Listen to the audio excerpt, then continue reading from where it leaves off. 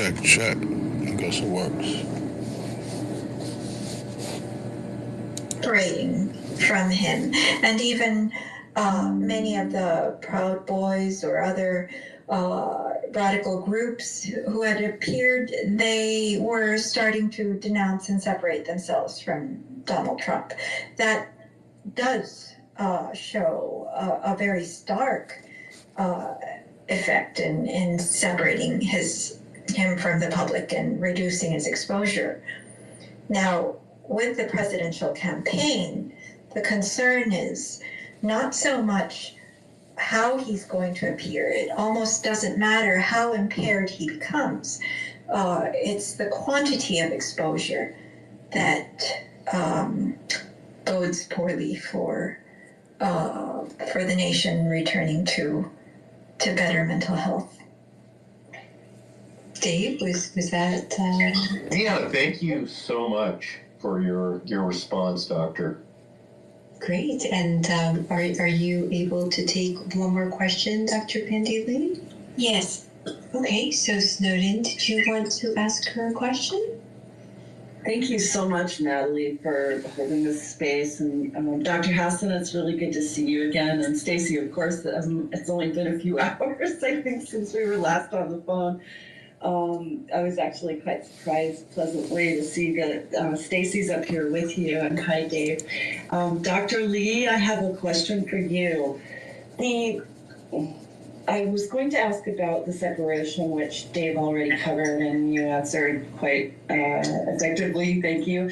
But what about these politicians who at first denounced Donald Trump after January 6th and then have fallen back into it? It seems as though their behavior is almost as erratic or irrational as the people who are following Donald Trump. And I'm just wondering, is it the case, in your opinion, that they really are sort of in that same psychosis, if you will? Or do you think that they're able to know and understand exactly what it is that they are doing in terms of perpetuating the big lie, or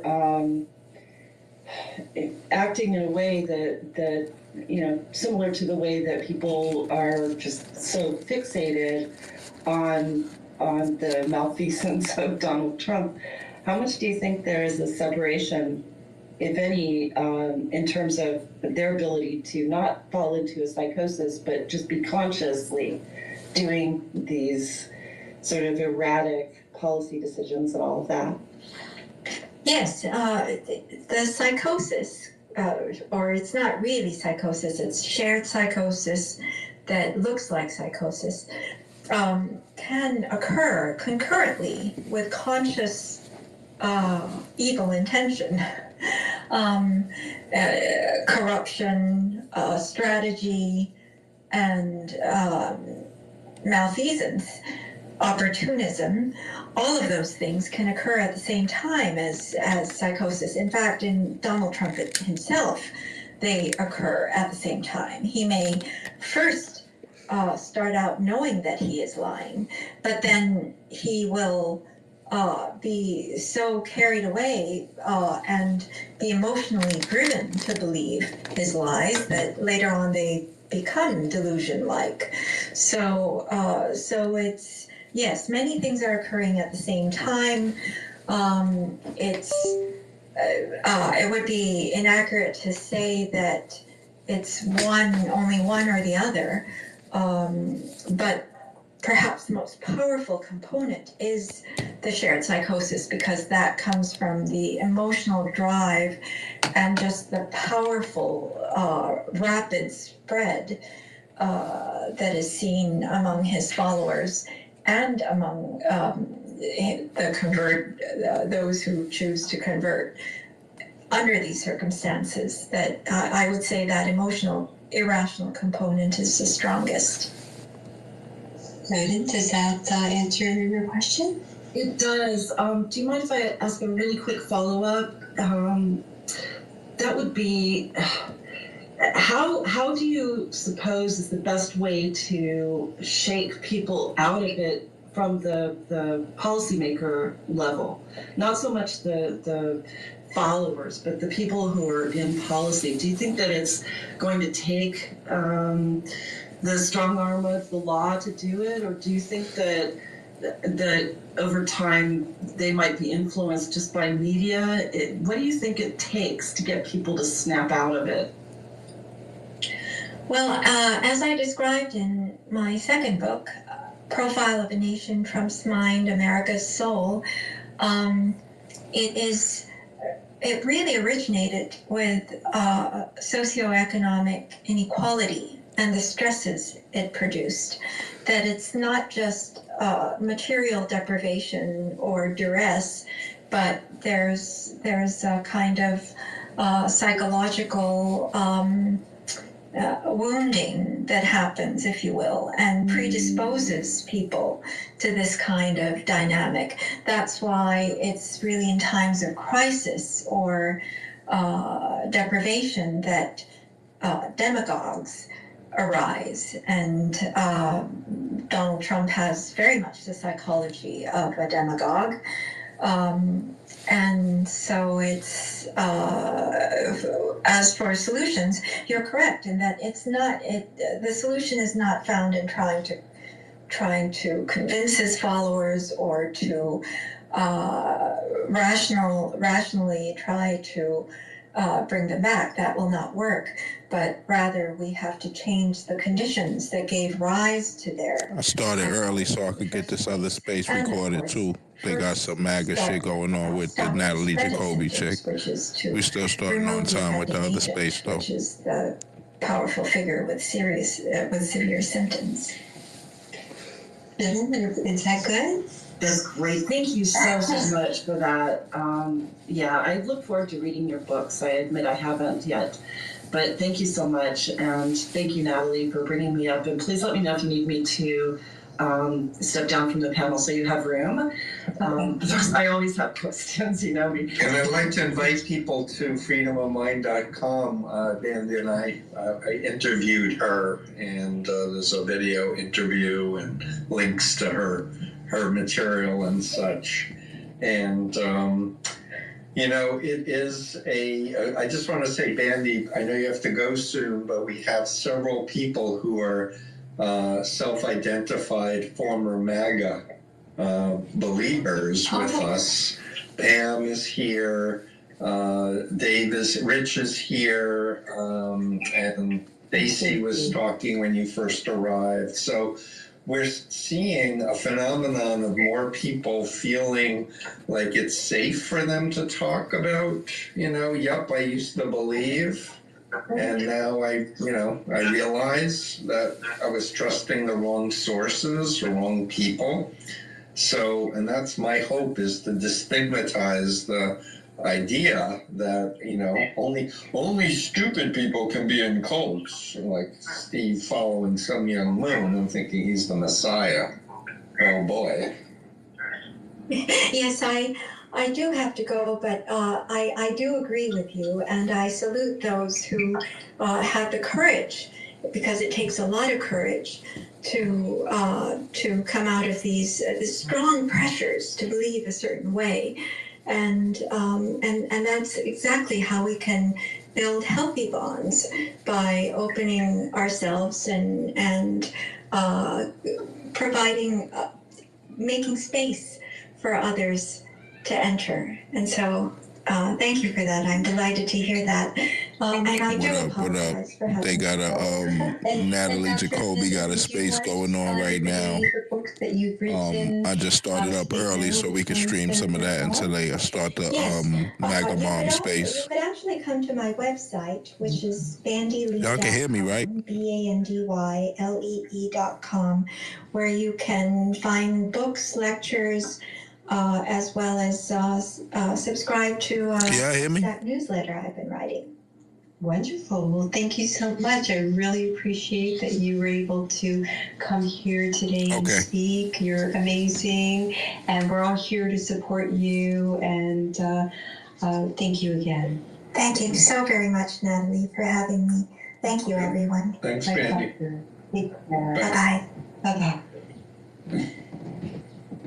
So I'm sorry that Dr. Bandy Lee couldn't take more questions, but I'm just happy that she was able to come and speak for a little bit.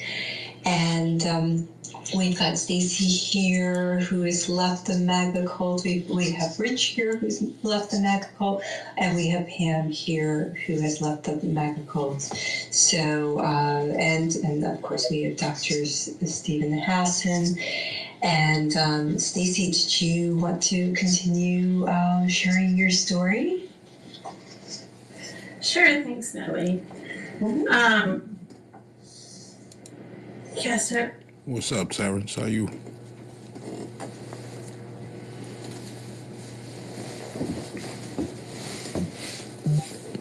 Good talk, good talk. It's hard because I know that you have to leave soon, and it's hard to put everything in a condensed. No, I know. Right? Sorry. Yeah. Well, it sounded like you were trusting this woman after being on a school board. This is that dude, that sound like the Clear Eyes guy, Stephen Hassan, that was in the space with Pam and them and shit. And Pam is there too, of course. Belief. Yeah, definitely. So Kelly Townsend, and she, just some background on that. This is like very public, so this isn't private on her. She had a relationship with Trump that preceded his election in 2016. She had, and I guess I didn't realize like that the depth of that at the time, like it's until actually like last year. I remember her vaguely saying something about the birther stuff, and back when This I was is on the Stacey board, Burke. that was like in one year and out the other because it didn't really make sense to me. But apparently she had gone to Trump to meet Trump in Trump Towers back with the birther, the Obama birth certificate, that Obama wasn't, the claims that, the birth certificate was not real and all of that kind of stuff. So she was part of, a group within, the Arizona Tea Party that had was investigating the birther stuff and all of that with Trump. And she had actually gone to Trump to meet with him. And she states that she was kind of the one who brought Trump to Arizona and to the Arizona elected officials and things back in 2011. So that connection and tie went pretty deep and quite a ways back, preceding him being elected. So she had called me about the unconstitutional, which was having this conference call with the national legislators, which. All right, these niggas is mad boring. What's up with y'all? Mic check, 1 2 1 2. Party people in the place to be. What's up, Gala? Not much. I'm just turning this denim jeans into a skirt while I'm listening to, Okay, that's a mini skirt. Yep. Okay. We'll be showing off them legs, I heard you. I already know. Yeah. Here come the party people. So Natalie Jacoby got a space going on right now. And can y'all hear me yet? I'll make sure y'all can hear me because I know. Okay. Yeah, Natalie Jacoby got a space going on right now. They got Pam in there. They got Stephen Hassan in there. Bunch of the best of the best. Snowden. Bunch of them. The team. They all up in there. And I saw that space was running. And I was like, let me just start the joint early and shit, because they not starting the other joint until 7 anyway, and we just be shooting the shit. So I started early, and then when I was just streaming they joint a little bit, we can hear. What's good, bro? I see you. Yeah, but we was just I was just streaming a little bit of their shit before the other joint get started. But Steven's songs sound like the Clear Eyes guy, and that nigga will put us to sleep. So I gotta like talk a little bit of shit in between type shit, or My favorite recruitment video, the 8-hour thing. This is Stacy Burke, and so I think that she was. I think it's hard to say like what everybody's motives were, but she was trying to reach the FBI and she couldn't get through, and she needed help, and somebody told her that I knew people and maybe could help her, and so I tried to reach the FBI, couldn't get through, and tried to help her, and so I called Kelly Townsend, who was the House Elections Chair at the time, so that made the logical sense to call her, and she was already leading like the protests and the Stop the Steal rallies outside of the election center and outside of the Capitol. And I think that really had a significant influence in Arizona because of her role as House Elections Chair, that even other legislators, kind of saw her as the authority figure in that, or at least having that committee, being assigned to that committee. So she was already investigating election fraud, and she said, there's election fraud, and you need to get an affidavit from this woman. The woman wants to stay anonymous. I said she wants to stay anonymous, but she'll talk on the phone. She just said she wants to reach the FBI and do an anonymous report. And so we kind of go back and forth. Kelly's like, it's national security. She has to come forward. There's no choice. This is, blah, blah, blah. And so next thing I know, there was this apparent, and there's a whole backstory to this that's actually makes it somewhat fuzzy, but somewhat legitimate that they were thinking things were there. Oprah Winfrey's pilot had overheard somebody at an executive hangar at the Sky Harbor Airport say that counterfeit ballots came in on a plane. And so he went to the Trump campaign right away.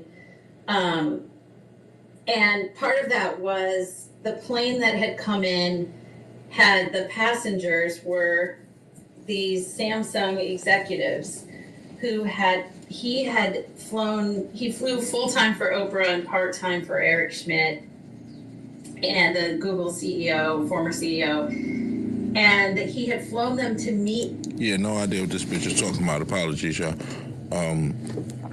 That's Natalie Space with the quote-unquote ex-MAGA team.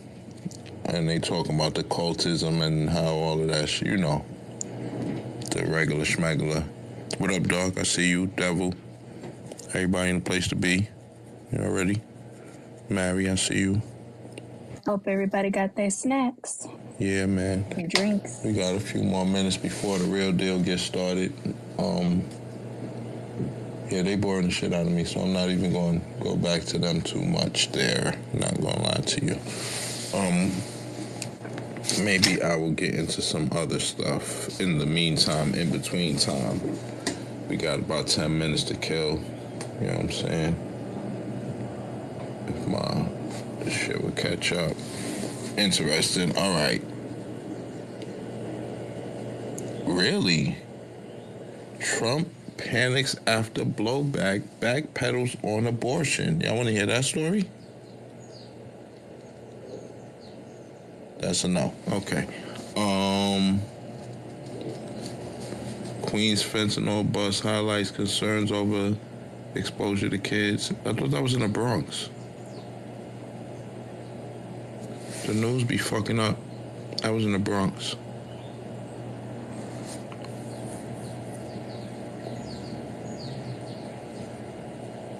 He'll be in something of a straitjacket. Experts say Jack Smith. Experts on Jack. What? Straight jacket. And these news stories is lit, but we're not going to do that right now. Y'all not giving me the feedback that I need, to be honest. me see. They haven't started yet. Natalie, move her stage around. Oh, no, the same bitch still talking. And the Clear Eyes guy ain't go yet neither. But shout out to all of y'all. What's up, Sylvia? G Wash, the big bro. What's going on, my nigga? Paula Struble, how you doing? You gonna get busy in a minute? Yeah, do the Trump story. I was actually playing Fall Guys, and I thought I was saying yes, but my mic was up. All right, let's go to the Trump story then.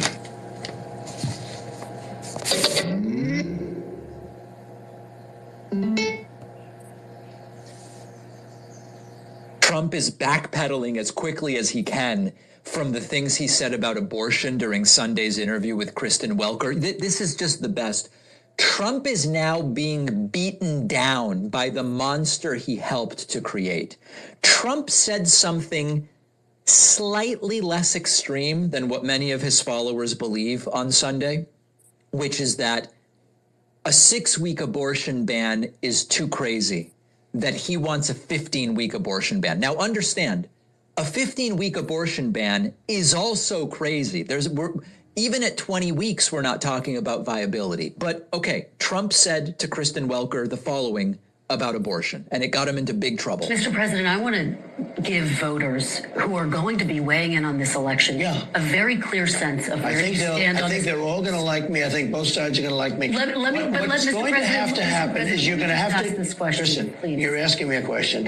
What's going to happen is you're going to come up with a number of weeks or months. You're going to come up with a number that's going to make people happy, because 92% of the Democrats don't want to see abortion after a certain period of time. If a federal ban landed on your desk, if you were reelected, would you sign it at 15? Are you talking about a complete ban? A ban at 15 weeks? Well, people are starting to think of 15 weeks. That seems to be a number that people are talking about right now. Would you sign that? I would sit down with both sides and I'd negotiate something, and we'll end up with peace on that issue for the first time in 52 years. I'm not going to say I would or I wouldn't. I mean, DeSantis is willing to sign a 5-week and 6-week ban. Would you support that? You think that goes too far? I think what he did is a terrible thing and a terrible mistake. It is true that what DeSantis did is a terrible thing and a terrible mistake. So would a 15-week ban. But consider what's going on. Trump's position is extreme, a ban on all abortions after 15 weeks. But it is less extreme than a ban on all abortions after 6 weeks. It's a crazy position that Trump has, but it's not as crazy as a 6-week ban. It's abortion for whatever reason up to 15 weeks instead of abortion for whatever reason up to 6 weeks. And Trump immediately backpedaling because of stuff like this. Here is Dan Bongino saying, I can't get behind this. And this is one of the biggest Trump suck-ups in the world. Listen, I wholeheartedly and completely disagree with that position. I just want to be on the record. I just completely disagree with that position. I can't reconcile that with faith, with morality. I can't. I can't reconcile that at all. All right. So because of statements like that from Dan Bongino, and, you've got the people who are for life and the concerned mothers and the worried women and all these different groups, Trump then had to backpedal. And Trump went to his platform, Truth Social, and said the following, quote, like Ronald Reagan before me, now he's Reagan, like Ronald Reagan before me, I believe in the 3 exceptions of capital R, rape, capital I, incest, and the capital L, life of the mother. Without the exceptions, it is very difficult to win capital E elections. We would probably lose the capital M majorities in 2024 and perhaps the presidency itself. But you must follow your heart. In order to win in 2024, Republicans must learn how to talk about abortion. The issue cost us unnecessarily but dearly in the midterms. Continuing, I was able to do something that nobody thought was possible, end Roe v. Wade. For 52 years, people talked, spent vast amounts of money, but couldn't get the job done. I got the job done. Thanks to the 3 great Supreme Court justices I appointed, this issue has been returned to the capital S states, where all capital L legal scholars on both sides felt it should be. Now the pro-life community has tremendous negotiating power. So Trump is now backpedaling and trying to make it seem as though all he's saying is abortion in cases of rape, incest, and life of the mother. He's backpedaling from the fact that he wants 9 more weeks of abortions than what DeSantis and other right-wingers want. He is panicking. He is a victim of the monster that he helped to create. He's trying to appease both sides, and it is backfiring spectacularly, like everything that Donald Trump touches. And let me give you Trump's real view on abortion. We all know that Trump's real view on abortion is whatever will get me elected, whatever will get me donations. That's Trump's actual view.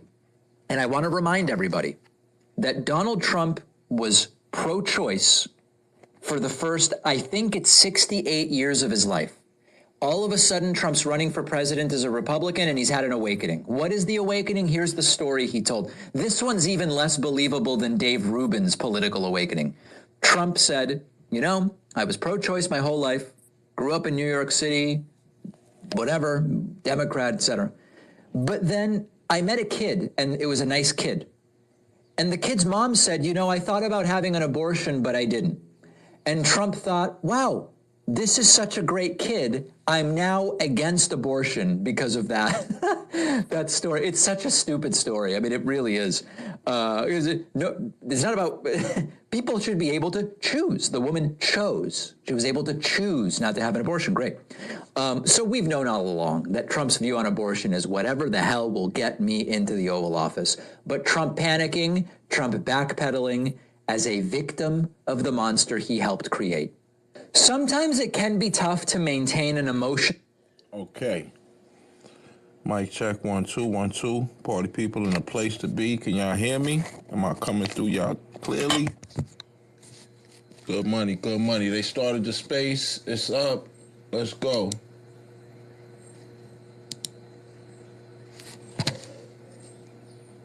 Bow, bow, bow, bow. Hello, everyone. Hi, General. They only got 6 people in there, though. Let's see. It's nice to be here with you guys. I miss you all. It's been a crazy week. Absolutely insane. So hopefully we'll have a lot of people joining us. I was hoping Matt Gaetz was going to be here. I was actually hoping that I would have been able to speak to him today, but they were a little busy up there in the Rayburn building. So yeah, right. I think we'll get into all of that in a little bit. But I love you guys. I'm glad to be here with you all tonight. I love you too, Helena. And I'm so happy that we're all together as a family. Mama Mel, the general. Creepy as fuck. This is the first time that we've all been together in a while.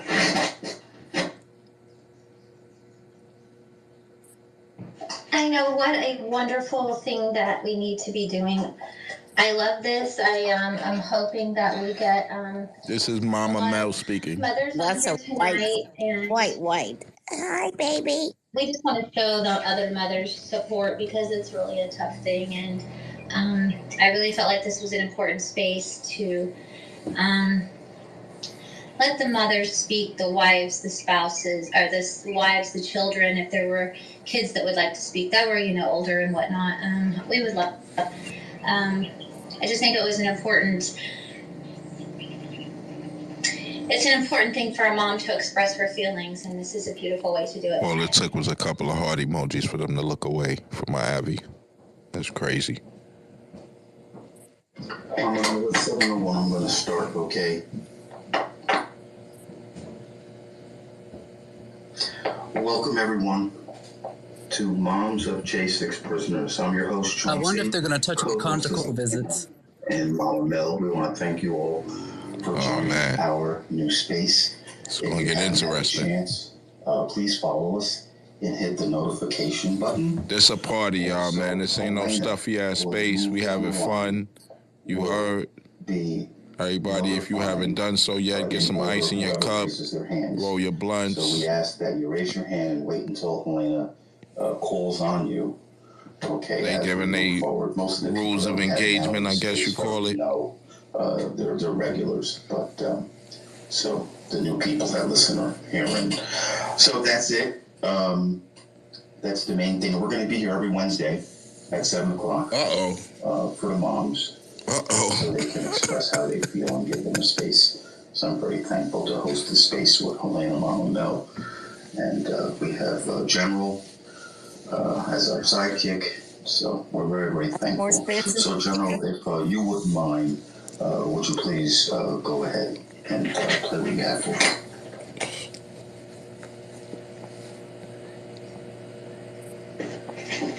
All right, this is the J6ers and the DC Gulag.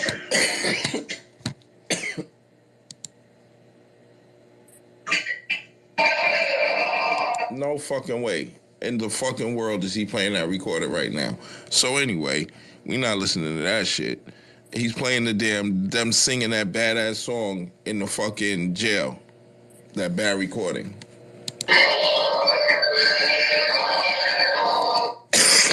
The fuck is that shit? This is how y'all come, bro. You gotta hear this shit? It's beautiful. I feel inspired. Like, what the fuck is happening right now? Let me throw a heart up there. Let me sound like they passing kidney stones. Let me throw a heart up. I tried to go in their space with a God over everything, like name that was the name on it, and they figured it out, kicked me out. I do not know how you're not getting kicked out. I'm very jealous. What? Teach me your way. Now watch them say how beautiful it is. I bet you they say how beautiful it is. I got $5. Nobody taking it because y'all know they're gonna say it's beautiful. I already said it was beautiful too.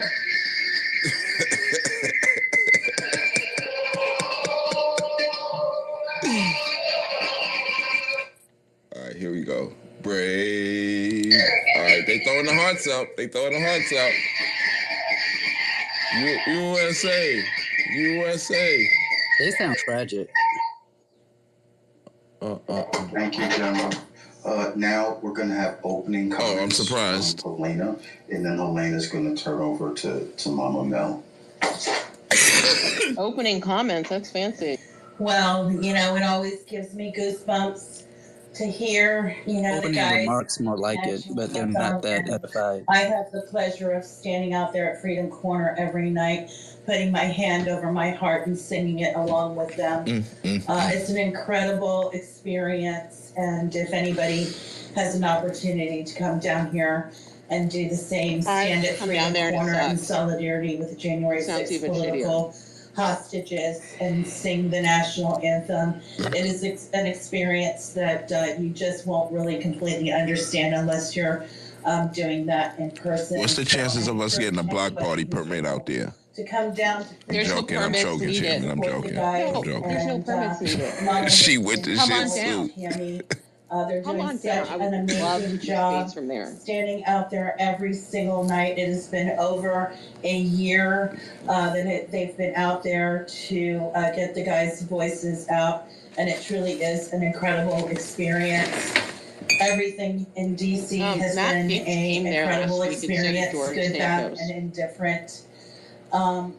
Sometimes it's very hard to be here, and other times it is just a feeling of this is such a right thing to do, and there's no place that I would rather be. It's kind of weird balance that you kind of have to sort of find somewhere in the middle, because most days when you sit in these courtrooms and you're in these trials or these sentencing hearings, or you're up on Capitol Hill and you're participating in these committee hearings, it is just a surreal experience. And, I'm very blessed in many ways to be a part of this amazing team of exceptionally strong women. They're all mama bears. I've never seen such dedication to a mission, and I'm just super blessed to be able to be part of this team. There's so many.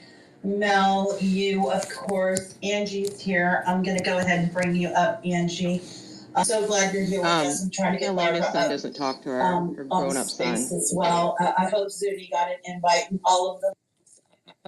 I think it's way past due that, we all come together and have these conversations, because what do we do now? All right, hold up. I got to mute up for 1 second and fix my mic. What up, sis? She sound like an AI. There's no emotion behind her speech. She just sound like a robot to me. Even when she was like, "Oh, it's so meaningful, it's the best thing," and like, there's no emotion behind her voice. Sound like a fucking robot. There will be when she's crying.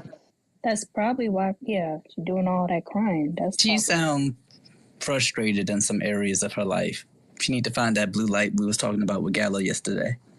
She needs to find Enrique Tarrio's conjugal visit. That's exactly.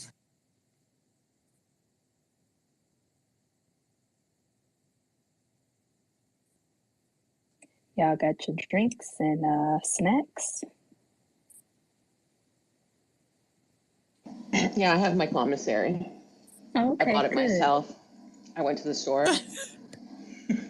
How about you, Livy? What you drinking?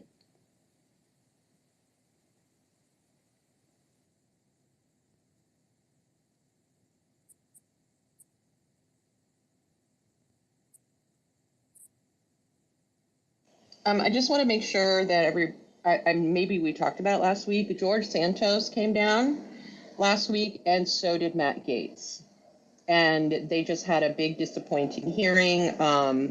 There was a hearing on the Capitol Police, J6 security failures, so they were upset about that. General has a space about that, where he just rants about how unfair and demonic Democrats are. And today they had another loss. I can't remember what it was for, though. Probably the budget or something. But one of them apparently, well, I saw it, yelled, you have to repent. Oh, it was Merrick Garland. So they hate Merrick Garland and because he's responsible for their actions. And so they screamed, like, you are going to have to repent for all this, stuff you've been doing.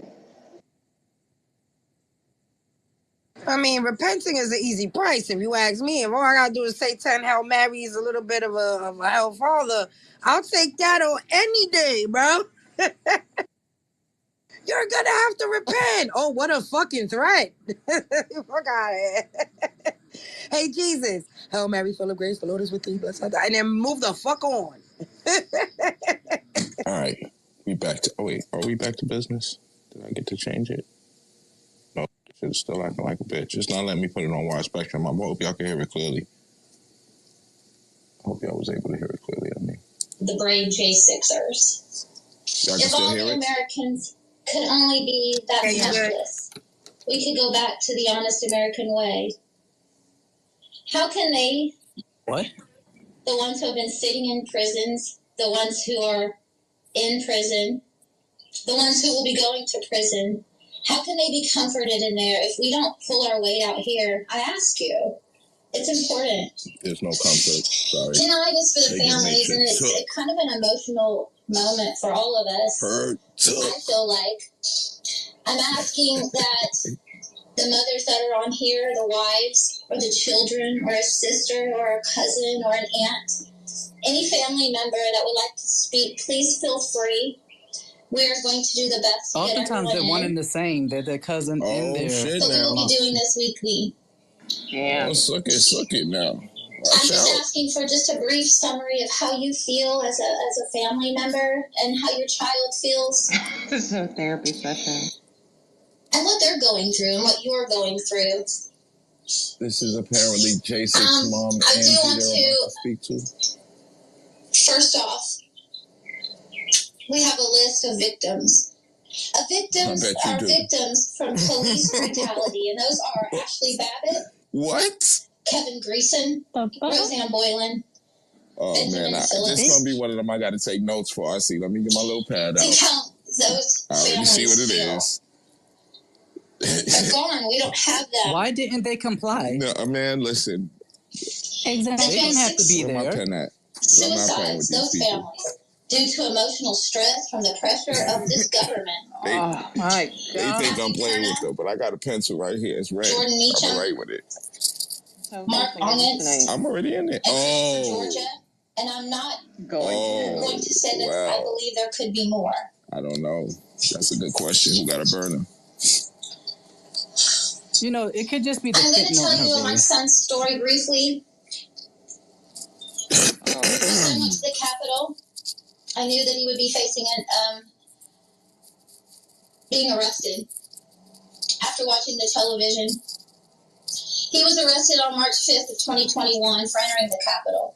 He was indicted on July 7th, 2021. During those long months, I knew that I would be going to my son's sentencing at some point. During that time of waiting and the dread, the sentencing, there was video proof that black tactical gear from the inside. And that was after a door was magically unlocked. After long, lengthy research, my son found this video, and my son prayed and hoped that it would help in his case. My son did not cause any damage or hurt anyone that day. He had to ask a Capitol police officer, "Where's the door to get out?" Took a few selfies, and he left the building. My son's mistake was that he said a few choice words about some of the Democrat leaders, and those are the things that we say every day. Entering the Capitol. But the fake media Was there someone? On July 13th, 2022, my son was sentenced to 75 days in a federal prison. Oh my God. That's it? Oh, he A felony charge, and now my boy is considered a terrorist in the country that he loves so dearly. Yes, he's a whole He's the father terrorist. of 5 young children. He turned himself in. He spent his time. He spent 75 days in that federal prison, and 37 days of that was in solitary confinement. Because he was getting hungry, he was scared, A&R. and he was lonely. Can you imagine? Walking into the courthouse that day in D.C., that broke a mother's heart, especially when you hear the United States against Andrew William Griswold. Who is going to stop the Steele rally for any election integrity for that day would result in this. 75 days. My son is now get to have a commissary J6 more than prisoner like 4 times. and always will be. This shit crazy, I want to thank Matt Gaetz, and I hope to God, I was praying that he would be on here this evening. But he is standing up to the radical left Democrats. And I hope that he stands up for our constitutional rights and he continues to stand up to McCarthy. Because really, him and Trump are all we have right now. What do you say? Him and Trump are all we have right now. Overthrow. Who in Trump? Infiltration and entrapment. Matt Gaetz. Oh, This Matt is Gaetz? what the Biden regime has done to us all. I have that to I say, gotta listen to y'all and but I I'm just sorry. want to say, wake up, America. Stand with the January 6th families. We are good people. God bless you all. And I would like to hear from Angie Corson, Mason Corson's mother. Oh my, damn, that's crazy. Hello, everybody. Sounds like a funeral procession. Nah, it's something happening in another space. All right. Trying not to I'm get gonna leave choked y'all up. here listening to this, and I'm gonna go to that other space and find out about that while y'all listening to this. Oh, Lord, you better report back, too. Since my son's sentencing, I y'all have got not been on tears. social Drink media up, at all. drink up. That's tears. It just doesn't make sense, 57 months for no proof of any assault. Officer who was not injured, but judge makes a statement in court. Helena can testify. She was there with me and said he was aching and had bruises. That's injury, even though medical records show no injury. Prosecutors who say Mason had a baton in his hand. He went in a downward motion. We are to assume his intent was to hit the officer. It's just horrific. Unfortunately, my son, We're a nation of laws. It has been away from us for 645 days today and still has a solid 2.5 years to go. He doesn't qualify for first step because it's a violent charge. He is considered a terrorist. It's just a nightmare. The whole thing's a nightmare. Thankfully, he's at Coleman Low here in Florida now. He arrived a couple weeks ago. For some reason, my paperwork was lost. We're still waiting for approval to go see him. Although he says it's much better there compared to anywhere he's been, it's not a picnic. It's still jail. He's still taken away from his son, who was 2 at the time he was arrested. And, no shit. You know, he still has a way to go. And my story is very similar to a lot of people that are listening in, that are speaking, that aren't here today. I'm not alone in this. I understand. I know that he's alive and he's well. And some people can't say the same things. And I try to keep that in perspective. But it's very, very hard when you have limited amount of time. You know, his minutes are regulated. Everything's regulated. He's just been robbed of everything. And unfortunately, Melanie and all the other moms on here can testify to the fact that it's not that we don't have moments in our life right now where we feel some happiness, but our joy has been robbed. And there's a very big difference between joy and happiness. Like these are little kids. These are 4-year-old and happiness is temporary. You gave up your joy, you dumbass. I can be with my other kids and my grandchildren and smile and laugh. But the moment I walk away, I am completely stripped. Because you raised a dumbass. You raised an insurrectionist. And it's just horrible. I need a minute. Have you considered that you failed as a mother? No. Angie, you take as much time as you need, honey. Whenever you're ready to come back and speak, it's okay. And if you just need to listen for a while, it's totally fine. I can't even imagine. Helena, I would like if you could. I know Helena thankfully went to visit him in D.C. He didn't want me to visit him when he was in D.C. And Helena was there and asked me if she could go. And of course, I said, absolutely. So Helena met him. You know, she had a little bit of time with him. But, you know, these men are just being portrayed, all of them. I'm sure she did. I know there's a few. She's fake snitches. There's a few raw necks, you know, in this whole thing. That's no secret. I think everyone knows that. But the majority of these men are good men. And the majority of these men, Melanie's right, love this country so much. And everyone went there thinking one thing, and the day just went completely It's like wrong. they're talking about abusive relationships. And we were one of the ones that, he had to unlike some people that thought more about it, we didn't think anything about it. We didn't think it was a setup. We just thought Trump was going to speak. He would hear him. You know, we trusted, and the rest is history. But Helena, if you could just you talk just a little slipped bit and fell about into the Capitol. what you saw of him that day and how you felt. You know, I would like to hear it, although I know you sent me a text about it.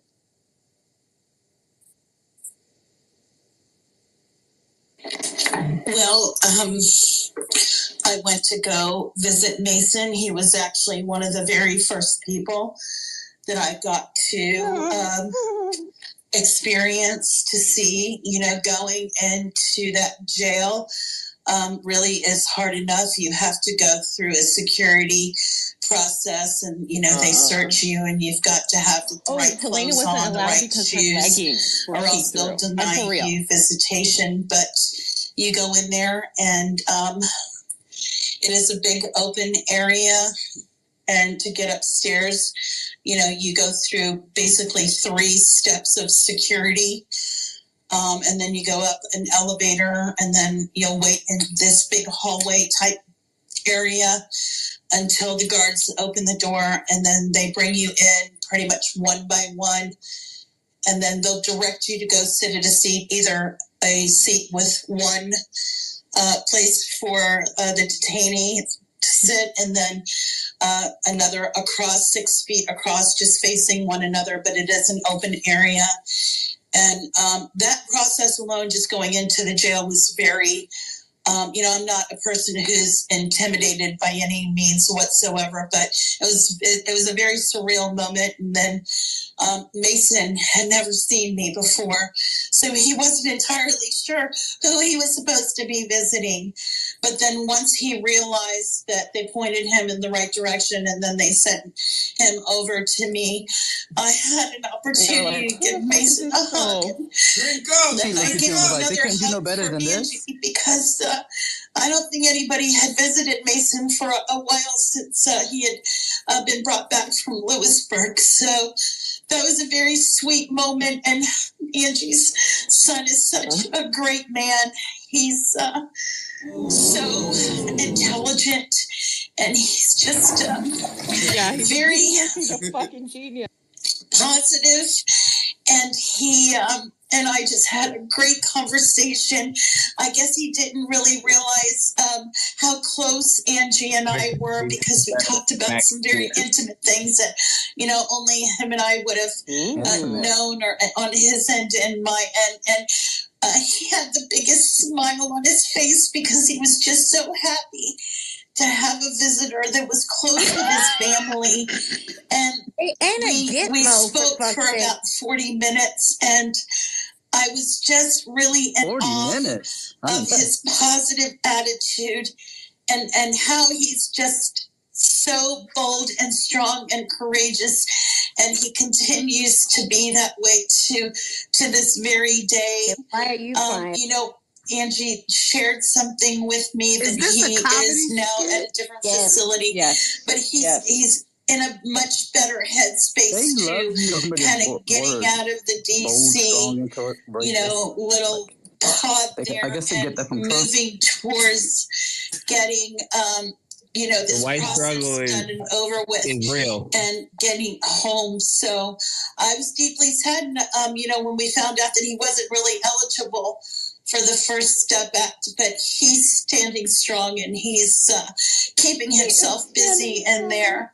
So that was very good news to hear. But it's very hard for these moms to know that their kids are going through this, and they're absolutely powerless to do anything. Again, they're like 45. To make it better, make it stop, really comfort them in any way. And as a mother, it's very hard to see your child go through something like this. I was about to say that. But, now imagine if they were black. Seeing Mason and him being the first person that I had an opportunity to visit is something that I will never forget as long as I live.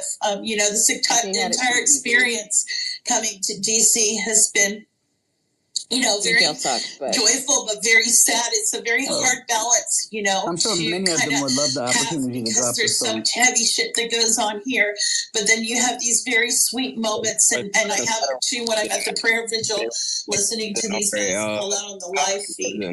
I've got to know so many moms and the Gen Sixers and their family members, and I just feel very honored to be, in a place where I hope y'all down in that liquor right now, to visit their loved ones when they can't be. It's nonstop. So thank has you, alcohol Angie. I appreciate it. Barbara's here too, and I had an opportunity to go visit Dominic twice as well, and it was a very similar experience with him as well. Although they're two completely different people, amazing men, amazing strong men. They love their country. And, they're going to fight this tooth and nail, but we're going to get Mason home. And it's going to be a while, but we're going to be here for you, Angie, every step of the way, like the general always says. I'm thankful for our Gen 6 family and the community. It's amazing. We didn't have that 2 years ago, so I've been very blessed and very honored to be a part of this. And, being here in DC and just being with all these amazing mama bears. The lady keep trying to speak and she won't shut the fuck up. Encouraging, and they give me so much hope because they're so strong, and it just makes you just want to get up and do more. So, Elena, you might want to take the Ativan. He's an amazing man.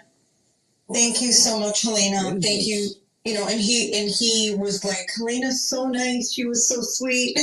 he loved the visit. And there's something I want to say really quick. I know you want to bring up Barbara, and Barbara will fully understand this, as well as other moms that are here that have had to sit through trials and hearings and so forth. For me, the reason I've taken more than 2 months now and just kind of disappeared is I think the hardest thing, and this may sound hard to understand for everyone listening, for me was sitting in a courtroom and hearing lie after lie after lie about my son and not being able to stand up and say, that's not true. That's not how that happened. He doesn't have prior felonies. He only has a misdemeanor. That's exactly why it turned out like this. It was surreal to me, and I had the privilege of being able twice to sit in a couple of days in the Proud Boy trial. Why ain't they mad at I know Barbara understands what I'm saying. It's not just my son; it's everyone, and it's horrible as a mom to not be able to defend your I say kid, Mason's 27, but it's just a horrible feeling. We're put on this earth, we have these children, especially the Proud Boys, and our job is to protect them. And when you're sitting there and there's absolutely nothing you can do, it is a sense of helplessness. And yet you let him go to the Capitol when the president was talking about come and be wise. And that's where the you failed. moms that are on here that had to That's when you fucked up. And, they don't allow them to shave. They show up and, Mason wasn't allowed to put on a suit. Mason wasn't allowed to stand back. He went in there shackled in his orange jumpsuit and had not shaved. And it's just horrific that this was the day he was sentenced, that he got up to speak to the judge. And that is the appearance. I went, I bought the suit, I lugged it my whole flight, I gave it to the attorney. The attorney says that they're not. By the way, that applies to everyone. And, everything has motive behind it with them, but it's just terrible.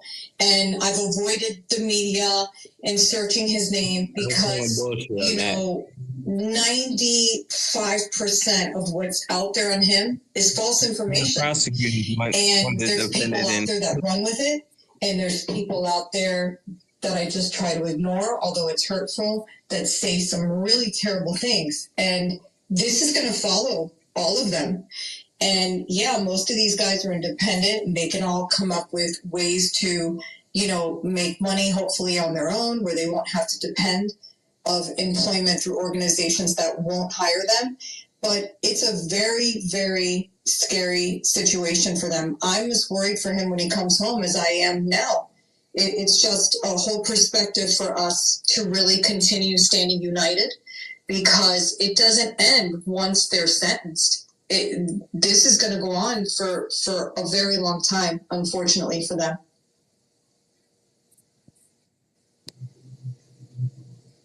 How about this? Not go to DC on January 6th.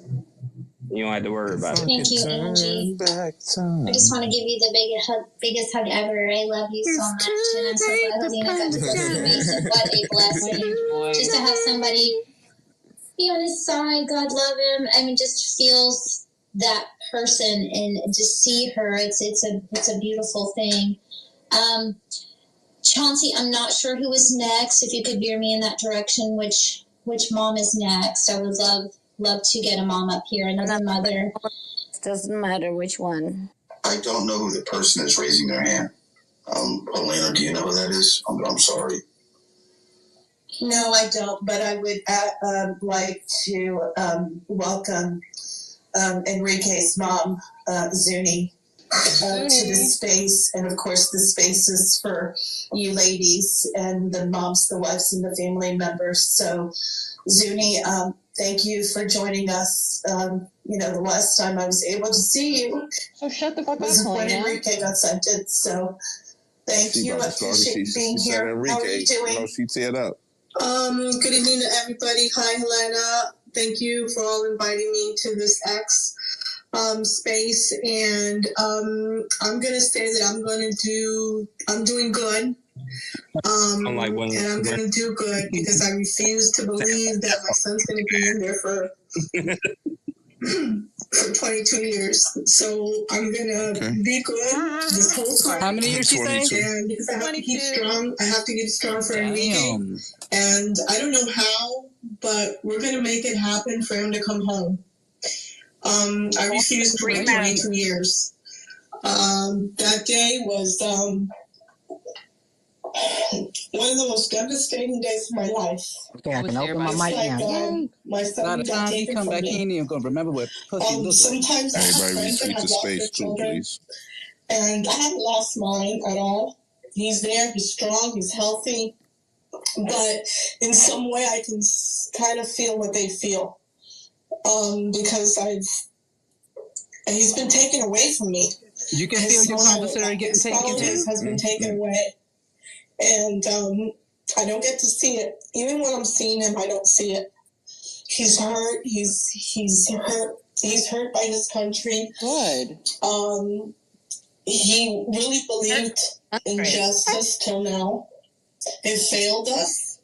But God's gonna prevail. I mean, he's gonna show up at some point, and God ain't thinking something about has to will. happen. And we all have to make sure that there's a lot of awareness out there.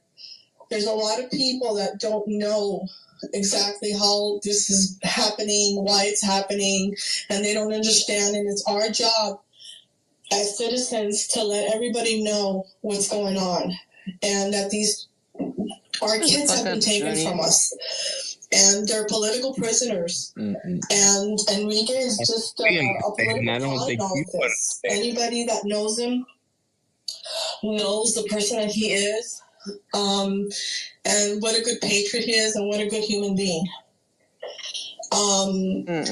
It's terrible. Everything that's happening is really, really terrible. We're going into appeals, and God's going to be with us all the way. I've been very fortunate to have a lot of people around me. God's just going to show up now. He hasn't been here the whole time. To get through all of this. And we're still not finished, but we continue our battle every single day. Every single day, I talk to somebody, I tell them what's going on, I tell them, please vote in the next elections, please help, any way you can. Visit anytime. And She's praying and for I've gotten Trump a to lot win the of next positive election. people on our side, but we have to go out there and speak. Especially the moms, the families, They and planning the everyone next that's one, I'm trying to telling help y'all. out, please. Speak to people, let them know that we have to vote, that this is our right, and that our children are She locked crying up. too. Y'all can drink. And Megan is the most sentenced defendant to this moment as a J6. That's his mama? Yeah. And He said I'm we have very proud of him. Every day I've kind of discovered a side of him that maybe I didn't even know. But I'm very proud of the man he is. I'm very proud of the patriot he is. He's strong. I talk to him several times a day, and he believes. Aww. He believes that this country's going forward and that they're going to get out. And we have to continue to believe that every day. He believes for all those moms out there, I know the pain that we go through every single day. Oh no! Every single day is painful. All the moms are suffering, ask for money in a but our minute. day will come to have our children again. Some sooner, some later, but it's going to happen.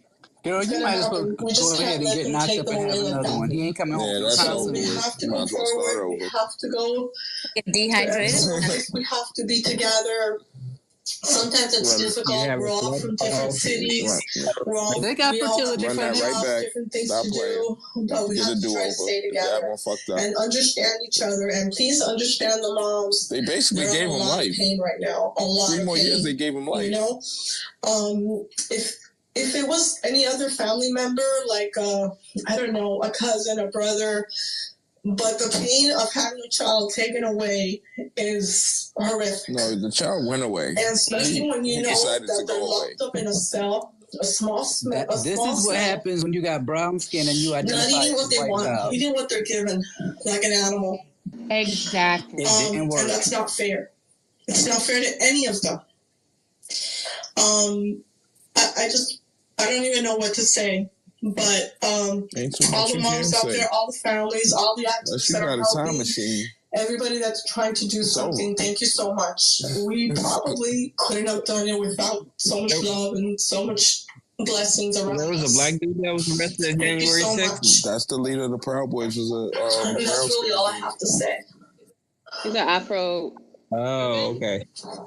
I just want to say really quick, His real name is Henry. you Henry Tario are really an inspiration to all of our J6 mothers and wives and children, because you have been persecuted along with your child. What was wrong with Henry? I am so honored to have you this evening to be here with us, because you actually messaged me in the very beginning, and I want to thank you for that, because that was a rough time, and you're going to go through it a lot longer than I ever thought about, and any of us maybe. Her son did 7.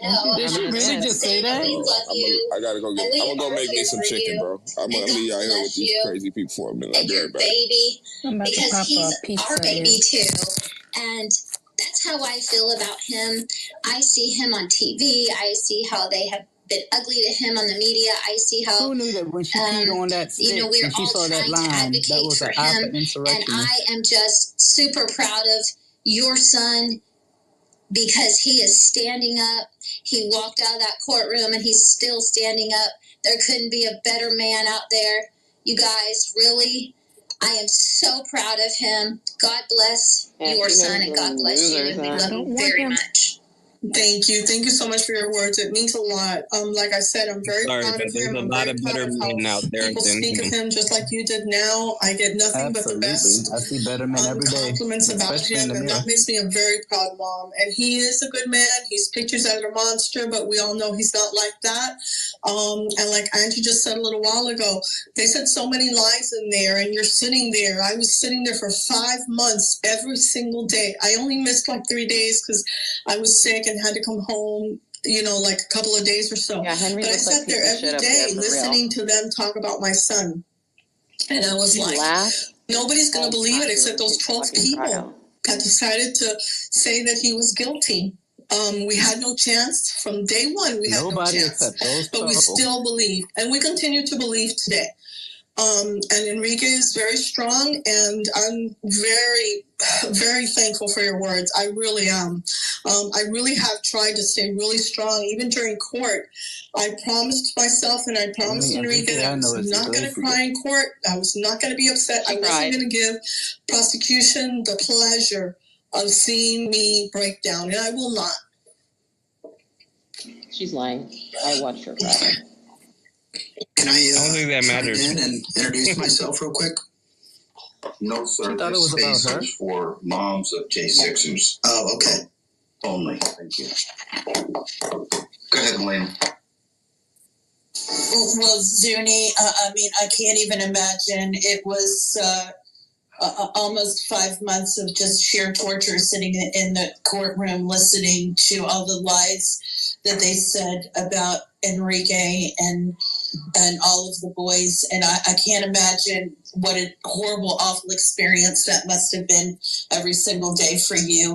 And that's why we're here tonight, to have this space to hear from you mothers. And Bart, I pray that you come up and speak, because I know that Dominic right now is going through so many horrible, awful things just right there in the DC gulag with his food issues. But I want to get back to Enrique for a moment, because I've been speaking out on behalf of Enrique for a really, really long time. And it was probably one of the proudest things I've ever done in my entire life, is advocate for the Gen Sixers and being a big part of trying to get Jeremy Brown elected, in Florida. But me advocating for all of these guys, Zuni, it started with Enrique for me. Because I cared so much about what was going on in his situation, because he stood up for this country and so many people and kept us safe. So many circumstances and times, and the boots on the ground experiences that I had with Enrique and all of the Proud Boys in Washington, D.C. Sorry, was that a word salad? This is something, the memories that I will cherish for my entire life. I'm so proud of Enrique, and I am so proud of all of the boys. They're still standing in the gap for all of us. For what? And I'm going to do everything that I can to continue to help them. This is not over by any means. We are just getting started once again. No, you're going to go to the conjugal visit. We have a long road ahead of us, and we have a tremendous uphill battle. But I know I don't think your he's going to want son that visit, though. is coming home. I know that. Yeah, 5 minutes. And I keep saying that. I'm He's going going to to come do home in everything 22 that I years, can to dumbass. continue to speak out on behalf of him and all the Jan sisters, all of them. But your sons, you know, they're heroes. They're absolute heroes. And the country knows it. America knows it. And that's why they're being so attacked. But he is coming home, Zuni. He's coming home. Thank you. Thank you so much. And I hope that he is. And I believe that he is. And they want us to be quiet. We cannot be quiet any longer. I was quiet for a very long time waiting for this trial and seeing the outcome. But now we have been convicted and sentenced.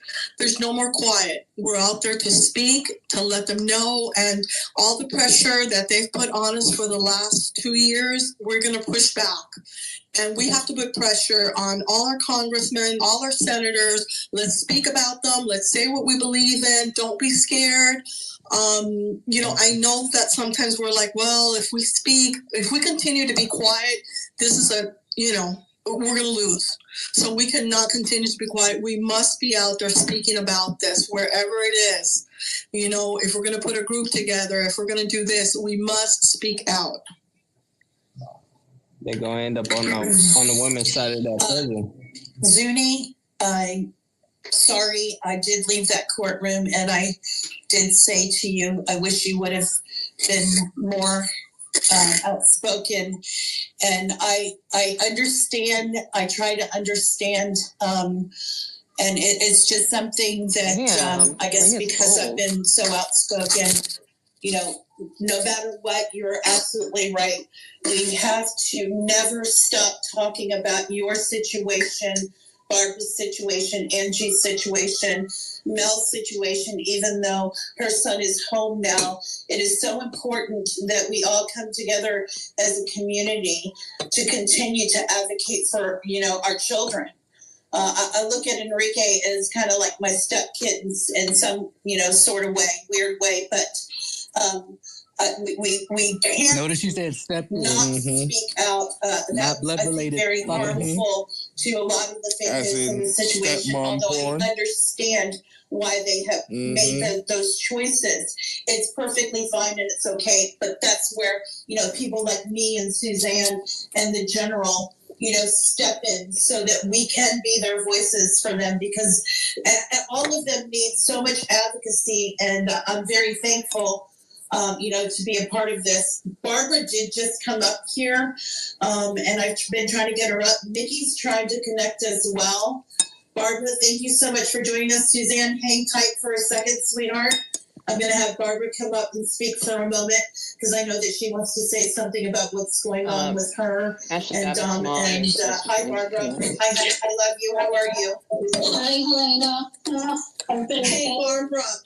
Before Barbara starts, I love Barbara. She knows I love her. I gotta disconnect because I have to work. But I just want you guys to know that all our guys are very strong men. Every single sister was selected by God to walk this path. Wait, he said selected. He said every J sister was selected by God. Our indictment have stuck together like crazy glue, and we're very proud of them. And again, thanks to everybody. Helena, everybody that's on deserves a big hug and a big kiss from the Torrio family. Thank you so much, and please let me know whenever I can speak at anything on here or anywhere else. Just let me know. We're ready to go on this. Which one is Helena? Thank you, The glasses? We love you. Okay, we love you guys. Bye. With the glasses on top of her head. Oh yeah, I knew that she was. Yeah. That's how I envisioned her. Emaciated. Hi. How are you doing, sweetie? Well, oh yeah, the other one's a Helena knows I wasn't going to speak because I've spoken so much, and I don't want to keep repeating myself. But everything that Zuni said, I agree with. And Angie, my son is probably one of the oldest, and he's still my baby. He's still my boy. He's 46 years old. I'm 65, but he's still my baby. And it is extremely, extremely hard as a mom when you know your child needs help, when they're suffering, when they're especially being tortured and abused, and you can't do anything to stop it. I have been fighting, not literally, because I'm too far away. Not that I don't want to, because I would fight for my son. I would die for my son. But I have been fighting on the phone ever since, well, almost daily now, since they're Tony is heartburn. You talking about you would die for your son? Prove it. Because Dominic, as a child, was allergic to everything. He's been getting allergy shots since he was 2. Clearly, he's allergic to the very allergic to soy. He was so sick in Alexandria, and they had to finally do a test. Found he's allergic to soy. Well, back to now, since May 4th, when he moved back to the DC Gulag, it's been a struggle just to get my son soy-free food. I've been on the phone, off the phone. I've gone everywhere. Captains, I've got a legal advocate for the guys in the jail.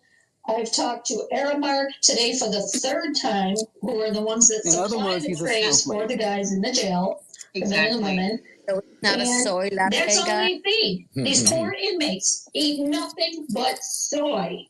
Soy is horrible for your So health, wait a minute. let alone if you're Y'all don't have a allergic to it. problem with none of this stuff. So when it was black not people only complaining that, about my son all of hasn't this shit y'all eaten talking anything about but commissary all for 4 these or 5 years. days now.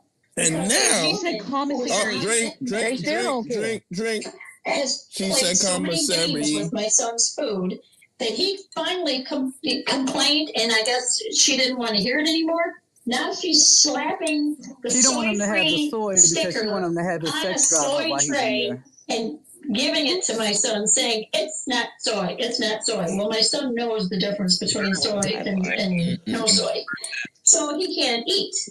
The guard went down to this woman and was talking to her, and he got in a fight with her, a verbal altercation, because she refused to follow my son's dietary restrictions. She acts like he's my at son camp. suffers from severe acid reflux. Camp counselor. He's supposed to have a scope done in upper GI. Well, it's been almost 3 years. They refused to do that for him. And now they're not giving him his medication. He has a spot in his esophagus that if he doesn't stay on that medication, he will end up with esophageal cancer. And all I do is phone calls, and I try to And be with nice. all of that being the case, he my still kids took his you get ass more to the sugar than you do with vinegar. Did any But you of know that what? stop him It's from going to the just fucking so Capitol? frustrating. Exactly. And He I'm was just the one so smashing up the angry. wall. He stole out. But I'm more productive All if of I those conditions, he still almost crawled his ass up the bawling my damn eyes out and crying and Were there getting soy depressed and vendors just out there for doing him to nothing. eat from? But it's just, and I had the TV on today and I was watching, the committee thing today with Lion Garland, and oh my God, it's just the corruption that we're dealing with our children. And it's just, you can't sleep. You feel guilty if you do something, if you eat something, because your hands are tied. And 46 as a mom, you just don't give up one day. Our your children is kids crazy are at your 46 kids. years old. And I'm just saying. I was there. Helena was I mean, it's still there. their child, but still, they're Suzanne not was kids. there, They're saying in the kids, like courts. implying that these are And little I children. agree. They still call Don Jr. It was so difficult to listen Don to, Senior is a especially child, Judge so Kelly. That man is total corruption and evil. Judge Kelly is All a Trump he does is he's just not a prosecutor, but he sits up in a higher chair. That's all he is. And he tied the hands of our attorneys, the guy's attorneys. He, denied Holly, make sure witnesses. you let Gene know that he it didn't was come all through. so one-sided. And I don't care who it is. If you have to have your day in court in D.C., you're not going to win. Those people had the Proud Boys guilty on day one. Because they have videos of them in the building. Court, going through the motions, what the hell are we talking about here? But they had no plans on letting these guys off the hook. Tons of videos, tons of their chat, making up charges. You know, and it's They shouldn't have put themselves on the hook, and they wouldn't have to try to get off of it. He was only a Proud Boy for 30 days, and I had to hear rumors about, Pizzola, he's a Fed, he's this, he's that, because he was new. And he didn't know the other guys. He had never met them. Enrique is actually a Fed. You know, we're here in New York, so he was signed up with a New York chapter. Was a Fed. And he was there just like the rest of the guys were there, except for Enrique, that poor man. What they've done to him is just totally insane. And my son was guilty of picking up a shield off the ground, not stealing it from a police officer. Bullshit. And it shows that on the video. Yes, my son broke a window with the shield. But he broke the window? They blamed him for 2, so they would have a with the shield. That's the guy that broke the window, that old ass man she's calling the kid? Yep. And nobody knows. He's only 46. Yo, nah, that nigga look like he like 65, bro. I see how Death Row be calling me 60 now, bro. That nigga look wild old at 46, bro. What? Yeah, she said she was the one in her 60s. Nah. Imagine he's only 2 years older than me. No, that black don't crack shit is so real, because my shit went 20 years backwards and his shit went 20 years forwards. This shit is outrageous out here. Support each other. And I know every day is hard. Like Zuni said, Angie said, this is. You watching that on YouTube? No. It's another space. We're streaming it. I won't give up faith in I gotta burn it because not just the J6ers, but this country alone cannot handle what's happening very much longer. You know, it's going to come to a point where something has to be done because we can't lose our country. We can't lose our freedom. Exactly. This what happened. In New York, they want to start with camps. I went to a meeting 2 weeks ago downtown where I live because they want to start. If we're a health risk, they want to yank us out of our houses. Doesn't matter if it's your young child, your elderly parent, or you. They just can knock on your door and say, "You're a health risk. Let's go." I mean, this stuff is insane. So, but back to the guys and the girls. I'm very proud of my son. I'm proud of all these J6ers. Every single one of them is suffering. Everybody's so creative. They don't suffer alone, but they suffer on a higher level than we do. And I know that none of these guys are going to have to do the length of time that they have. And I pray for President Trump's safety every single minute of the day. And we do don't go down easy if it ain't easy. My opinion, but I want to thank you guys. I love you all. Love to all you mamas, especially because I know how heartbroken you are. But they say about black people. We have each other. We have the J6 community, and I love you all. Thanks for listening. You have to think you're proud of your kid who broke the law. Thank you, Barbara. That's not a kid. You gotta stop referring to that old ass man as a kid. That ass. Close knit like they group in juvenile. I'm just gonna say it. All we do is I hear you, but we gotta. I don't know. No one's gonna take it away from us, Son, Barbara, go with because in son. the end, Because all we have child, is each kid, other. any of that is This crazy group to call right that old ass nigga that some broke of you that that are window, just bro. coming on or have But they just trying been to listening to charge the us as an mothers, adult and when it actually is a child. you really have no And what's idea how crazy tight is they didn't. What happened to the news doing the background check on all these fuckboys when they got their shit done? Why are y'all always victim blaming when it's a fucking black person? Oh, what did he do to deserve it? Why didn't he comply? Our beautiful J6 family. Why the fuck did y'all go in the building, to the stupid? Capitol that day Anyway. He stole to a speak shield out, without to getting speak shot. their right, their constitutional rights. And now, as a result of all they had done was speaking their constitutional rights, our children will suffer. I want to say not for the rest of their lives. I'm with Zuni and I'm with Barbara on this. This is not going to last forever, guys.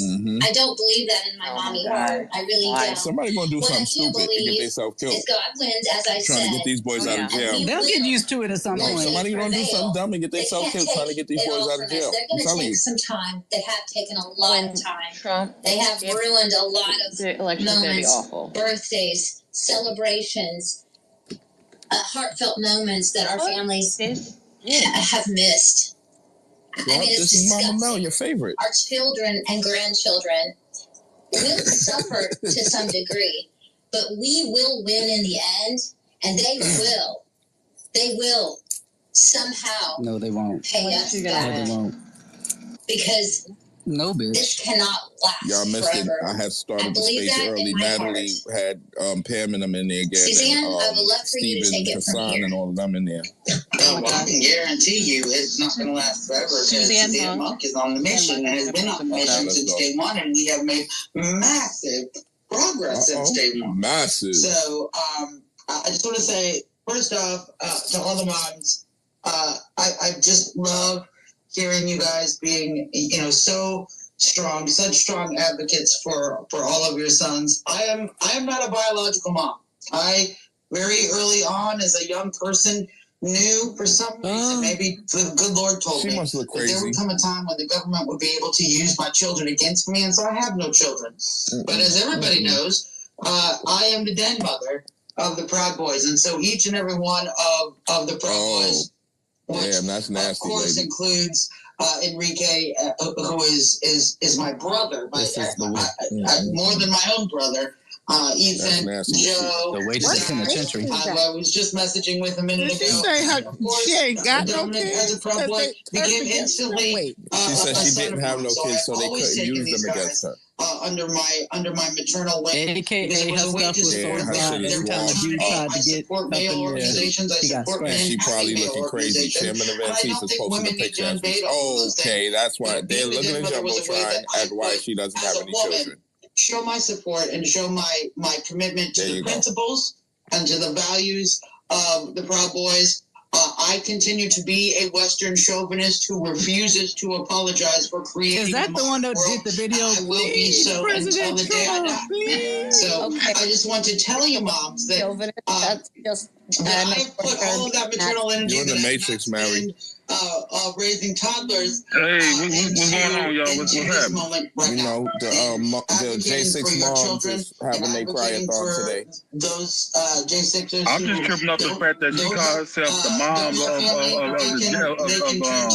and frankly, advocating for all the domestic terrors is their children and shit. That's some funny shit. For an inmate who is not a J6. She voice isolation bias. This shit is mad loud. In jail, being denied his medication, and I think because his mom was doing all the right things. She was complaining to all the right people. She worked so hard for She sounded like she brought smoked a too much. Congress member over and state police to make sure that he was getting his epileptic medication. And that She was white doing and everything, teeth but she that was alone. yellow is a And bad she was combination. overwhelmed. Yo, she looks crazy, bro. She look, yo, I just zoomed in on that, and that looks ridiculous. And I don't care why. That is a whole clown without the makeup. The police refused to render. Hey, y'all. Sorry. Really What's up? I heard you in there acting crazy. Nigga, what? And so I stepped in. That shit just clipped when Major came up there. That's what we all need to do for each other as Commander got it. Americans. And I think particularly when we see other moms who are stepping up into that gap for their sons, Moms for their of daughters, for their J6 children, prisoners speak out about and they're challenges they overwhelmed. face. We got to step in. We got to step in and do what we can to help. We were able to get Daniel Wingo's medication. 20 This is a party. Everybody understand. This is a party we having. Which, by the way, is one of the most Make sure y'all get y'all cups full with some ice and something nice. to the ground. You know what I mean? Jen Hull, the superintendent over there, needs to be behind This is another operating a facility with bars. photo of Suzanne. And that may very well happen. I'm not willing to stand down on any of these situations because we are living. So have they realized that they're not having grandchildren yet? That we've let our country be kind of on autopilot Lord have mercy. for too long. So when she said Western chauvinism, that's actually just very, very bad people. Not safe. And that's Yeah, what for we sure. found out.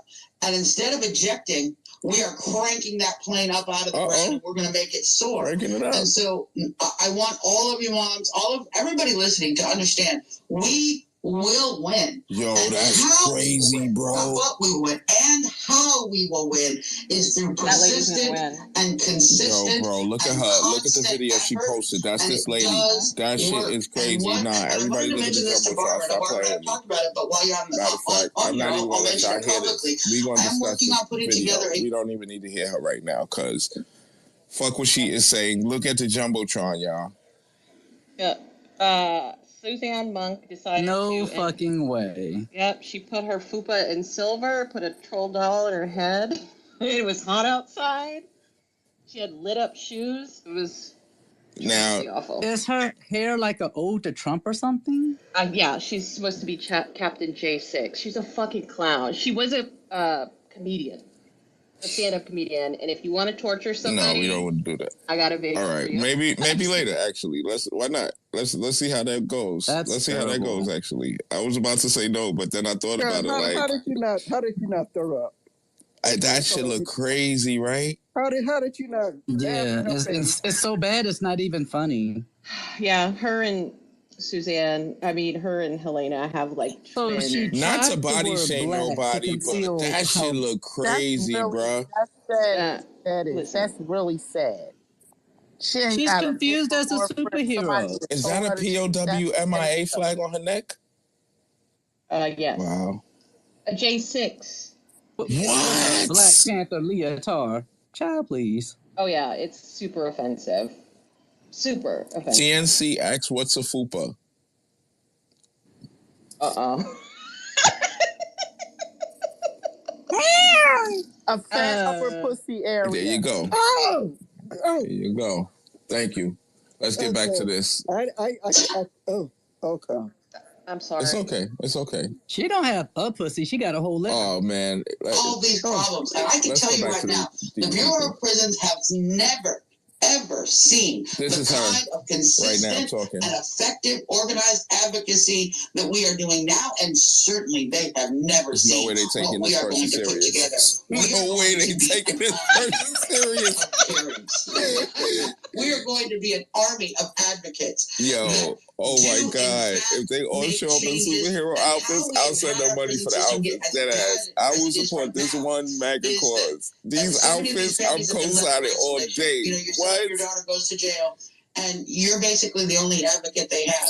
Well, January 6th changed that. It changed it for all of America. How did she not realize that those shoes didn't match that how we in this country, how's our She was trying to draw attention away from everything else. To rectify these inhumane conditions. But we're going to have to be consistent, and we're going to have to keep faith, and I don't mean faith. What the fuck is she wearing? Oh my God. Faith in the Lord.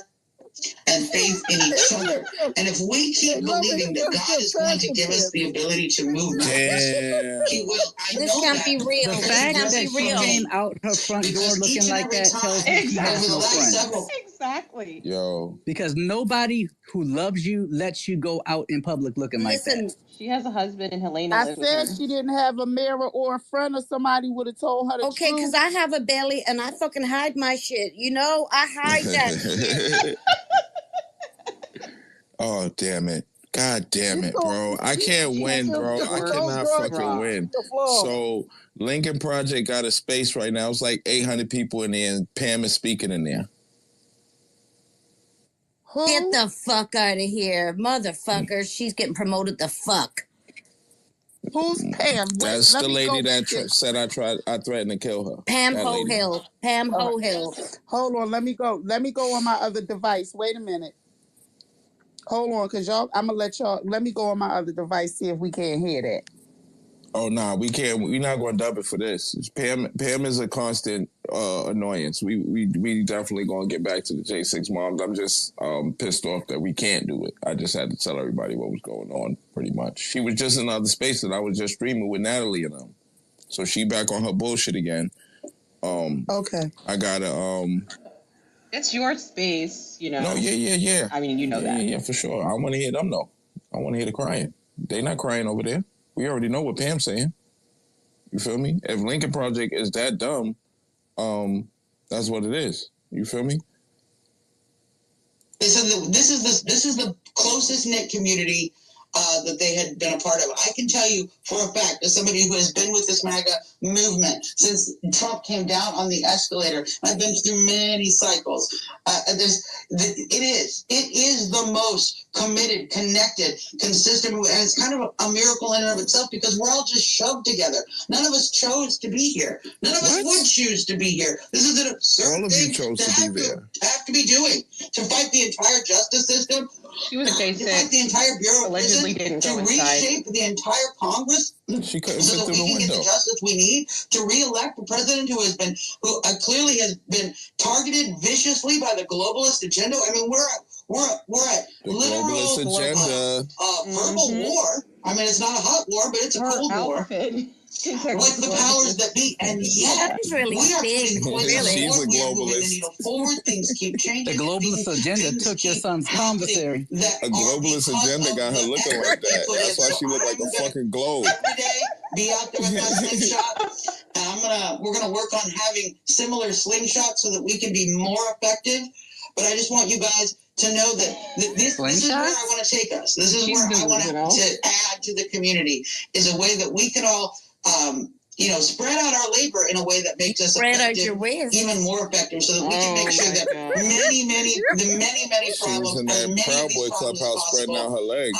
get addressed, get resolved, and we can start to see really the power of the citizen voice when committed and focused and persistent. They was taking that Big Mama down. I know it.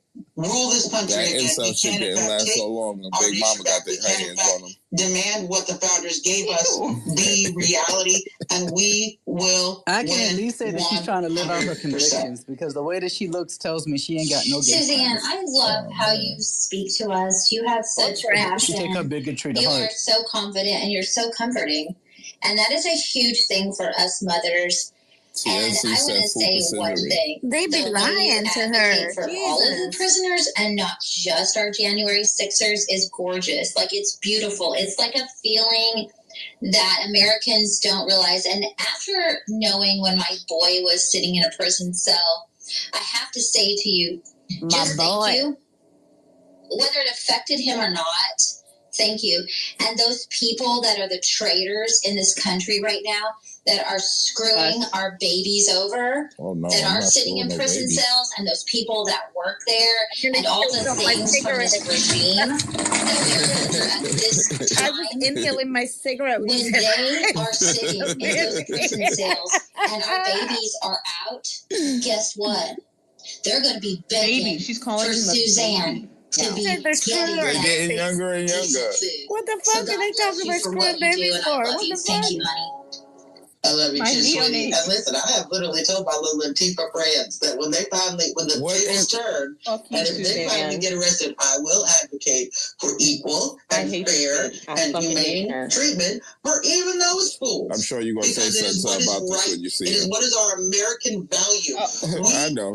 She stopped two old ladies in their car because they talked to me. What we expect human rights to be, and how we expect human beings to be treated, and we will live up to that in this country. So thank you for saying that, and I appreciate it.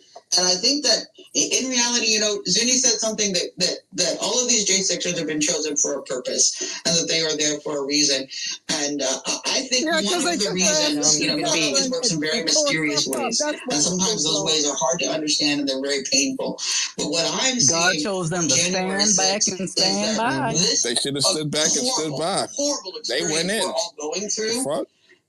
That wasn't the instruction. I was talking smack about you, just so you know. To wake up a nation, sure was. To bind a nation back together, get Eugene for not coming in here. To find our shared humanity in ways that we had lost. And so every way they try to pull us together and tear us apart and divide us up and put us into little pigeonholes, it seems to me the opposite keeps happening. We keep uniting. We keep coming together. Don't do that. We keep finding common ground. And that common ground continues to be the basic American values that our founders intended from the beginning. So I'm very proud. I'm very proud to advocate. I'm very proud. She in the space with in the Lincoln Project space. I'm advocating. Yeah, I was just an activist. I'm very proud of the work I'm doing. I'm very proud of the community that I work with. Y'all know this I'm Casey very proud of person? the people I stand with. When we sing "Proud to be an American," you feel me? You don't got enough I'll stand I next to do. you today. You do? Casey? Forever will bring tears to my eyes. And my heart goes pitter patter because I'm doing it, and we're all Oh, so let him up? we're Or no? doing it together. And I just know, Oh, hold on. whatever Sorry. I have to endure in this life. Yeah. Casey? What's up, Casey? Where are they? They on the stage now. Oh, I don't know who Casey is. You gotta go. What's going on, Casey? Nah, gotta go. Yeah, what's he doing? You gonna say something, or you just gonna stop? Try to put Nah, he out of here. Hey, see where JoJo at? Play that funky music. I'm done with you. I'm done with you, lover. I'm sorry. I thought you said KC. My bad. Yeah, Casey and JoJo. Yeah. He said, "Where JoJo at? I'm fucking done." I was on a different screen. I was listening, but I wasn't looking. Casey and JoJo's my funeral song. What? The world starts falling down around me, but every time, including today, today was a really good day for this exact example. Every time I show up and I do what God has asked me to do, miracles happen even in my life. So they're not even on the miracles stage happen no in more. all of That's our just lives black on your because screen. we're doing the right thing. Oh, okay. Hello. Thank you, Suzanne. I don't know who just spoke, but if you could please silence your mic, I would really appreciate it. I just wanted you to know my hand thing is not working. Is in the Jumbotron? Suzanne, I really just want to thank you It's so not there no very more. much. It's not there no Because more. I've seen all of the hard work that you have been doing up close and personal, and what you are doing for the Jan Sixers, but prison reform in general going forward can't be measured, Suzanne. Your hard work and dedication is just so inspiring. That's her major boy I'm Scott really that be doing that. thankful for you to be here to rectify some of these horrible, awful, egregious situations that these Gen Sixers are going through. It's definitely different hearing that live. That vibe is different hearing that shit live. I tried everything. I didn't want to request, but I had the laughing emojis on deck. I just can't tell you how grateful I am that you Nah, they gonna have kick been you such out. a mentor When to me. she said we're going to be an army of Karens, I truly died, love you, bro. sister. I love couldn't you so help much. And Suzanne is getting ready to good put night. together a presentation through the Leadership Institute, and basically it's going to be a PowerPoint presentation on how to do all this advocacy work. And I'm so looking forward to being a part of that. She's going to have Sarah Magaply come and speak, and perhaps a few others, but it's going to be an amazing teaching tool that she is providing us. And I hope when she does this presentation, which should be a week or so. I'm not sure if you got a date yet, Suzanne. And I'll turn it over to you in a moment, and you can tell everybody. They're really what she's trying to teach everyone is invaluable. And she's doing it because she loves this community. She loves her brothers. She loves the Jan Sixers, this family, and she's doing all she can to help rectify some of these situations and, correct them. So I'm just always in awe of you, Suzanne, and enamored and your tenacity and your genius, honestly, because you think so out of the box when sometimes I get stuck in a place and I'm like, oh my God, Suzanne, am I the only person whose ears are starting to bleed? Nah, not at all. What are we going to do? No, we all are. It's part of the party, man. It's part of the party. That's the drug. That's the drugs in the punch. Don't worry about it. Thank you. Thank you so much. Well, thank you, Len, and I love you too very much. And we've gotten a lot of good work done over this summer, certainly. And what I will say is that y'all J6ers are going to get a preview because I'm going to be doing this on a video course, so it's something that we can continue to share, and that will be leading up to the course that I will be teaching at the Institute, and that will be sometime in October. So we're still working out the dates on that. But y'all will get a video lesson far before that because we can be amazing advocates. And let me just say, this is maybe the part that's a little bit selfish. I get a real kick out of making these people do what we need them to do. Right? I know Barbara does this. I got a real kick out of the fact that they mowed that lawn at the DC jail in 3 days, less than 36 hours. Less than 36 hours, actually. It wasn't even 3 days. It was a day and a half. And they didn't even just mow it in the morning like they usually do in the middle. Everybody wait, they moved it in the middle of the night. And it was just the three of us making calls. It was the three of us. The yard is Barbara making some calls over there. 36 hours. I get a real kick about that. Every time I've read. They was like, let me give these motherfuckers a caveat that works for us because we want this shit to get mowed anyway. So, I've read it probably 100 times. There we go. Now stop calling my fucking phone stupid. These fascists have responded Helena's to our efforts. She can't call? We didn't get mad. We didn't throw water bottles. Yeah, she can't. We didn't do any of that. That's what she We said. used our voice. We used the power of Karening. Citizen Karens can save the world. I really believe this, you guys. So, part of it is Yes, Citizen Karens. The right thing to do, but part of it is just damn fun to make the needle move in the right direction.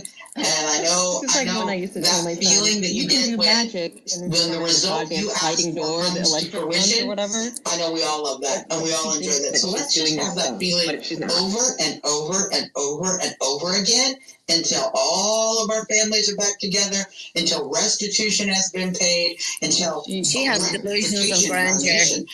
Has been had. Let's never stand down from that, because how we got to this point was that too many Americans did stand down. And now that we have stood up, let's never sit down again. All right. We definitely watching that. We definitely watching her stand up after this. She said stand up, stand down, sit down. We watching that after. We will be okay. Yeah. It's just going to take a little time. I am the most positive person probably in this.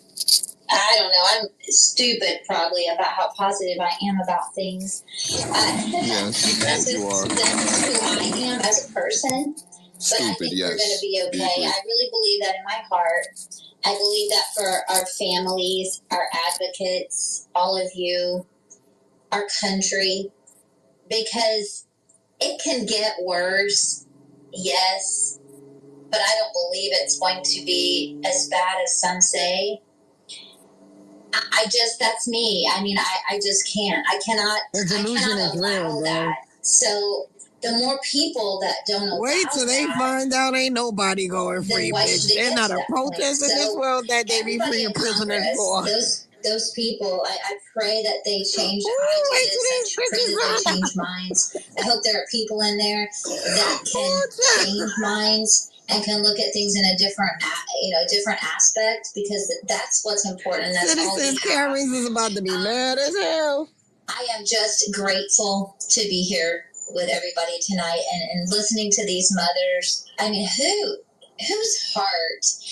I'm going through this purple bubble bullshit of these dumbasses, and I'm sorry, I'm going to be blunt and bold, and there's some ugly people in there. I am dead. But you know what? I really don't care, because there's very few of them. There's more of us. There are more of us. There are more good people in this country. Wrong. To fix this. I just want to pray that they all stand up and try to help. There's definitely way more of us than there are of them. Your daily living, your gasoline, your jobs, your life. They want to mask you. You have to stand up, guys. You have to stand up and stop this shit. It's horrible. My mother was murdered by the remdesivir protocol right before my son was indicted for this crap. I mean, my God. It's like, do they feel like they reinvented the wheel or something? It's like, bitch, what do you think we've been doing this whole time, bitch? Like, you think we don't know the prison? Y'all just discovered the prison system, and Suzanne and Helena. Shocking asshole. Look at these victim-ass crime bitches. Y'all so new. Helena, you are a mother. I feel like going back in there and be like, y'all so new. And I know how you feel about our kids, and I know why you're passionate about what the fuck y'all think y'all doing? I'm grateful for Citizens that. Karen, y'all gonna get fucked up out here playing this Karen shit. Can I tell a little story real quick before I go? Yes, I would love. Yeah, because I want you guys to understand how much the bro, fascists that are doing this to us of losing the narrative. As everybody who's seen me physically knows, I have bright orange hair right now, and I wear bright orange hair in solidarity with all of my fellow patriots who have to wear orange. And each and every time someone compliments my hair, I use it as an opportunity to talk about January 6th prisoners and to talk about the justice that they deserve. And so I was down at the Garden Center just the other day, and the Garden Center guy was this very voluptuous black man, very gay, very gay, clean, yes, kind of gay, so sweet, not like a nice guy, very gay. But certainly not somebody we would consider a conservative in any way. And I am quite certain he would consider himself a liberal and probably was Democrat. But he said, of course, hey, I love your hair. And I said, oh, let me explain to you why I'm wearing this hair. I'm wearing this hair in solidarity with all of the January 6ers, particularly the Proud Boys who are sitting over in jail right now. I wear correctional orange because they do and they deserve justice. It's egregious what they're doing. And this very liberal, very gay man said, you are a good person. They do need support. It's ridiculous what's happening to them. She lying. Never. I swear to God, why they in there making up? You know she ain't no white, no black gay dude. First of all, black gay men, my friends, like they have no patience. She does live in a black neighborhood. About my hair, said something about my hair, and every single time told them why is this color all the time. that has not responded in a similar fashion. So do not ever fear to speak out. Do not ever fear to raise the issue, even with people you don't think might agree, because you're going to find because that's just a weird story. Over and over again. The vast majority of people she rents. are with She's not us. doing any gardening work. They so delusional. Suzanne, I have a little story to tell you. We were down in the courthouse, and we went downstairs right after Ryan make sure y'all cups are ready, man, because she cries a lot. Trial went to deliberation. Refill and all that. And Nicole and I went to the cafeteria, and the cafeteria lady downstairs saw Nicole's shirt, and she said, "I'm so sorry, for what happened to Ashley Babbitt." And she was just some random person. And then it happened again when we were up at the Capitol in the Longworth building when we had lunch yesterday. There were a lot of people that gave us very dirty looks, but there were a lot of people that were very sympathetic. And honestly, I wasn't really expecting that. So it was really very surprising, but amazing all in the same breath. Because Suzanne is right. You never know when you're going to have a shirt on, that says, Ashley Babbitt and was killed in Roseanne Boylan. All the time. And how many people come up to you and want to talk to you about that. And it opens the door to have conversations. And we have a lot of people that come down to, Freedom Corner. We had a lady that came down there last night, and it was such an amazing experience because she's been following along to what's happening, and she's really an advocate for veterans. But she came down last night, and she owns a radio station in Baltimore, and she wants to interview the Gen 6ers that are veterans. So you never know when you're going to get in front of somebody, and really that's my point, that Suzanne is absolutely right. Everywhere we go, it's nothing but advocacy, and I'm so honored to be able to do this. But we're fighting for the Gen 6ers and our country and our children's future. All of us have grandchildren, and I'm so concerned about what is Elena's not allowed now. around her grandchildren. But we've got to get these men and women, these heroes, home to their families while we have all of this other stuff going on. And as we move into towards the election, we're going to have to start, campaigning. So there's a lot going on, but coming together as a community and, kind of dividing and conquering and teaching people how to do this advocacy is so important. And that's, Suzanne has played a big part of that in our efforts to help. Earlier when I did my openings and I was talking about how we go forward and what uphill battles we're going to be facing. And prison reform is most definitely something that we are all going to be working very diligently on going forward, because we've got to fix the problem. It can't be a Band-Aid. Something seriously has to be done. I think if we all recognize anything, it is certainly that we need prison reform in this country.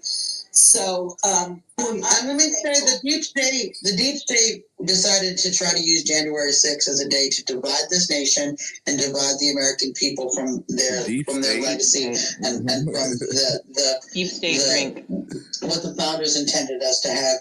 And I am seeing that it is creating the exact What the fathers? Who's the fathers? So January 6th is going to be the event that brought us all back from the brink of destruction. And this is why God has put some very strong people in this mission with us.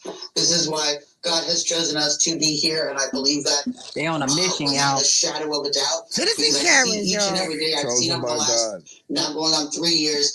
In my world, a mission means it's going to take a long fucking time. God is using January 6th and the struggle that we are having to get justice to be the thing that brings this entire nation and ultimately the world back from the brink of communist global enslavement.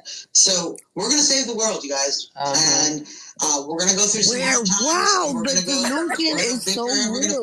They about to be Michael Jackson and save the world. But we are going to succeed, and we're going to succeed because we are in the face of this tyranny, in the face of this tyranny drink. We have come together. Oh, is that the magic word? It's a bunch of magic words. And so I genuinely believe I didn't know that was on the list. Yeah, tyranny, deep state, commissary. It's a few of them. In the future, when they write the history books, they're going to say, January 6, 2021 was the day we all started coming back. Antifa, facts. Good one. Chauncey, I'm not sure if you know who was the next speaker, sweetheart. Go ahead, Helena. Well, I was just going to say, I saw my dear friend Cassandra down there at the bottom, and maybe this is a good time to open up the floor and maybe bring some people up. And I would also like to hear from the general. But Cassandra doesn't pop in very often. And what a gift. How are you doing, sweetheart? I know she's crying, that you two are working so hard to try to save this nation. It's nice to have you here this evening. Thank you so much. The devil said we're going to be drunk as fuck by the end of this space. Tell you guys, I am. I'm glad I got you something to eat real quick. Yeah, I'll have me some chicken in a minute. I've done it all over the world. And in this season of my life, I can tell you guys that I have fasted and prayed more. I've been on my face before the Lord more in this season than ever before. And a few nights ago, I had the opportunity to have a conversation with Dr. Sebastian Gorka. And anytime I'm standing in front of somebody with a big megaphone or microphone in front of them, especially somebody that actually uses their platform to occasionally talk and bring awareness to what is happening to the J6ers. I always tell them that I appreciate their bravery and their courage. And I ask him, I said, so what do you think the solution is in getting Enrique and all of these people that are getting these insane sentences out? And he said, he's like, well, we have to get Trump in, and they have to have pardons, and we know that, but we also know you can feel the stormy conditions are upon us like never before. And I really feel that people aren't even prepared. The masses are not prepared for what is about to take place. And throughout the Bible and throughout history, it's always a remnant. It's always a small number that has the courage to stand up and do something great. And what I know is a lot of people say, we the people have to take this nation back. And yes, we the people do. But if you look at even what happened with George Washington, there was a plot against George Washington. And when that happened, there were actually patriot groups. There were people that were not part of the actual military.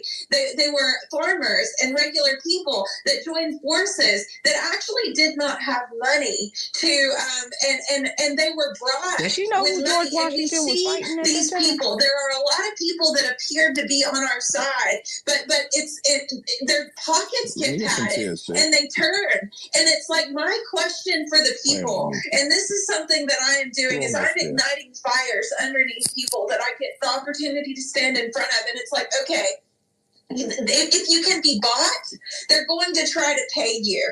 But where are the ones that love God and love country and are willing to actually do something? And this is what I feel right now. These are revolutionary times. And what we are going to see, I'm praying for our military. I'm praying for those that are in position. I feel that there are a lot in the valley of decision. And there are some people that are going to be put in positions where they're going to have to make a decision. They're either going to stand with the globalist and the New World Order, and they're going to go against their moral values, or they're going to have to do something that could potentially cost them their lives. And that is where we are. We love our lives not unto death. And so for this group, I don't get to get on very often, and I've been on a mission, and I've actually been on social media completely. I pop onto Twitter occasionally, but I just want to encourage every single one of you that are faithfully getting on here, having these conversations, being brave, going out into your communities, having talks with people that don't think like you. I know that this is the time that we are pulling people. It's like people are opening their eyes and they're saying, oh, maybe things aren't exactly as I thought that they were. Maybe things are a little different. And there are people that were far on the other end of the spectrum, far leftists, that are like, okay, maybe I should step back and reevaluate. So I feel that we are in a time of great opportunity, but we've got to be very wise and tactical in how we move forward. So I just want to say thank you guys to every single one of you that's in this fight, that's doing this, and just continue to stand firm. And it's like whenever I pray that your eyes are open, that you are able to see that there are more standing with you than those who are against you. And just in closing, if you guys would be okay with this, I would love to pray. Oh my God. Please, you don't ever have to ask to pray for me, Cassandra. Yes, you That's do. why I was hoping that you were going to accept that mic request. Yes, please, and thank you, sister. Please pray for all of us.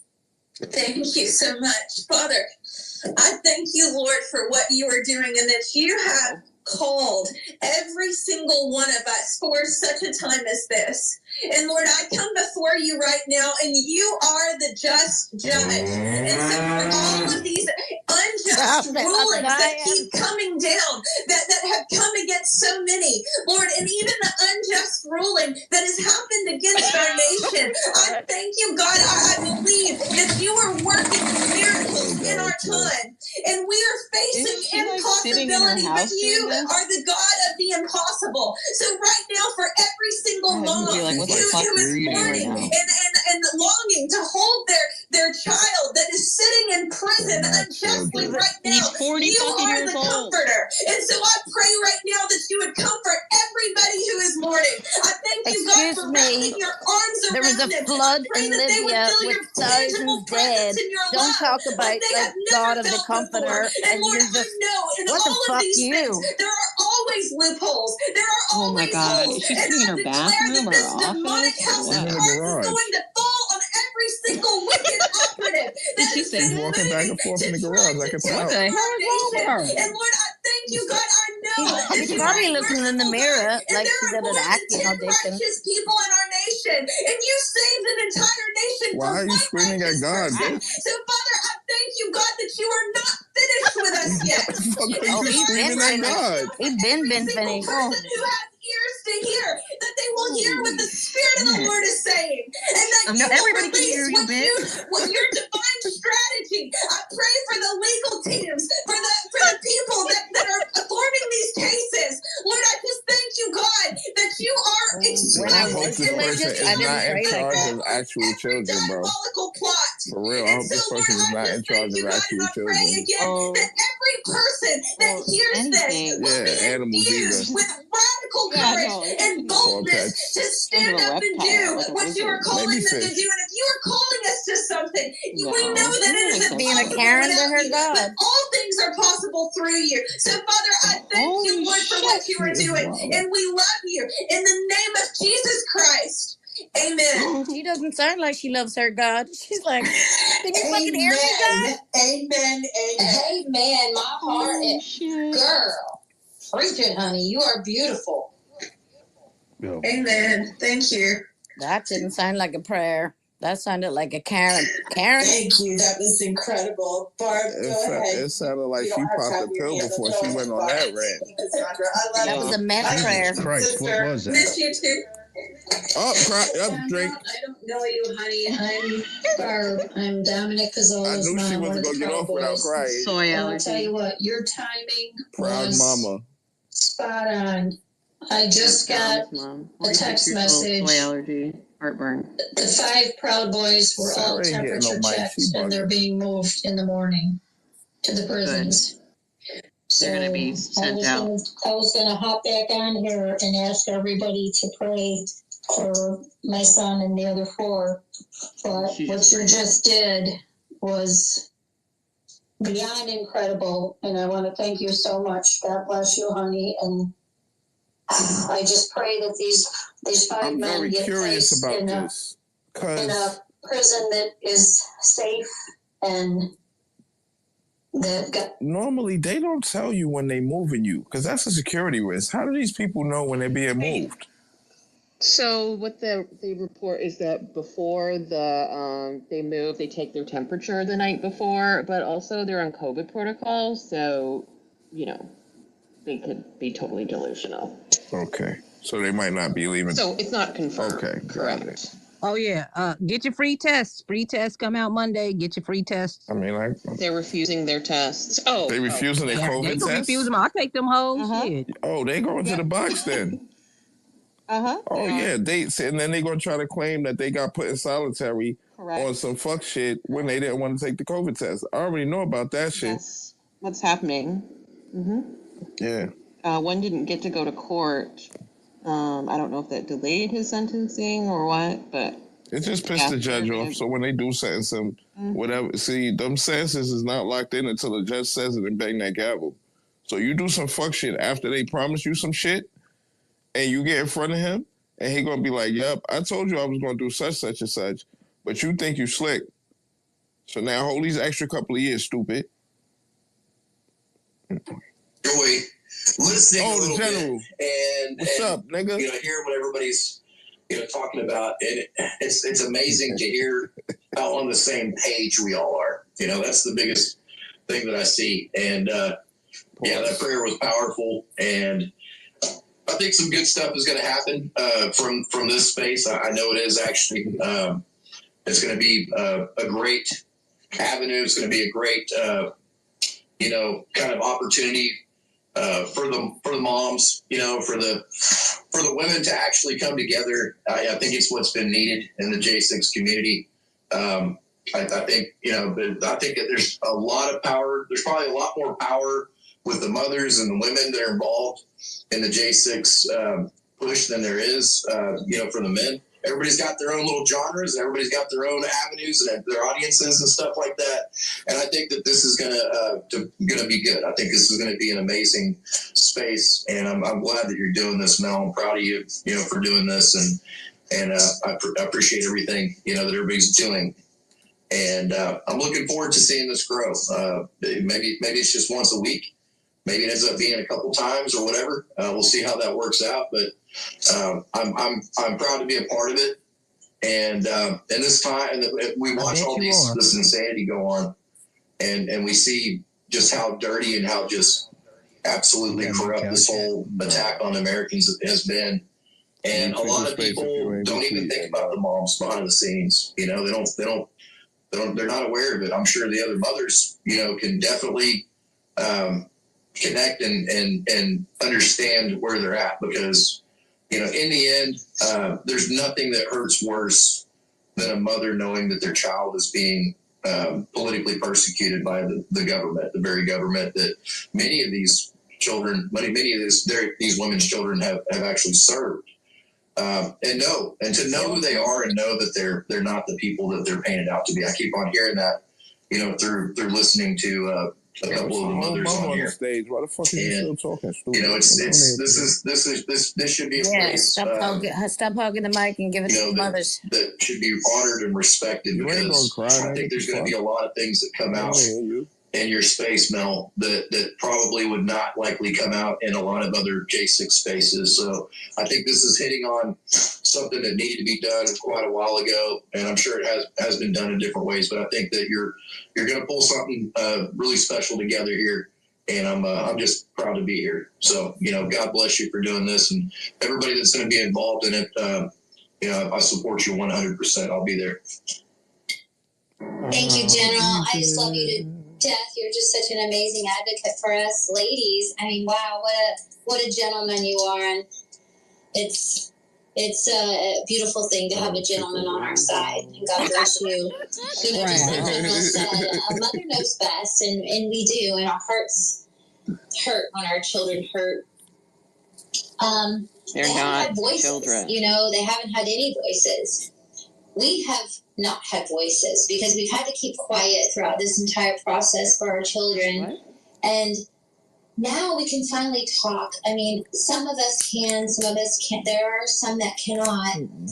Wives, the some children. Some of y'all don't want to get caught yourself. Because this is daily. This is a daily cases are being brought they to do court. crime together. So the ones that can speak, I feel so happy that we can now finally speak, and our Proud Boys mamas that can speak now, because they have been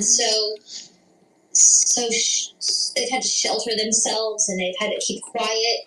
Even the advocates have kind of had to say not everything or not what they know, but now we know. And every day, you guys, every day something comes out, and it's intense. It's intense.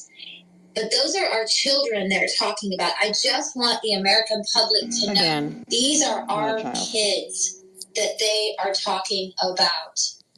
And even, I want to say our kids, but, you had Cruz, he's in here somewhere. He's my kid too. I mean, I feel like they're all our children. I know that's how Helena and Suzanne and General, I know you feel that way. I just know it, and that's why we are advocating for our families, because they didn't have any voices for so long, and now we do, and here we are. And God bless everybody that speaks out, and keep on speaking, because we have to have you guys. We need you, because this is our children's future and our grandchildren, because a lot of us have grandchildren. Kids. So again, I say thank you, and thanks, General, and God bless all of our advocates. And I would love for Tank Man to speak next. He has got powerful information, and I'm always proud of Tank Man. I retweet his things daily. He's a good, I say a good boy, because he's way younger than me, I'm sure. So, go ahead, Tank Man, you sweet thing. Thank you so much, Mama Val. I appreciate that. Really kind. Called emotional insight. All of you are an inspiration to me, and really compel me to stay on course and just, bring truth to this movement. So I can't thank you enough for all you do, each and every one of you, and really just you touched on it. You took the words out of my mouth, but just advocating on behalf of your kids, when they can't, takes real strength, and I appreciate that. So God bless you all, and keep up the great work. I don't give a fuck about them.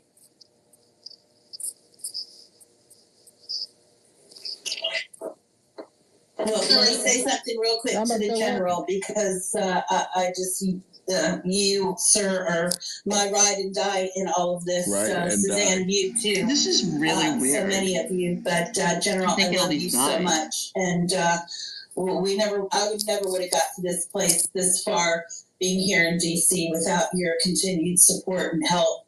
And thank you so much for everything that you do for all of us, but especially me. I love you so much, brother. I truly do. I can't do this without you and so many others. So I'm looking forward to all of the challenges going forward, and I'm looking forward to building this community and supporting one another and creating more advocacy and doing everything that we can, to try to correct some of these terrible injustices and these wrongs that are happening, and to bring some small comfort in some way, through Patriot Mail Project and the Letter Writing Campaign, our efforts in raising commissary and communication money for the families and the Jan Sixers themselves, and so many other organizations, so many people that I wish were on this space tonight that are working so tirelessly behind the scenes to find ways to help. So I'm truly thankful for that. Tankman, your research and your efforts and the things that you have done to help so many, that can't be measured either. And I truly love you as well. They got somebody else named Matt Keno on the stage now. And you're just your persistence and your perseverance, and that's so many of us here. All of you all inspire me so much. Really, you do. Mickey was going to come up earlier and try to speak, but she's getting ready to come home. So we're looking forward to having her back on Freedom Corner tomorrow night. There's so much that's happening behind the scenes that I haven't even had an opportunity to share with so many of you. The things that Suzanne and I are working on, and wait, these ladies all hang out Freedom on a Corner and being in the courthouse with the family members. So I too now am looking forward to having this space on Wednesday nights, and I'm in total agreement with my dear friend the General. I think that this was amazing. Well, if they're standing on a corner Truly crying, do need to all come together. There's been a lot of hurt, pain, angst, anguish, anxiety with so many of the moms and especially the Proud Boys moms, and they're still going through this. And now we just found out that the boys are actually getting moved, and my prayer for them is that they're going to at least get moved. And I know that it won't be for long, and it's probably not going to happen together until they go to their, destinations, as Suzanne says, only for about 20 more months, because we will get them out and they will be free. I have faith too, and I will, completely delve in my faith that our efforts and God is what is going to get us all through this. So we've got a lot of work to do going forward, but Barb, please keep us posted as to what's going on. Suzanne's probably already messaging Zach and all of them as well. I wish I could do that. Yep. I just can't get on the tablet. Go ahead, Suzanne. Yep, literally as you speak, messaging them right now. I just saw Joe was on the tablet. That's the only one that I saw lit up at the moment, but I messaged my son because I guess he messaged Lisa and said, yep, we're moving. But it was funny because I had just finished talking to him 10 minutes before, and he hadn't been temperature checked, so I don't know, he might have been the last one, or they did it real quick to all 5 of them. But Dominic did tell me that Judge Kelly, I don't know how many people know, but a week or 2 ago, Ethan Nordine was brought back to jail because Judge Kelly did something wrong in Ethan's sentencing as far as the points and for one of the charges. And the attorneys thought that might affect all of the Proud Boys. But Judge Kelly, Dominic told me, Judge Kelly said today, nope, didn't affect the sentencings. What you were sentenced will hold. And then right after Dominic tells me this and we hang up, they all get temperature checked, and now they're moving in the morning. So another stressful thing ahead. and with my son not getting his medication and his stomach killing him and his food not being, proper diet and everything, it's just, it's hard. It's very, very hard. And all us moms know, and we just got to stay strong. I mean, we're all going to have our weak moments, but we're all so proud of our children, and they're the ones that are truly suffering 24/7, and we have to stay strong for them because they need our support. We are their advocates, and those are our children. They will never change, and our love for them actually just grows stronger. Our pride, our love, and I'm sure it applies to all of you, but my son is my hero. I never realized how strong he was until he had to go through this. And each and every one of these J6ers, male and female, should be heroes to everyone. And I believe that this will end. I mean, just like Suzanne, you were saying, and you told me before about people that you get rides from Uber and everything else, how everyone's attitude is changing, and there's a lot more, even in DC, a lot of people are changing their thought process. And it's across America now. Everyone's suffering in one way or another. So I think everyone is awake. There's always going to be a small percentage that will never wake up because they're just walking zombies and, just brainwashed by the TV, the false media. But we just got to stay strong, guys. It's crazy. We don't want to lose this country, and we sure don't want to lose our loved ones. So we just got to stick together and just keep praying and have faith, stay strong, and we'll get through this. And as soon as I know anything about where the boys go, it's sad that if they get split up, it really is. But I just want them all to be safe. What? And I'll let you know as soon as I hear anything. And if someone else hears before me, please let me know. Thank you, guys. Love you all. Of course we will. Helena, if we need to hold a emergency space this weekend or something, when we find out from Barbara about the boys, then we will get together and we can hold an emergency space, because I don't want anyone to feel alone. I don't want Barbara to feel like she doesn't have anyone. And it like, oh my gosh, who can I call? Yeah, we can be there as a support system here for her, and maybe we can get Ghostbusters. Call Ghostbusters. That would be a beautiful moment. That would be great. What? And I would like to let a couple of speakers come on as well. So the whole internet can hear you talk to your mother. I appreciate it. I'm not trying to take up too much time. I know it's for the moms. I really liked what a few people said. Suzanne, especially Dominic's mom. I met Enrique in November. I did a little interview with him, and I wrote a story about it for a website called WorldNet Daily.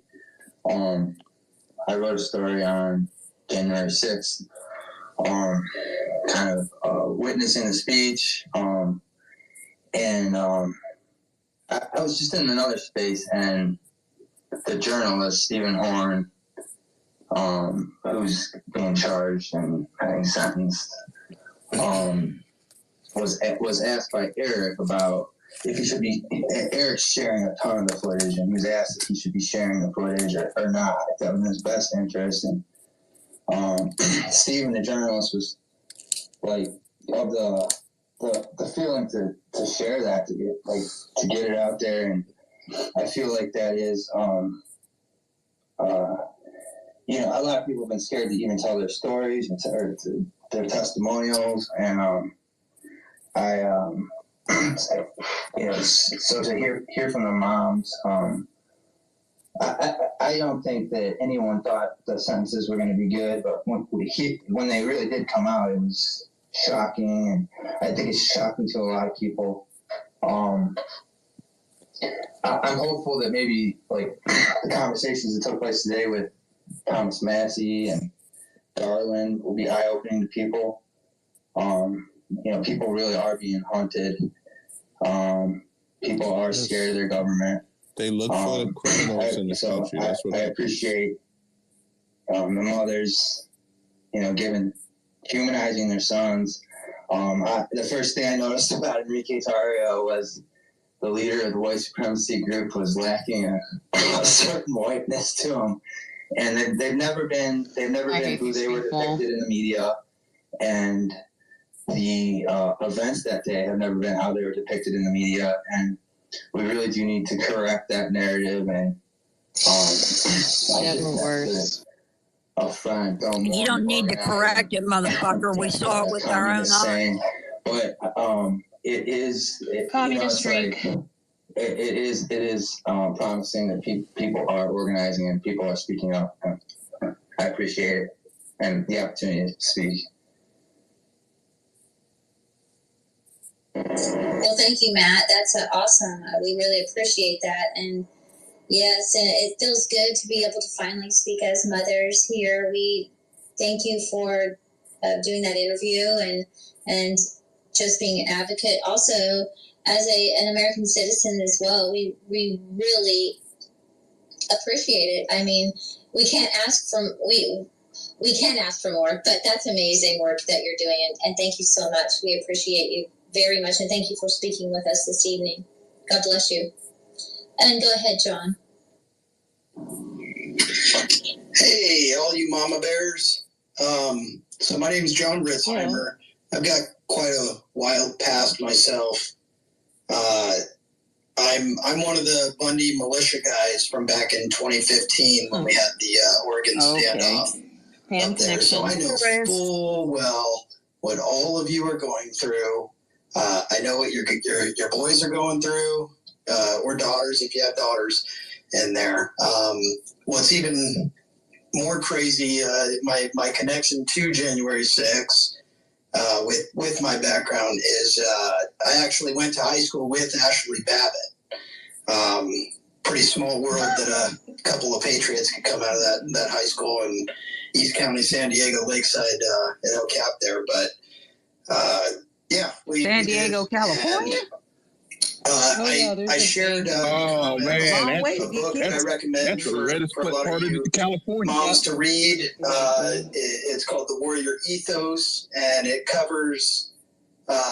It's by Stephen Pressfield, and there's a whole chapter in there dedicated to strong women, and it's really encouraging to see this chat group taking place. It reminds me of what a lot of our family members were doing and networking and getting together for support.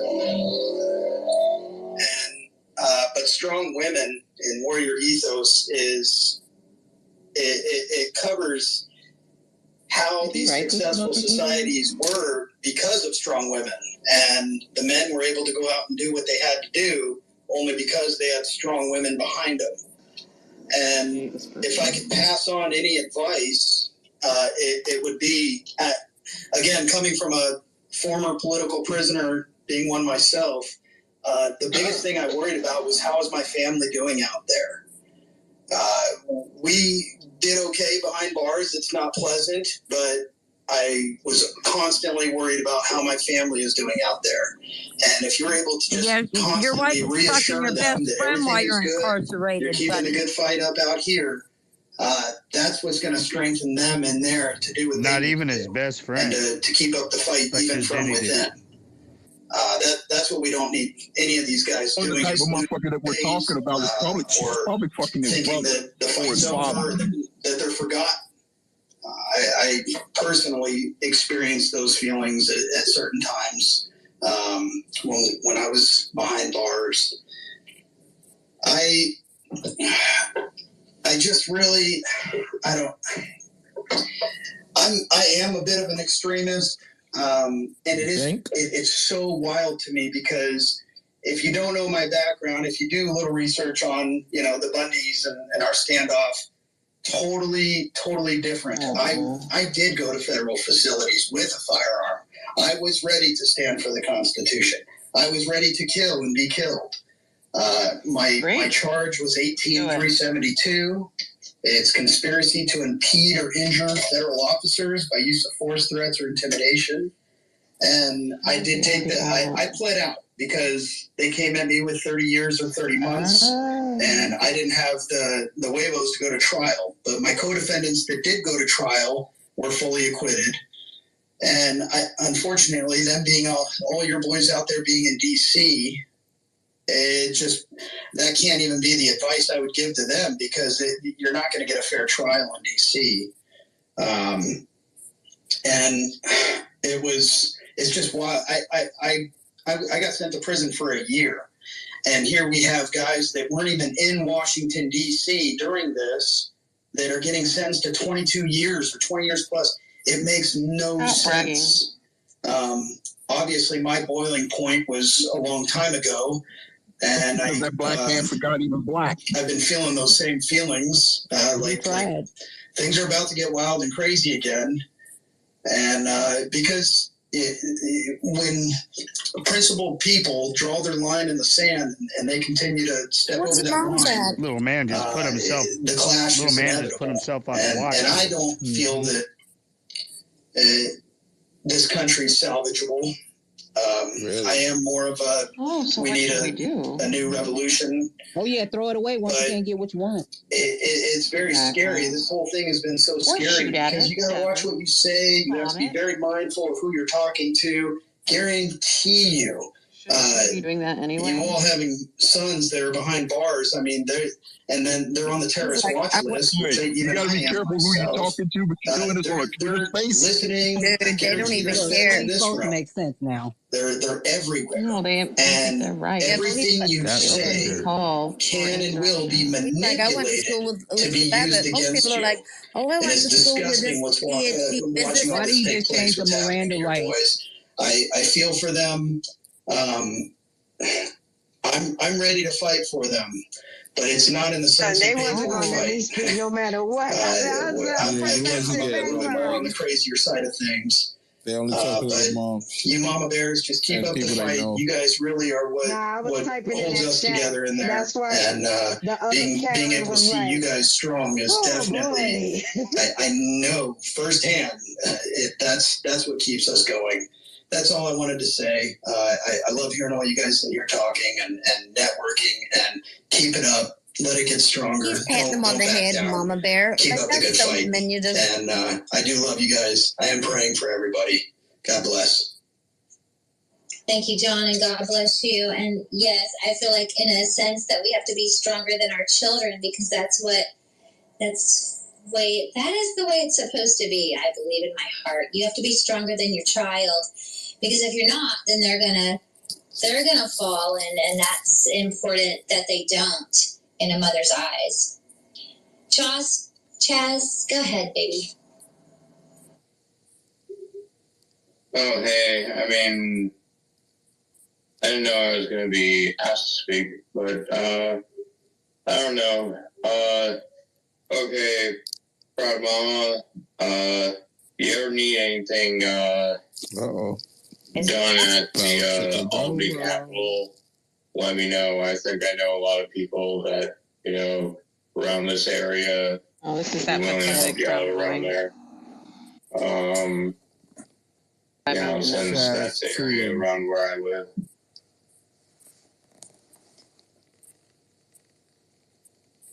Thanks, Chaz. That man did. I'm not sure if Barbara heard you or not, but Barbara and Chaz said that if he lives near the Capitol, and if there's anything that he can do, he would love to help you out. Anything that you need. Yeah. They're going to break them out? I actually never met her son. J6 shit gonna turn into a sex. I guess that's because they're gonna make it a staging area for the next attack. This whole J6 thing went down.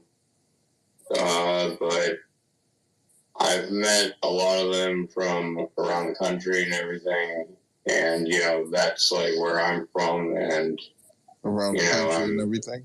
And that's like associated with this that is some chapter, show. so yeah, I can contact people and get in touch with like other patriot organizations around the area. And, you know, I mean, you know, during all the COVID stuff, there were people even from New York City that would come up here because it is the capital of New York. So, Albany. You know, a lot of the statewide protests, they kind of happen around there.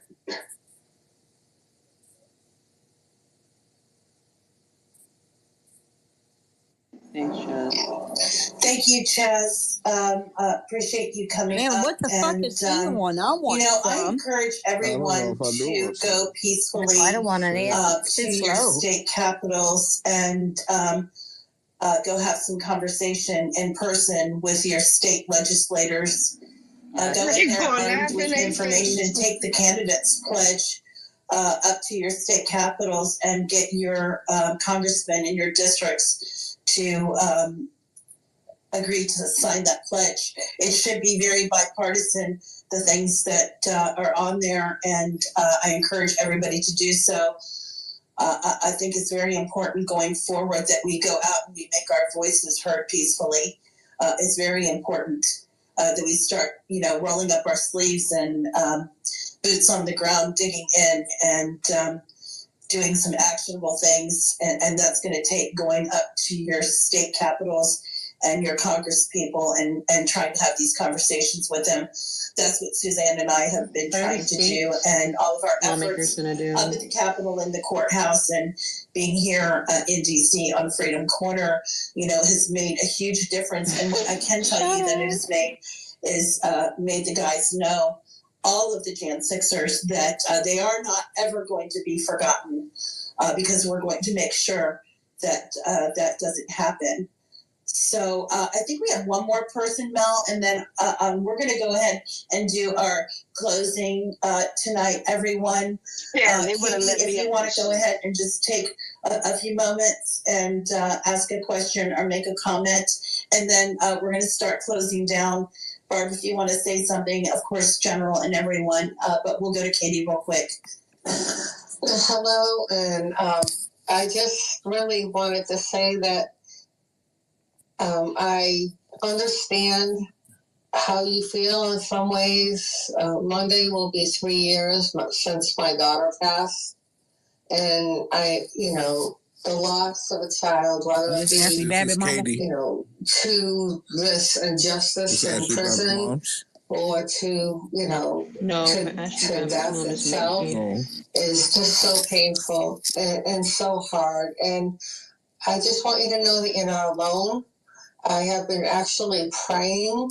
When I saw this space, I was kind of excited, you know, just to know how they're doing. I've been praying for them for, you know, since the beginning of all this. And keep it up for the next 22 years. I'm sure there's a lot of other Americans that are, you know, praying the same way. You just don't know we're here. And I just wanted to let you know that I'm here. And my heart is with you, and my prayers are with you, and God bless you. And I will keep praying. Thank you. Pray all you want. Okay, thank you so much. That was very kind and very sweet. Angie, did you want to say something to close out, sweetheart? I wanted really quickly to say, Barbara, I missed about 14 minutes of this space because Mason thankfully called. And right when I got on, 13 minutes, Cassandra started praying, and I texted to Helena. I said, "Who is this amazing human being?" So, Cassandra, thank you so much. That I love to hear people pray with such passion. So the call ended, you know, and I got to listen to you. So thank you. But Barb, just wanted to tell you, I was telling Mason, we also heard from Ethan about the temperature checks and so forth. And I don't know if you heard the same thing. They're thinking they're going to Lewisburg temporarily before they're going to be split up. And Mason said to let you know not to stress too hard, that in a very strange way, being by himself at Coleman has brought him a little bit of peace. It's been not a constant 24/7 of J6 talk and worry And closer and to God. comparing stories and sentences. And he said he misses, you know, most of those guys like crazy, but it's been a lot better for him. So he's like, tell Dom's mom not to stress too hard.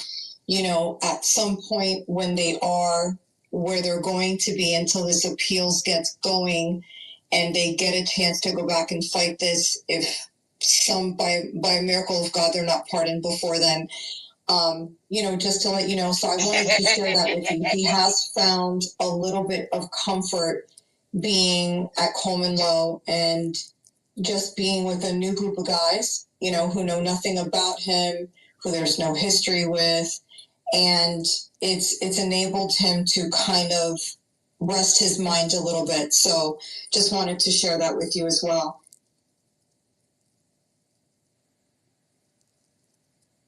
Oh, got it. Barb, are you there? Did you want to say anything before we close out, honey?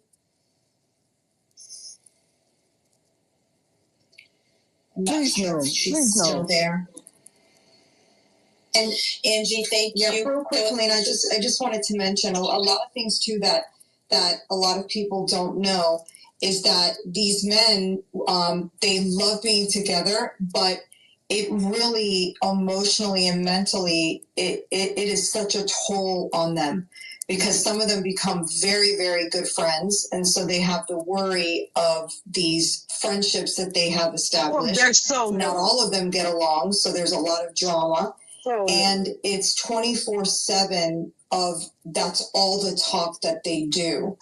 And I can't imagine not only being locked up, not eating, not having your family, not seeing your kids, worrying about the future, worrying about your court dates and sentencing. But on top of it, there's no break for them. There's no rest. And I think that we, as much as we're suffering on the outside, we do have our moments where it's not so heavy on our mind.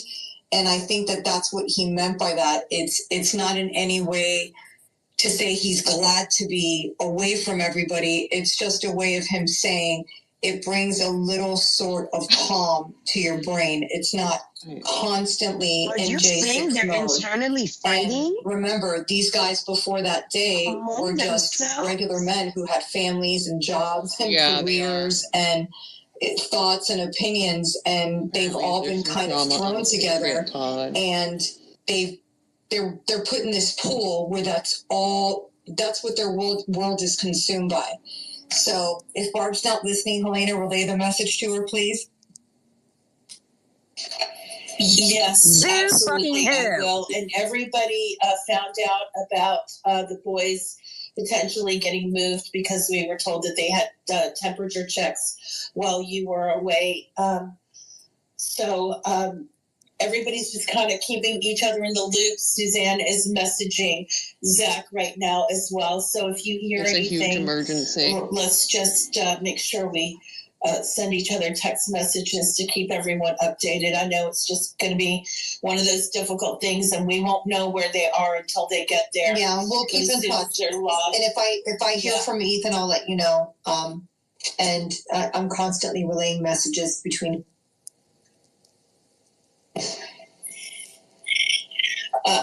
I think you just got knocked off. I said I'm constantly relaying messages between him and Mason. So if I hear of anything, we'll all be in touch as well. Okay, honey. Barbara, are you there? Yes, honey. I just got off the phone with Dominic just now. He wanted to call to say goodbye. They're all hoping and praying that they're going to be sent to Lewisburg. They're all going together, so hopefully they're going to land together for now. Because, you know, from other inmates, we know that they don't take them directly to wherever they're going to be for the duration. They usually bounce them around, more abuse and torture. But he says, well, Only them. they finally did it. They got their way. I'm going to be doing 10 years in prison. And I said, no, you're not. No, you're not. And I told him, I says, damn, we're on this Twitter space, and none of us believe that. And I said, and the country's just not going to put up with this everything that's going in for much longer. We just can't, and it's hard because they're so isolated. All these people are so isolated in this jail or in these jails. They don't know what's going on the outside unless we tell them, unless, I don't know, but he sounds in good spirits, and while he's talking to me, I hear other guys going by. He's telling him, "I love you, man. I love you. Keep in touch." And it's like, "Aw." So him and John Mellis have become good friends, and I'm gonna keep in touch with John so I can let him know how Dom's doing. And it's sad. The whole thing is so sad and depressing, and but we just gotta stay strong and see where this all goes. But they are definitely moving in the morning. He says they'll probably get us up between 4 and 5.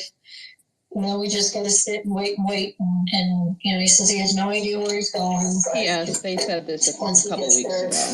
This is let me know and let Lisa know, and then Helena, you'll probably be the first one because I go to see these women act like they're going to be able to do something about it. They're going to freak out when they're not at the place. Angie, did you get all that? Because Angie was just trying to tell you the same thing while you were away on the phone with Dom, too. I said we haven't been. So, Angie, did you want to repeat anything to Barb's? Like they're reinventing the motherfucking. Sorry about that. It's okay. Just real quickly, so everybody doesn't have to listen to it again. That I also missed 14 minutes. Mason called, and I spoke to him, and he said, just to let you know, he said, tell Dom's mom. It's going to be okay. They're probably going to go to Lewisburg for a couple weeks before they split them up. And that he found a very odd sense of peace once he arrived at Coleman by himself. He thought at first it would be horrible being separated from everybody, but he said there's a little more rest in his brain because it's not constant conversation about all the negativity and the J6 and the planning and the attorneys and the families and he said it's nothing bad about being in that situation, but there's a calmness that comes. So he's like, tell Dom's mom he's gonna be fine. He's gonna be good. Sounds really comforting. So I just wanted to share that with you. He's tired of hearing I'm thinking they probably will go somewhere together, and then one by one they'll start splitting them up. Angie, thank you so much, honey, and thank your son for me when you talk to him. Because it's not like to me they don't want to be together. It's not like trying to get his meds, and he's got other health issues, but those are on the back burner. And and then they spring this on you, and it's like just another this on you? Feeling. You didn't know he was going to go somewhere else? It's like another slap on the face because it's not used to the prison system, girl. But you don't know if they're headed to something worse. It's the unknown. And these poor guys get taken, and they don't know where they're going. I mean, they are all hoping to go to Lewisburg, and Dominic says, "Well, Mom, just looking at this way, they got a lot better food there because he was there a year ago." And he says, "And you guys can travel to see me because we're right here in New York, and they'll be in Pennsylvania for a while." But yeah, it's true. It's only for a short time, and then they are going to split them all up. During their sentencings, each one of them did tell the wonderful Judge Kelly where they would like to be placed. But with that man, he'll do just the opposite of what they asked for. I have no kind words for that man. And, but yeah, thank you for telling me that, Angie. Thank your son too, honey. I appreciate it. And I hope you're well, and God bless you, sweetheart. I know you're suffering like the rest of us mamas, but you stay strong, honey. Love you. Yo, we call each other bitch. They call each other honey. This shit crazy. I feel like I'm in the Twilight Zone right now. I just have to say something really fast. I feel like this is literal live coverage. I mean, where is the good, well, there's no good media, but where is Tucker Carlson, I tagged him. Where are the people Yeah, that care? breaking I mean, news. come on Breaking now. news. They're moving. These Maybe. children are suffering. These mothers are suffering. No, right? I hope to God that they listen to some of Did they these think they're privileged to work testimonies there? at some Correct. point Exactly. and hear Like, us bitch, out welcome to on what the our party. kids are Have going a through. seat. Literally, these Y'all moms are gonna on the be here, phone folk, with their alright? children because you take every phone call you can get. Trust me. I mean, I couldn't wait. I If they would can get cry to my Tucker daughter. can get a hold of the I would judge cry and pay to him my off. daughter. I can't wait till Andrew calls me. I go, oh my God, Mommy, you're going to be all right. I'm going to This be okay. bitch How really am I going to thought go to this work dude. today? Oh my This God, I is got to go to work today. Like, I barely get ready in the morning to go to work today. I mean, it was horrible. But this is literal live coverage right now as we speak. This is so important to the American people. I hope they understand what these moms are going through. That is why this space is so important. They hope And I that know the not everyone is on American Twitter, people. but for heaven's sakes, Do you hear listen to the voices of these delusional mothers people? This is back and forth trying to delusional. figure out where their babies are going. Bitch, that's And why their I babies have babies, for heaven's sakes. I mean, what the hell? I hope somebody is out there listening. I hope to God someone I hope listens the to this FBI is space listening. tomorrow, tonight, in a week or 2 weeks. And I hope you listen to how we feel about our children. Yeah. Why don't you how I ask feel, and that's the reason Khalees for this Browder's space mother this how evening. she feels, motherfucker? Mama Mel, I wanted to say, because you reminded me of something, and this is You this is remind me where of it my got G, to bitch. Don't what the say point with R. me. Kelly for me. You have to. I got tired of picking up my phone and going out in the yard, or picking up my phone and going in the basement, or picking up my phone and putting it on the sink when I have to hop in the shower, because I'm always afraid I'm going to miss Dominic's phone call. I searched online and I found, we used to call them fanny packs or belly bags or whatever you want to call them. And I got myself some pair of skull candy earphones, and I wear them around my neck.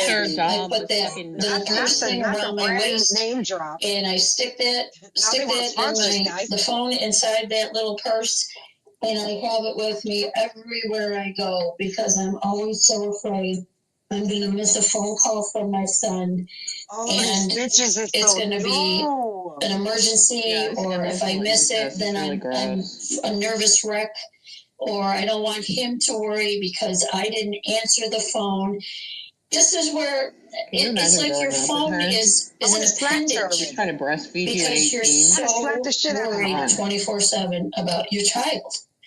And this is what moms go through when they have a child that they can't help. Go to therapy. And it's, some people like, I'm outside gardening, I'm pulling weeds, or getting vegetables for my garden. I've got that thing with me 24/7, and let me see if it's these not a hoes pretty are look, but hold on. It Not serves normal. the purpose, because it's a horrible feeling when you can't call your child back when you missed a call. So you don't want to miss any phone call that you get from them, and that's how we live as moms. Oh my God. And there's nothing that is more true than that, and I agree. He's 46. I feel the same way. I mean, I'm not there now, no. But I was, and I know in that short period of time, I say it was a short period, they're it not felt like it was forever. But I do know what you're saying, and I know The Freedom Corner is trending. girls are doing the same thing I did for that period of time, and I know how it feels, and it's extraordinarily...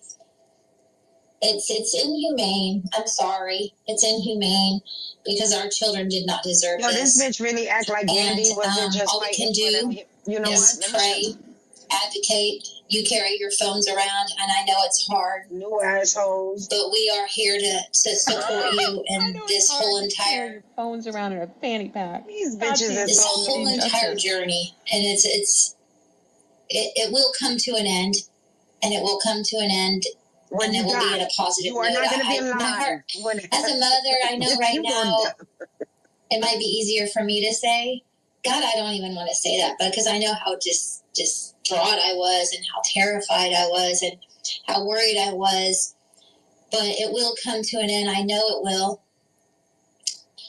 I just I'm blessed to have you ladies and gentlemen that are close to me here, and the ones that are not even. Thank you for being here with us tonight. How grateful I am. It's wonderful to hear from good people. And literally, as we are on this space this evening, you're listening to live coverage of mothers who are distraught about their babies. And as Barbara said earlier, it doesn't matter how old they are. They're still our babies, by gosh. My gosh. And we are always going to advocate for them. We gave birth to them.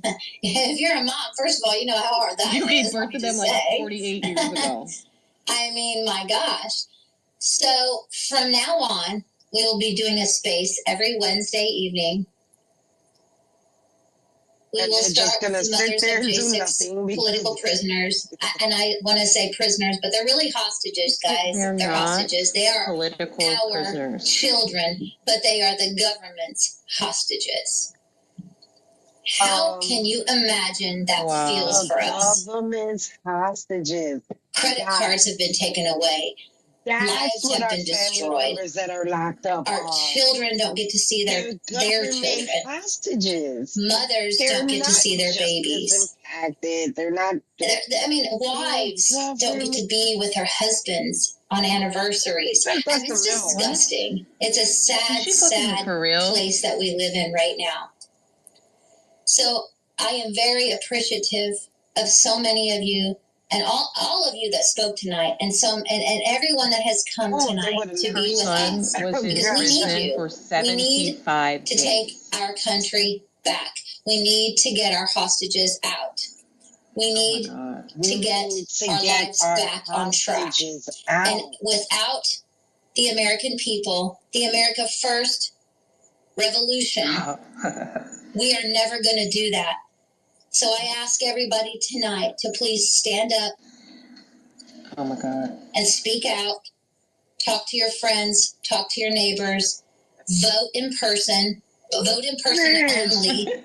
Listen, you have to stand for your county. When they discover be a poll watcher. Be a part of something. Be somebody. Don't sit there and be nobody. Because our babies need you. God bless you all. Oh my God. I love each and every one of you. And I appreciate your time. Guys, should we tell them? I would like for the General to speak, Helena to speak, and Chauncey to close us out with prayer. No. Should we tell them or should we just watch All right. I'll make it real quick here. I know that we're past time that we had set to have the space. I just want to knock a couple things out. Put a disclosure out there because you never know what people are going to say in a space. I'm not chastising. I'm not doing any of that. But I will say that there's never been any of us that have ever called for any kind of violence whatsoever, and there never will be. I understand comments that were made are made out of anger. There's a lot of anger. There's a lot of rage that's going on right now watching the country be destroyed by criminals, thieves of lives, and absolutely disgusting, immoral individuals that have, no sanctity for the oath that they've taken for this country. But at the same time, this is one of those things where we have to understand this is not a kinetic thing. Right now? This is not something that can be solved, that way. It's just not. It's going to take 10 million people to come together and really stand up in a moment and show the world that they actually showed up somewhere together, and that's what's going to be the winning move. We watched what happened on January 6th. There was absolutely very minimal violence that was committed against the police officers, and they turned it into an insurrection trap. So it's important for us to understand that, I think everybody kind of knows who I'm talking to, and I don't think he's in here anymore. I kind of wish he was, but there's a time for that. There's a time to stand up in that way, and that's when your life is completely in danger in any kind of way. And I'll just say this, man, it's a shame that this country is being forced into that moment. We've seen the government act so violently towards Americans, and the telltale sign that they're liars about these people and charging them with seditious conspiracies and putting them in prison for so long, and all your boys, in prison so long, is that they didn't show any kind of sign of that. They've gone through this system, which has been absolutely an injustice system. And they're looking at their lives being stripped away from them, from this very government. I don't know. All the violence and all the injustice has been done literally by the government, and we know that. We've seen that, and we've, it's really telling when you can, see all the videotapes of these, agents going and attacking people's homes and attacking their stuff and destroying their things, and invading their lives and destroying their lives, and to know that not one American out there that they've gone after, has raised a fist in any kind of anger or violence. It hasn't happened like that. So, in essence, that has proven their agenda and their story and their narrative to be incorrect, and it's a lie. It's absolutely a lie. So, we maintain, and I've said this many times, it may not always be this way. There may be a time that we don't need to maintain the moral high ground. But, the answer to regaining this country is for everybody to come back together and in a massive force and vote the correct people in as possible. If possible, massive force. If we can have an election in 2024 and get, some things straightened up. And, if that doesn't happen, I can definitely see that this country is going to spiral out of control. It's why that they're attempting to put bodyguards around FBI agents now, because there's so many people that are absolutely disgusted with their actions, and the people in D.C. All the way to the root rot. Especially after the last couple of days of listening to what happened on January 6th with Chief Son, and then today with Attorney General Merrick Garland. It was a disgusting display of lies and manipulation, and it basically was a big, middle finger to the American people. So at the same time, we have to maintain our composure. We have to, I am very aggressive in my spaces. But it's always speaking with truth, and I will. But I've never made any threats. We're not going to be doing that. That jeopardizes the space and accounts on that space as well. So we have to, maintain our composure in that way, and not move to that kind of communication on these spaces. Not chastising, just putting that out there as a disclaimer that is not what this space is about. That's not what my spaces are about. But it is important that, the people come together and realize that sitting at home on your couch and eating Cheetos is not gonna win the day. It's January 6th. Nobody wants to sit on his couch, I guarantee you. I'm not calling on anything to happen at the Capitol. What I am saying is that 10 million people would make the statement that would be needed, I believe, to correct the situation in this country if anything goes forward. So, 10 million people to go to the Capitol. It's By the way, 10 million that people. we understand to not fall in these traps, because if these J6ers would have done anything, if any of these individuals that have been politically persecuted and imprisoned had done anything, it would have definitely stiffened up and solidified their narrative that they claimed, and it hasn't. So I want to say that I hope that there's a lot more J6 moms that show up on Wednesdays here. It would be great to see just an entire space full of J6 moms supporting each other, stepping up for each other, and being there for each other. I'm going to be there all along to support the moms, the family members, anybody that we possibly can. We continue to do that. So, God bless everybody for coming. Thank you. And if you know a J6 mom, bring them in here next time and let them know that there's a group waiting for them to hear their story and to support them and help them with whatever needs they may have. So y'all have a good night. That's all for me. And we'll see y'all tomorrow on the DC Gulag space, where we take call outs from the J6 prisoners. Thank you, Mel, for doing this again. You too, Chauncey and Helena. Love you. Love all you guys. Love you back, sweetheart. Thank you. Helena, please go ahead, sweetheart. Thank you so much. Oh, gosh, there was so much to unpack there, and I wish that we would have a little bit more time. But we will have a lot of time going forward, because these conversations are so incredibly important. And Mel, you brought up a few great points. later on, I hope that Matt Gates listens into this space because he did come down to Freedom Corner, and I hope it just wasn't a photo op for him because he said that he was going to do better.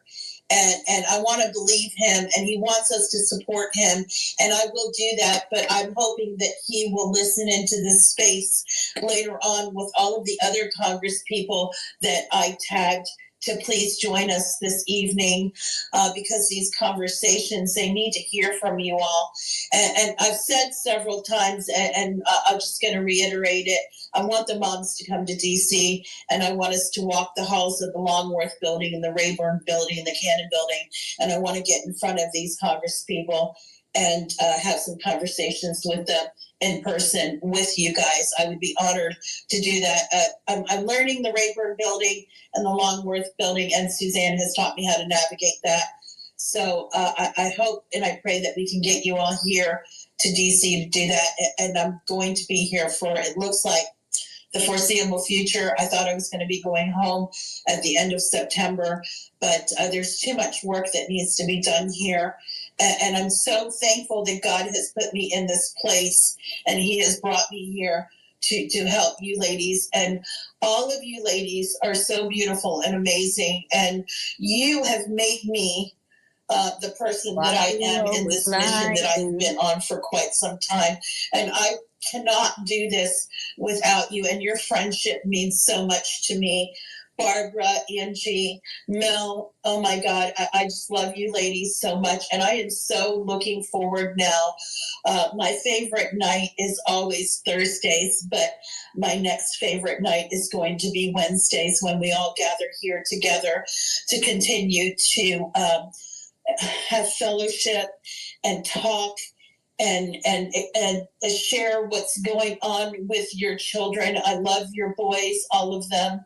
I love you ladies so much, and I'm here for you guys, but you already know, I don't even have to tell you, you know that I'm here if you need anything whatsoever.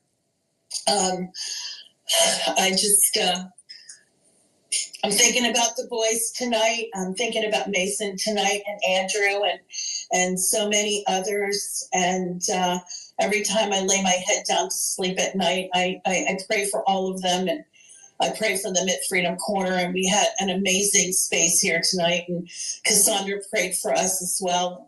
Chauncey's getting ready to pray us out. And Cassandra, if you want to say a quick prayer too, I think all of us could really use you to do that as well. But I want to let you know we've got a lot of things in the planning stages coming up in the next couple of weeks. Just so you know, we truly are working behind the scenes. This week, we've got Twitter Space tomorrow, the Real Chase 6, the space for the guys calling out from the DC Gulag tomorrow evening will start at 7:30. On the 3rd of October is going to be the 1,000 day anniversary, and we're going to kind of have a remembrance day for that at Freedom Corner. On October 10th is Ashley's birthday, and we're going to be going to have a celebration of life and celebrate Ashley and honor her for her service to this country. And we're going to start at the Capitol, and then we will continue the celebration down at Freedom Corner. So we'll get all that information out to you all. And then something else that is incredible that we're working on is having a watch party up at the Longworth building for a documentary that's getting ready to drop. And Suzanne has been instrumental in making that happen. We're also going to be putting together a J6 panel, and I'm excited for that to take place.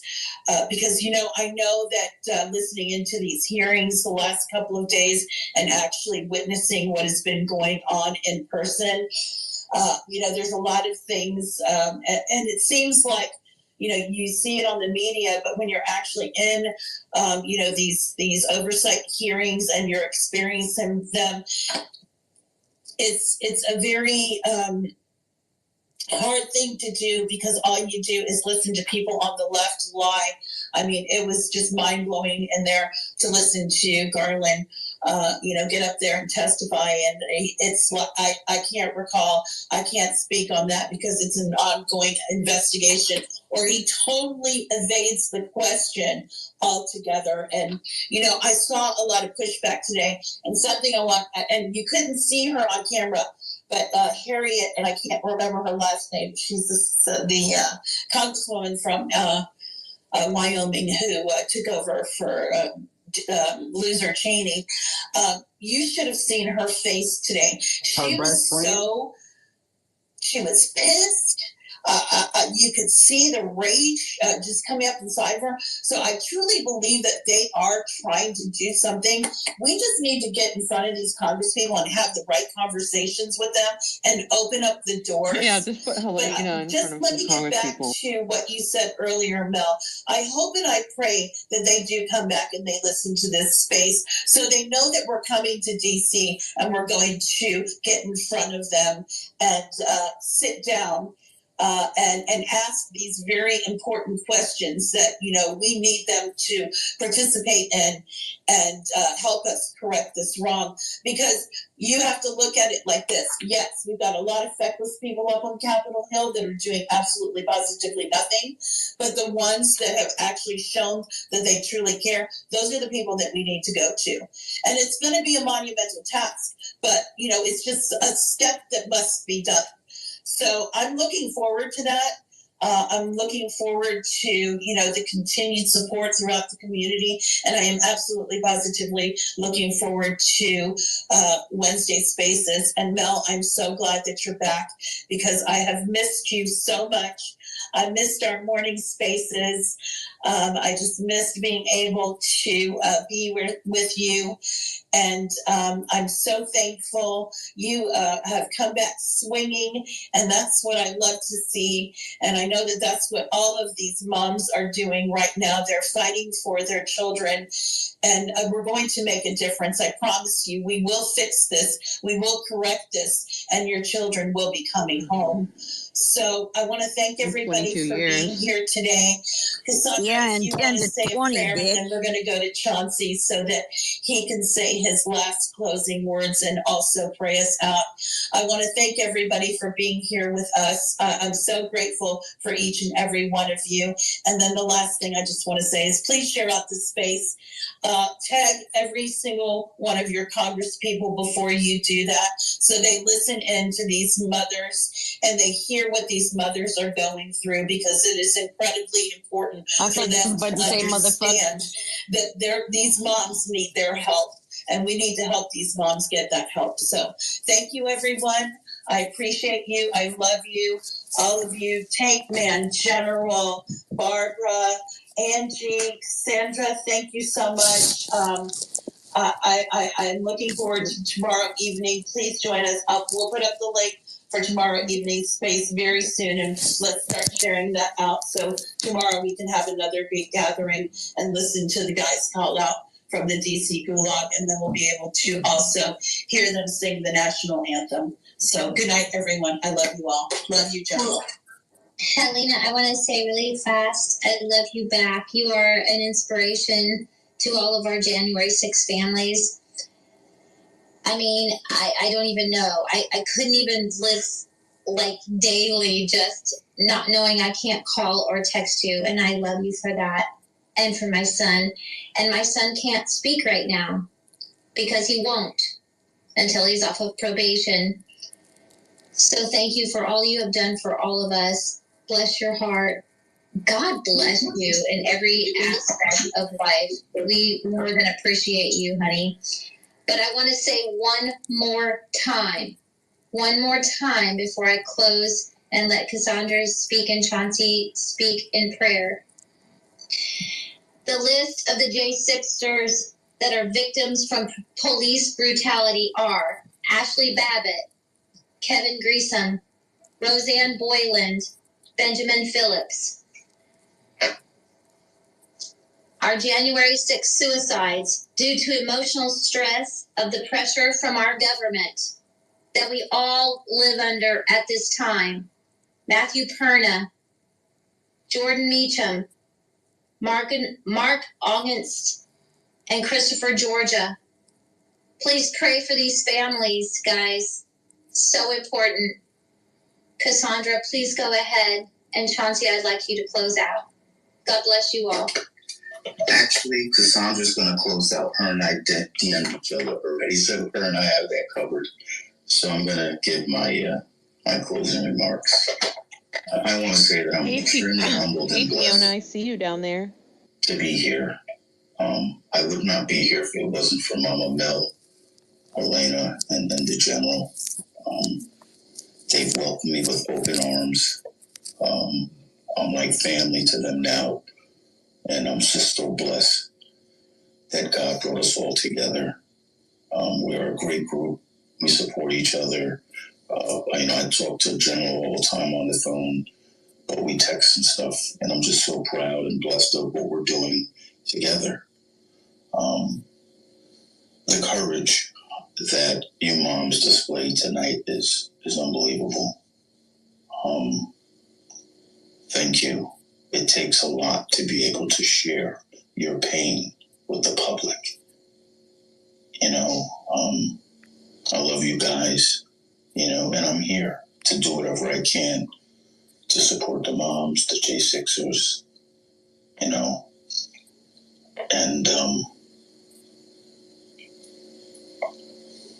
God brought us together, all of us, for his purpose, in his time.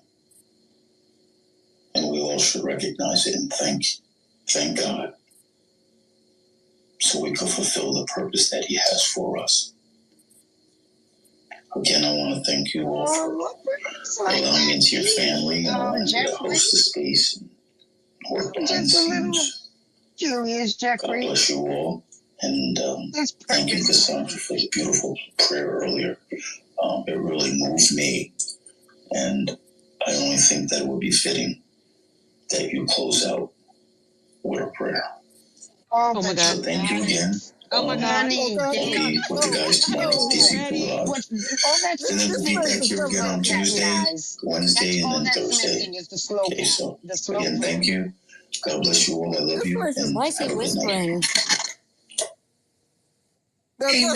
God bless you guys. And I just want to say, any of you J6 moms or anybody who needs prayer, if you're going through stuff, what the enemy likes to do is he likes to make us think we're on an island by ourselves. And I know that there's a community here, but this is truly a spiritual battle. We all know that this is not against flesh and blood, but against principalities and powers and spiritual forces of wickedness in the heavenly realms. And this is some heavy duty stuff that we are facing, but nothing is too big for our God. To get outside. And so I just want you guys to know that if you need anything, send me a message. Helena has my personal phone number. Helena, I give you permission if any of these people need my number to get in touch for prayer or whatever I can do to help. I'm available, and I've laid down my whole life to do the mission of the Lord. And so it's truly a privilege and an honor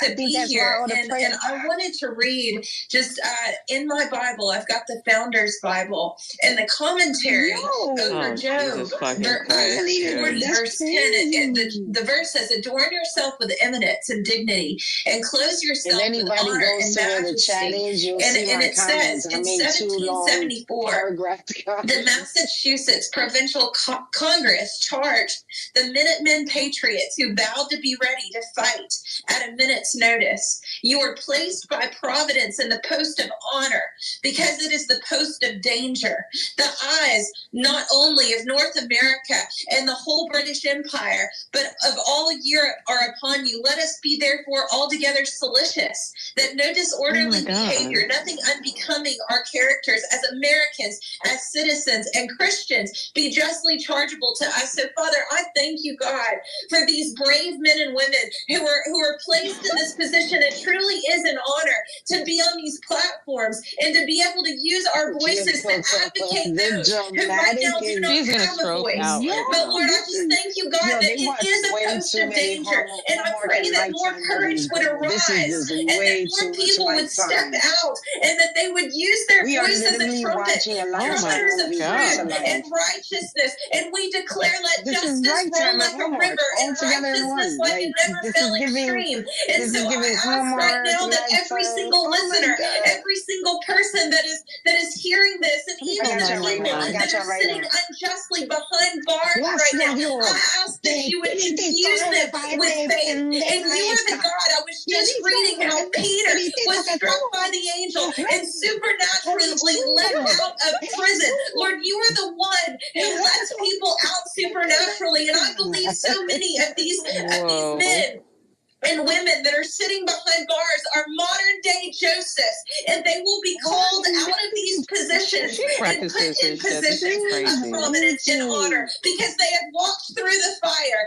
and they will not be moved by any of these people. And so, Lord, I just thank you, God, that this is the time that we are going to see you move in a way that our generation has never seen before. And so, Lord, I stand as somebody who has seen miracles all around the world, that we are going to see more, and that we will move and do even greater works than you did, Lord Jesus Christ. And so, Father, I thank you, God. Lord, I pray that if anybody is brokenhearted and they feel hopeless, that you would wrap your arms around them as the comforter that you are.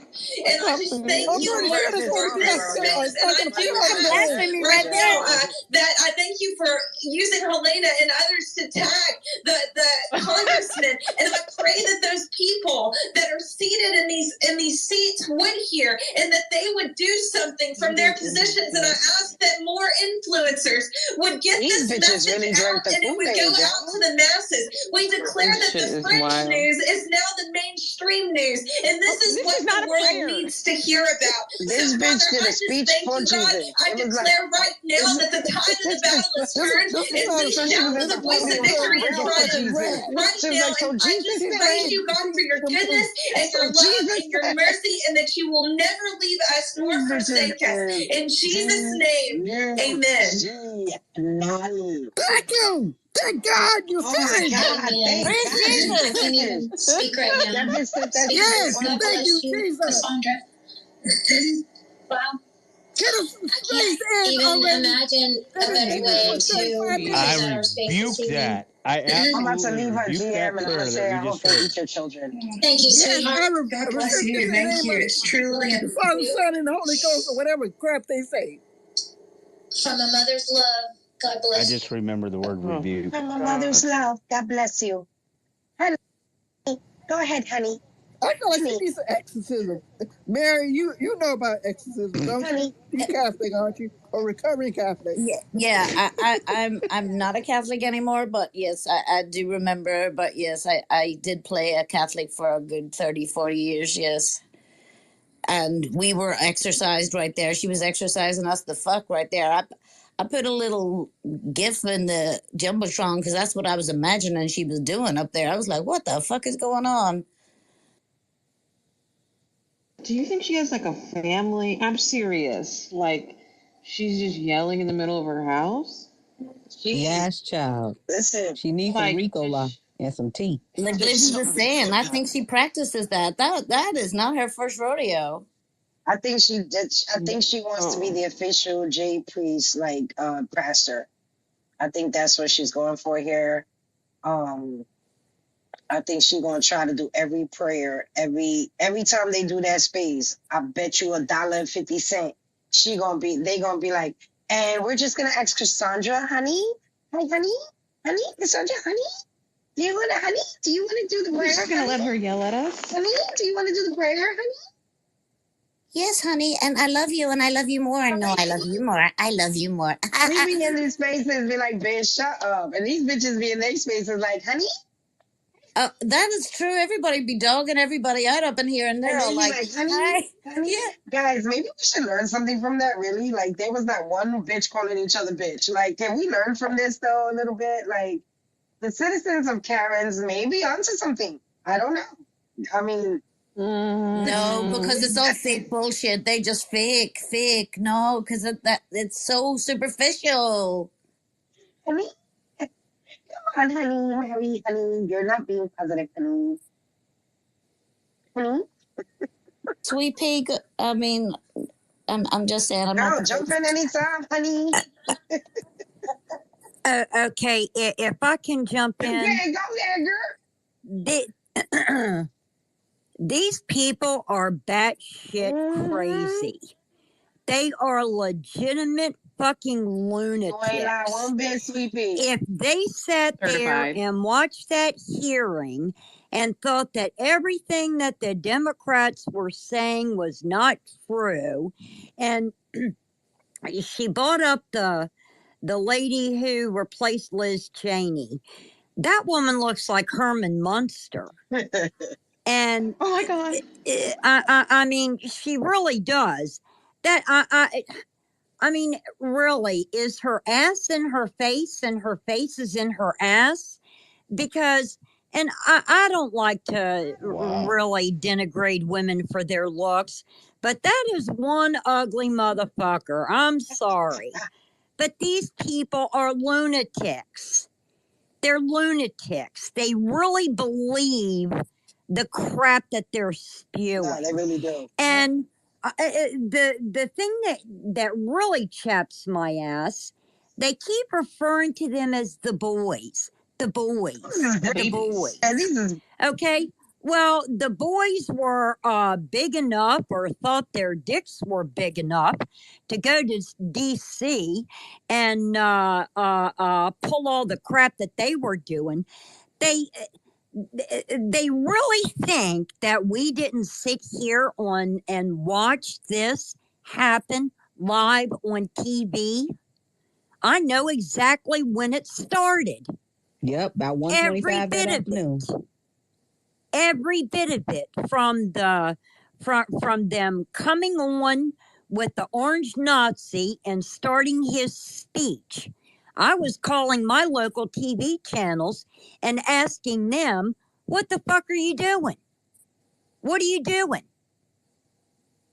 These people really think that we didn't see what we saw. And the reason for that, a lot of this, is because of what Republicans have done ever since. Kevin McCarthy didn't even wait 3 days until he was in Mar-a-Lago kissing that orange ass. Not even 3 days. They've been lying about January 6th ever since, and they have brainwashed these people. I guarantee you, if that orange Nazis told them to drink the juice, every one of them would do it. Every one of them. And they want to sit there and cry about, oh, my poor boy in jail. He's not getting any good food. He's separated from his friends. Wah, wah, wah, wah, wah. I can name a dozen mothers of black men have been killed. They're not thinking about any of them. And every time they open their fucking mouth, I want to think of Philandro Castile. I want to think of Khalif Browder. I want to think of Eric Gardner. I want to, every one of them. I'm so wound up right now, and forgive me, because I'm pulling my hair out right now. So thanks for letting me ramble. I'll let somebody else have at it.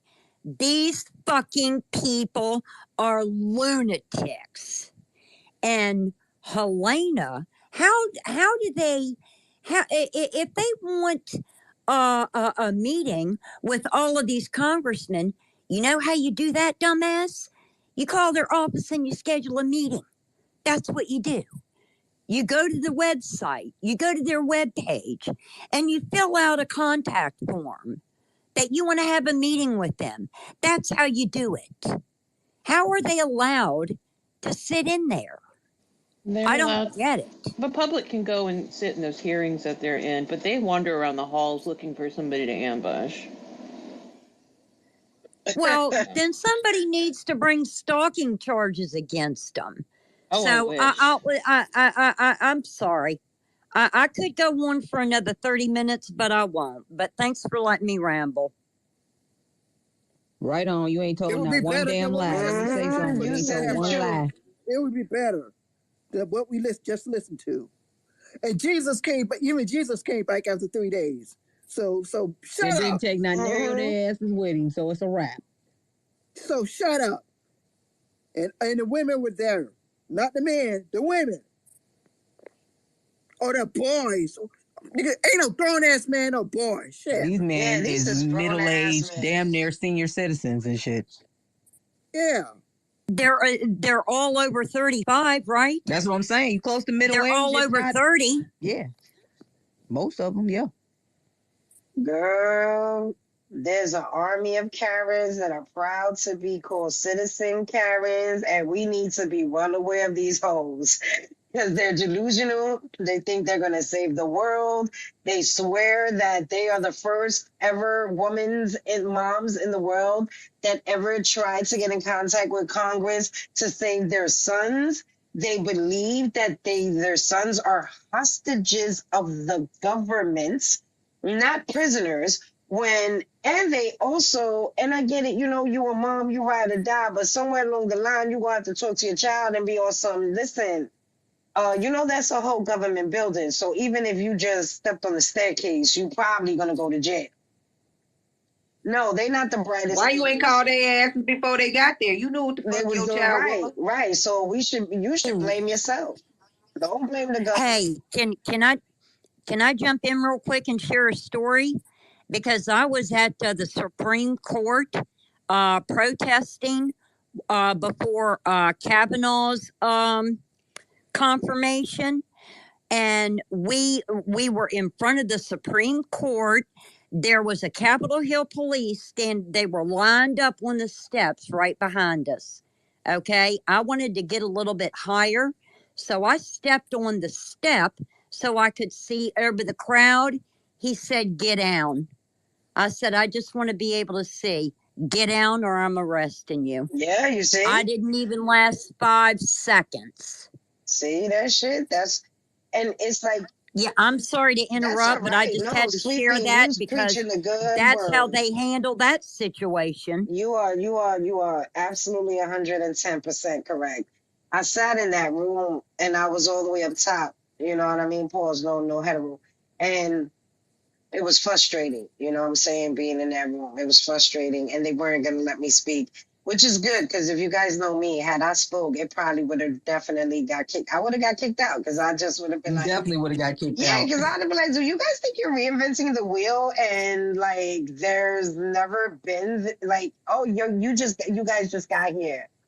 All right, so since you guys are new, the donuts is over there, because we know how y'all crackers like donuts. The donuts is over there. Please. The coffee is over there. You know what I'm saying? We know you don't like seasoning, so y'all part of the chicken is over there. Pull up, bitch, because y'all about to be here for a while. Oh, yeah, and make sure when you go visit your children, don't be wearing riot bras. Don't put shit on. Have a clear book bag and get ready to be online for quite some time home. Welcome to the show.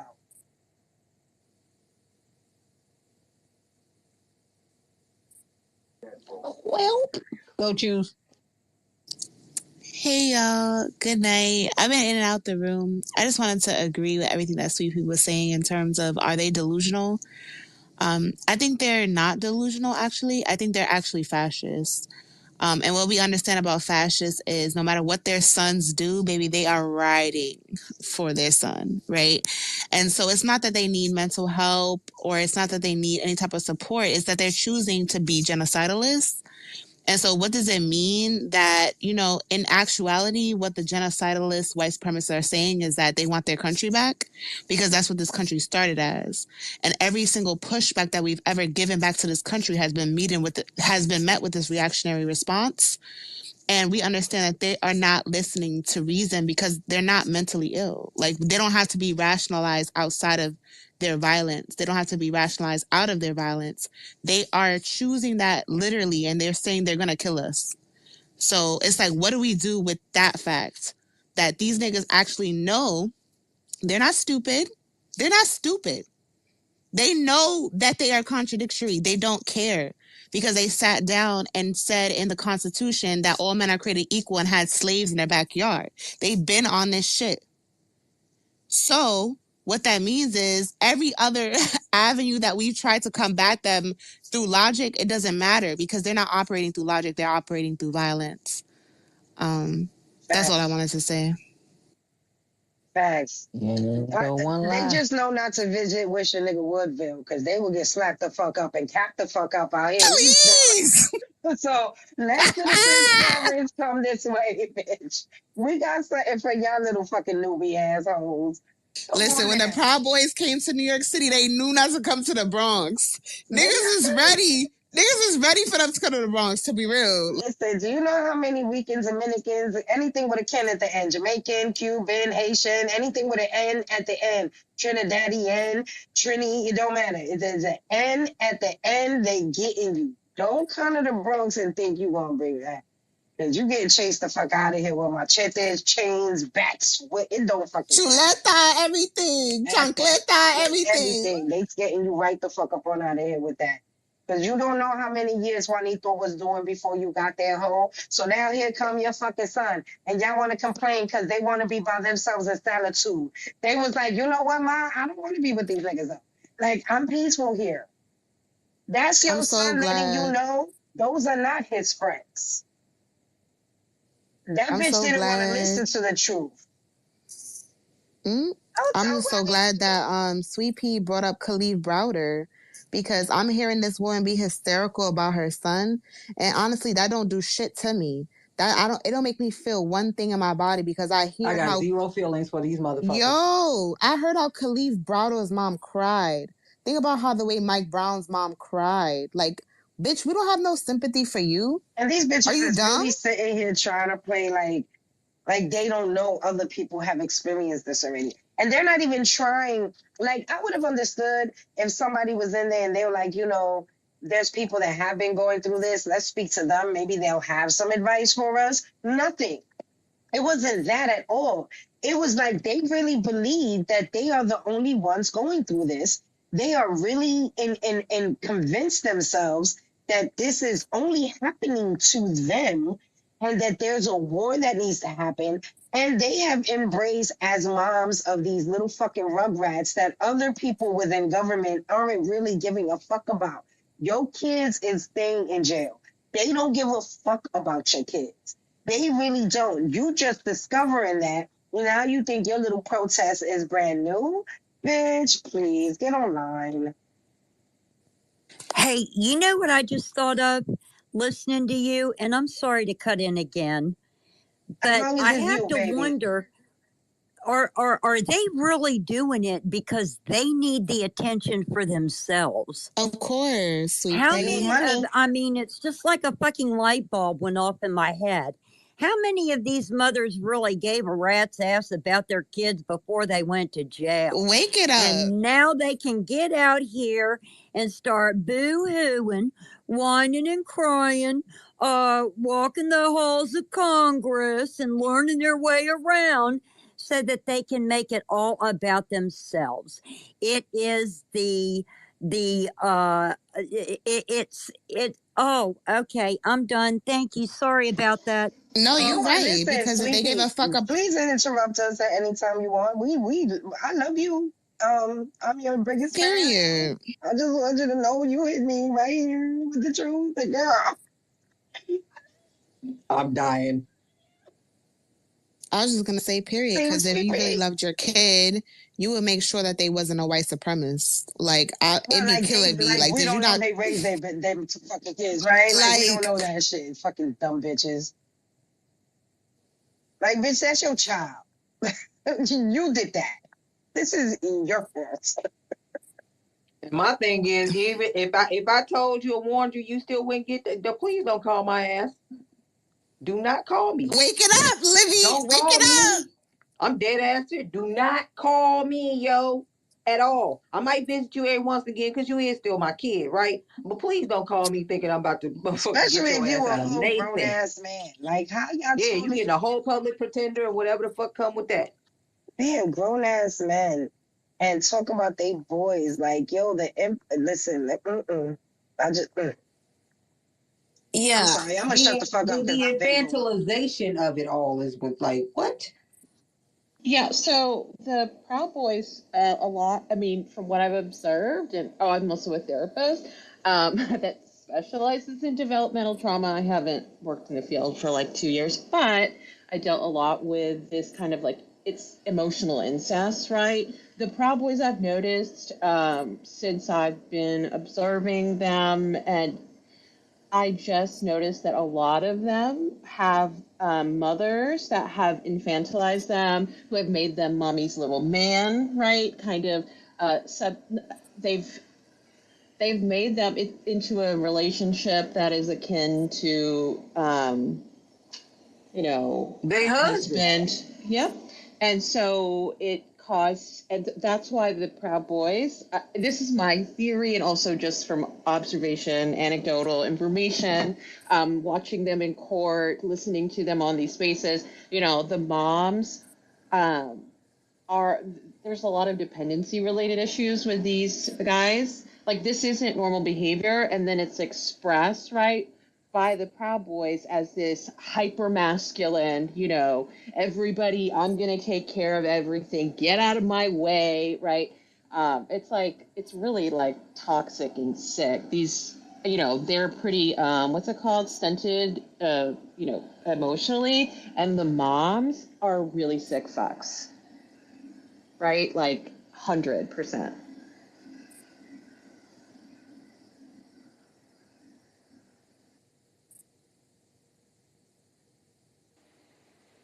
That was some weird shit.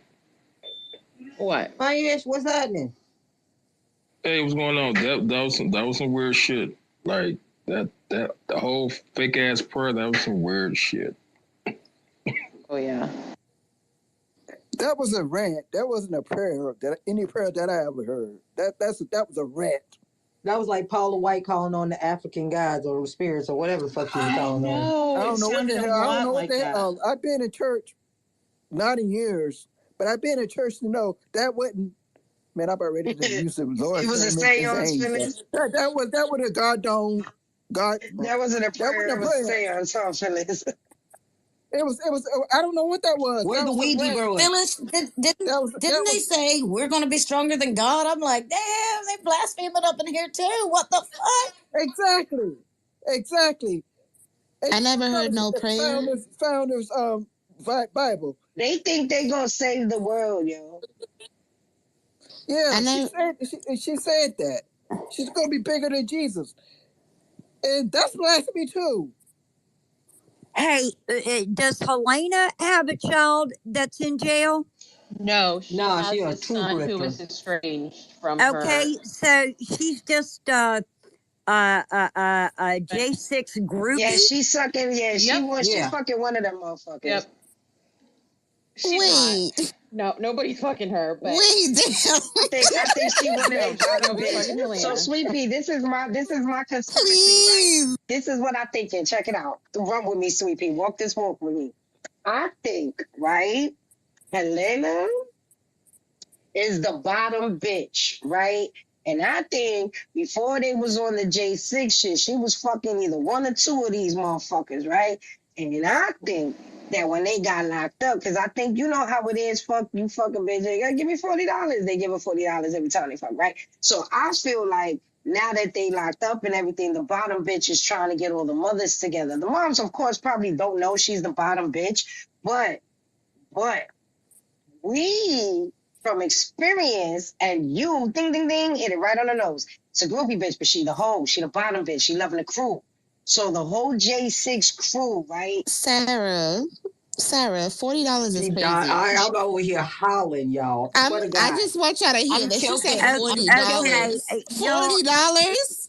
$40. You know what Helena looks I like? have to ask y'all now because Nobody's ever sexy her. I'm old school, but I've never heard the term bottom bitch. So I'm old So school too. Don't worry. We probably the same age. I just got a little bit of. idiot, proof that I term got you. for me. Are All you? right. So okay. So let me see if I can compare. I would say I can compare it to Laverne and Shirley, but I don't remember pimps being in Laverne and Shirley. So it's the female. What the fuck is Laverne and I got you. It's some Shirley? old Oh my head shit. God. Don't worry about it, sis. I got you. So Pete. So like, remember the pimps of like the 70s, and there was like that one loyal chick that was always the dumb one, but she would never leave his side. That's right. Okay. The bottom bitch, the one that doesn't, that he slaps up every day, like, bitch, go get my money and come back. Not the domestic violence. I'm literally choking over here. I'm choking. I was please. But y'all got was Mary letting me choking roll on the with the other side of whole the world and story. If shit. y'all didn't want me to roll with those story, why you ain't stopping? Nah, you good. I'm hollering. Nah, I didn't know. You way good. I didn't know what was going Watch on. Laverne To and be Shirley honest, tonight, though. I used to love me Laverne and Shirley. That came out of Fonzie, though. That was Fonzie first. The Yeah, fact that's that you where said who Fonzie and Laverne Happy and Days and Shirley, a it few broke my heart. spinoffs. Yep. That's the old school. We revealing our age. We Including revealing our Mork age, and chill, Mindy. chill. We Including revealing our Mork and Mindy. Mork and Mindy got Yeah. from Happy Days. Mark That's and right. Mindy, Came nice from name drop. Mork and Mindy was the shit. I ain't Rest gonna in lie. peace, Robin Williams, yo. I just googled Laverne and Shirley. Are they lesbians? No, Because these are two white women. They were roommates. besties, and their boyfriends were like, They was besties, yeah, they was besties. or was they besties? Right, sis. Besties. I don't know, but they was white, so I don't think so. Oh, okay. They besties in the show, and they boyfriends is like the block, the white gangster kids on the block or whatever. And then Fonz, one of them fall in love with the Fonz. That's where the spinoff Happy Days came from, and all this other white cracker shit. Sorry, no offense. I'm sorry. I did not know any of this. Happy Thank you Days for. Yeah. Happy Didn't they Days work in a beer brewery in Milwaukee or something? Yeah. Yep. Some shit. Yeah. We're gonna do They had on the rock cassette and go now. Got a dream. I'm gonna watch an Just go now. episode. Gonna make it on. It was actually pretty funny. I ain't gonna lie. Laverne and Shirley was funny. I loved it. Well, you know that if I'm not mistaken, Laverne became a famous director, and she's the one that directed A League of Their Own, the movie. Yes, she did. She did. Yeah. And not only that, Penny Marshall? Yeah, Penny Marshall. So, Yeah, you know who her brother is, don't you? He's the one that was on. God, I can't think of his name right now. I've gone brain dead, but he was in that. He's always on Twitter calling Trump out. It's her brother. You talking about Rob Reiner? Yes, Rob Reiner. And he was in All in the Family. He was the husband. Right, I remember him. That was Penny Marshall's ex-husband. Her brother, Marshall, I can't think of his first name right now. He was the director too. Gary. Wait, Gary was Marshall. All in the Family racist? No, I thought Gary Marshall was the dad. No, Gary Marshall was her brother. I think I wasn't allowed to watch that. The dad was kind of All the family was off there by the time you came around too. Trust me.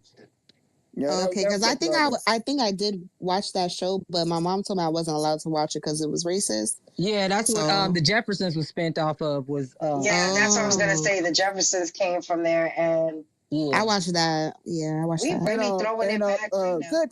Good Times was spun off of Maude, and Maude was spun off with All in the Family, because Maude was Edith's cousin. Right. I think that All in the Family was the first show on TV to actually do episodes in regards to race. Yeah, because they was hella racist. Mm-hmm. That man was hella racist. Hell yeah. Well, the guy, the guy, but that's what pitted him against his son. Yeah, Archie was a racist, but he was the butt of all the jokes and didn't know it. The jokes went over his head. Exactly. His wife was just a dumbass. Yeah. The typical Yeah, I remember when patriarchal I first holding heard ass white a real woman. voice. I first heard a real voice, and I say, "Wait a minute, that's not her." And then that was a put on voice, because nobody sounds like that. So y'all saying the dad in the show was racist, but not the mom? Yes. Oh, Well, okay, the gotcha. mama, she passed just away. was part of the beautiful patriarchy, wife. but she was so ditzy. She just went with anything, any fucking way. That makes sense. Yeah, they had some topical. They had the first transvestite person on that show. They had the first rape scene. Somebody almost tried to rape Edith. They had some pretty heavy stuff. And on Maud, that was a spinoff of her All in the Family. She had Wait, what show is that? Maud, and then there's Maud B. Author From the Golden Girls. Show. Yes, she was on that show first. She was on Maud first, and then she went to Golden Girl. You're right. I remember Maud, Florida, and James. Florida played the maid in Maud's house, or they called her a cleaning lady, but she was the maid for Maud. From that came the Jeffersons were from Neighbors, because you got to remember Mike, who was married to Gloria, who was Archie's son-in-law. Michael Stivic and I forget the son's name. Lionel. You're talking about Lionel. Right. Lionel and Mike were in school together. They were in college together. That's how those two families ended up meeting each other and being intertwined. But here's the thing. Archie and Edith and them own that house in Queens. Meantime, the Jeffersons, they were struggling and couldn't buy their house, but he had a cleaners. And what happened was, finally, Jefferson, he made a deal and he took off. He had more than one cleaner. He went like a chain. So they were able to move out of Queens. That's how that story went. And that's why it says they moved to a deluxe apartment in the sky. Yes. And then wait a minute. It goes deeper. Too. Yeah, because it goes deeper because now, yes, you keep on going.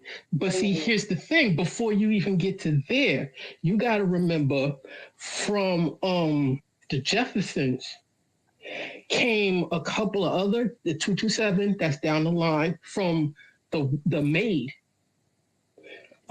Is that was with her Jack life. A in there? Jack A? Yes, that was an extension of that storyline, but only twisted. But that was the projection of her life outside of the Jeffersons, got her start.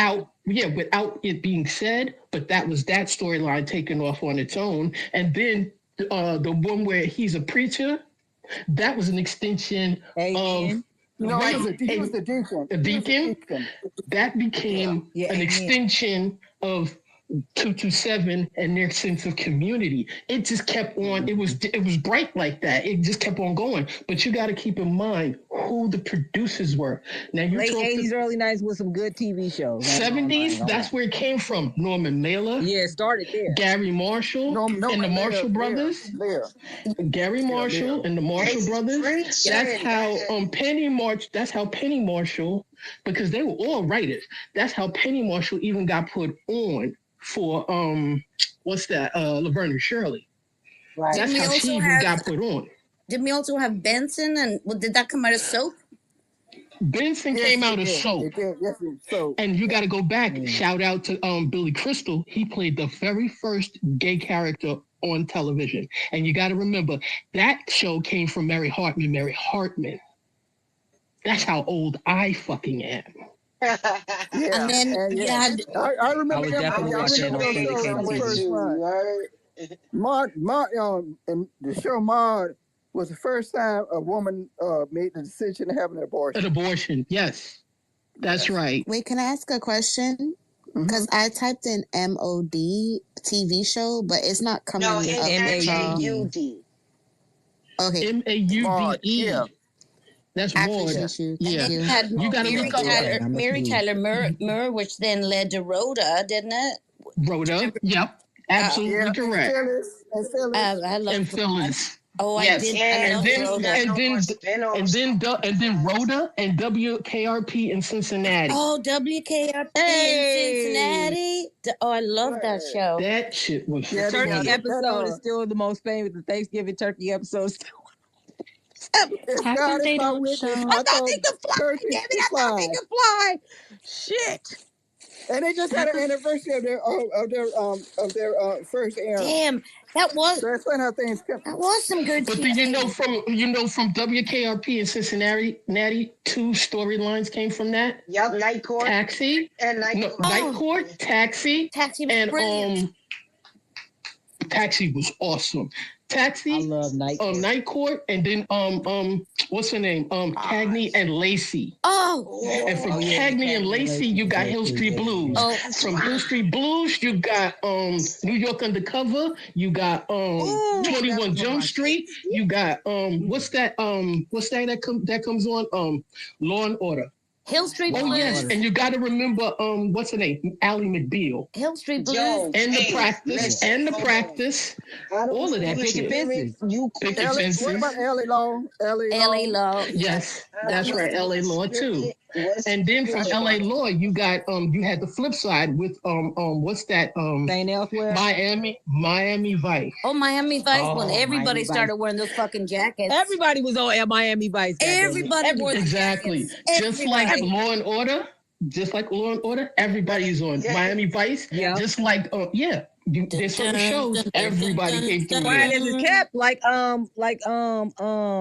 Different World. Yeah.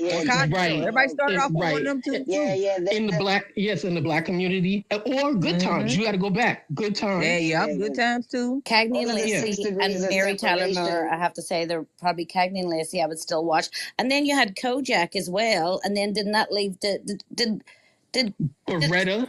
Yeah, there was a spin. Yeah. And they had Carter had his own show for about a minute, and then Carter had another show. Kevin Dawson had another show, a detective show, and I can't remember the name of it right now. Kojak. We went down the Kojak started all of that. We went down way before. rabbit hole. Oh no, I gotta go back before. Yo, Phyllis, you remember Banachek? I remember Banachek. Yes, I do. Yes. I'm beginning. Do you remember Michael Douglas being in the streets of San Francisco? Oh hell yeah! Girl, do you remember that? With Michael Malden. Yeah, with Carl Malden. Yeah. Oh, what about Hawaii Five-0, the original? Dun, dun, dun, dun, dun, That dun. was actually good. Yeah. Oh my. That was actually good. The original was I didn't actually watch good. one episode of the So if new anybody's show, wondering how old we are, if what we just said did not give you any indication that we some grown ass women up in this month. And we do not call our kids boys. Because if I ain't see them live, I definitely seen them on syndication. That's a best. Yeah. There was also. Please, I go back to when they started Wait, so I have a rerunning. question. I have a question, y'all. What's up? Can I ask y'all? Okay, so this is probably kind of weird, but if you found out your kid was a white supremacist, like these women in these rooms are finding out, what would you do? I would never have that cuss them out experience. I have no idea. I mean, I'm blessed. All my kids are black. I don't know. Yeah, Wake it up. Okay. But what if, but Clarence Thomas is I have black, this though. to say. Wait a minute. I have this to say about that. It was back to what Libby said. My mother had a rule with us. She said very simply, you do more good in this life than bad, because you're going to make some decisions that are bad, but you're going to do them for your reasons. You're going to have to live with that shit. Here's the thing. I will defend you from the heavens to hell. But if you win the wrong, stand in that, because you made that choice. Make the choice. If you make the choice, if you're wrong, don't call me. Damn, that's gangster as hell. No, it's simple. That's if real. You're guilty, I ain't got no money. I have she zero, honestly nothing. said Saddle. exactly. Okay? She said, "God, if you guilty, don't call. But if you innocent, you call." Yeah, It's I'm gonna that fight to the simple. death for you if you're innocent. Because she's going to give, because they don't have the house. They don't have the business. They don't have the tuition money to put up for you. They got rent food, and then you. So if you go out here and you make a fucked up decision, you made that decision, stand in it. If you didn't do it, pick up the phone. For real. It's that simple. It's very, very simple. Because I might not got no money, but I do know how to get some, okay? But that's only if I need to. Because trust me, I'm not about to waste my resources and shit. But you don't ask me to put my life, and what I took that as, if you're going to make that decision, don't ask me to put my life on the line for your bullshit when you could have made another decision. Here's the thing, I'm going to be with you. Exactly, because we don't have it like that to play with. And if you're going, and that's the other thing. If you're going to be out here, that's why when anybody who knows me from when I was a kid will always tell you, when we see her, she'd come by herself, she'd know everybody, and she'd bounce. We don't know when, we don't know how or who, but that's just the way I always move because it's simple. When I had beef, nobody knew that shit. I didn't have older brothers and sisters to fucking call. I was the oldest. Me too. So if I went out and I did something, I had to stand in that regardless. I had two younger brothers. It's not like we had an older brother for them to look up to, and I was the oldest. So it was really fucking simple. Don't go out here and do fuck shit because the younger ones, all the younger ones, not just yours, but all the younger ones around you, they're looking at you. Just like you looked at the ones that were older than you and you saw what they was doing and you saw the choices that they made. So it's not like you don't know that there's other ways or just certain shit. I'm infamous for being there 1 minute and gone. Nobody could tell you when I left, how I left. All they know is I was gone when that happened. Always been that way. Just always. Because my people didn't have it like that. My parents were the ones in New York that sent money to other people down here when they didn't have it. They looked at my parents like that. And then when my parents didn't have, they had us. That's it.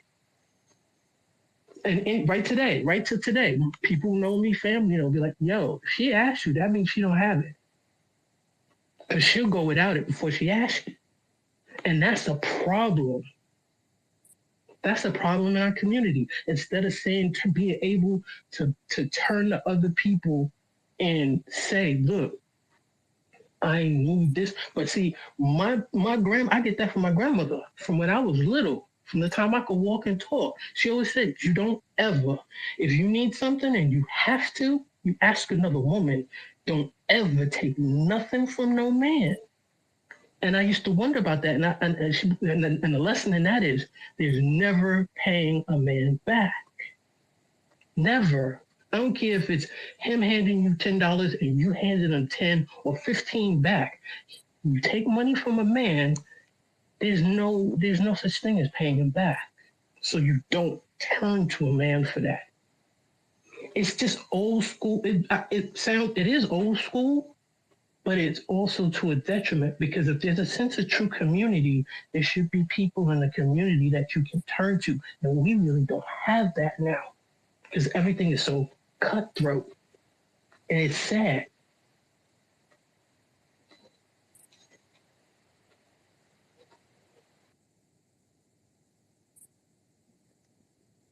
Homie, is you around? He might be asleep. This early? My goodness. Oh, you there? Hi. What's going on? So you there? You in a food coma? What's happening? What's going on? Hi, would you like a cup of tea? Everybody was so nice in the January 6th biz. Hi, love. I love He your just heard kids. all the women going off. He was like, I'm gonna let my sisters ride. He said I ain't getting in the middle of this. Me wishes for the general until he started talking. You said what about the general? They made me almost wish for the general.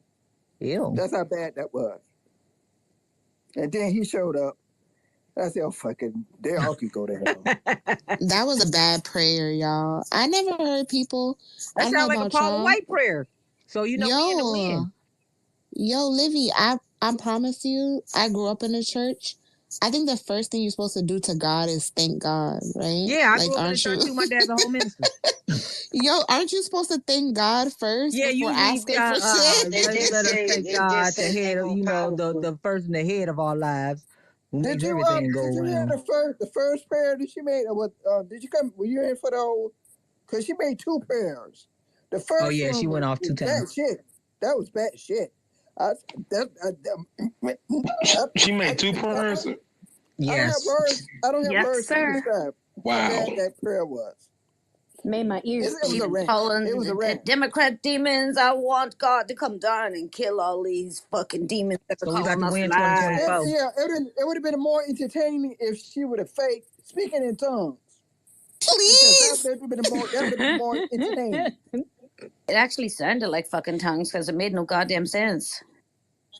Well, No, because I in know. my church, Yeah. if somebody spoke in tongues, then you had to look for the other people in the crowd to give the translation. So I don't know if I don't know if I want to give her that, because then that's a follow up. No fucking way. Then next thing you know, they might start shouting. So you know, you better watch. Be careful with that. Bring out the Wake it tambourine, up. goddammit. Wake it up, and then you're gonna be in a church for an extra 2 hours because niggas want to talk after. Yeah, but them motherfuckers don't know. Child. They don't know how to be in church, goddamn. They don't know what it's like to be in church from 9:30 to motherfucking 2:00 in the afternoon. Wake it up, please. Mad as hell on a Sunday. Most of the men mad as hell on a Sunday because the game started at 1. That's one thing I can say about the enemy church. During the football season and any season, they let you out before at a reasonable time, before 1:00, so you get home. It depends, because if it's the first Sunday of the month, it don't matter. They don't give a fuck. Yeah. Trust. Yeah, that was the only time I really wanted to go to church, because they serve wine. Yeah, but they ain't give a shit what time you got out of there on the first Sunday. They don't care. Yeah. And don't go on Easter. Didn't they have the Easter? No, if you gonna please. go, you better be one of the first motherfuckers there. You ain't sitting down, goddamn it. They gonna have to pull the damn 4 chairs out, put them shits in the aisle and shit. Yeah. Facts. Put you in the basement with the PA and just because we ain't have video, right? So it was the PA. Went through the PA to the basement and shit so everybody else could hear the fucking sermon. Oh, yeah, we been there. Yeah, we went to a smaller church. So as a matter of fact, I could walk to my church. At a couple of times we did. My brother and I did. Yeah. The last time I went to that church was a funeral. Yeah, only call me for weddings and funerals. The only time I'm stepping in church these days. Exactly. And most of and lately, when my brothers passed, we had that at the funeral home. Sam Phyllis, we actually did ours at a crematorium, but we had a I don't know why they had a priest, because I don't even think there's anybody in our family that actually is Catholic anymore, except, well, I suppose my sister that died did believe, so they did it. I guess they did it for her, but that was that. That was a weird service. They always try to get you to join some kind of church. I mean, give yourself to God and everything. I said, okay. The benediction. If anybody would like to come to the front and confess their sins and join the church today, come right on up. The benediction and shit. Lord help us.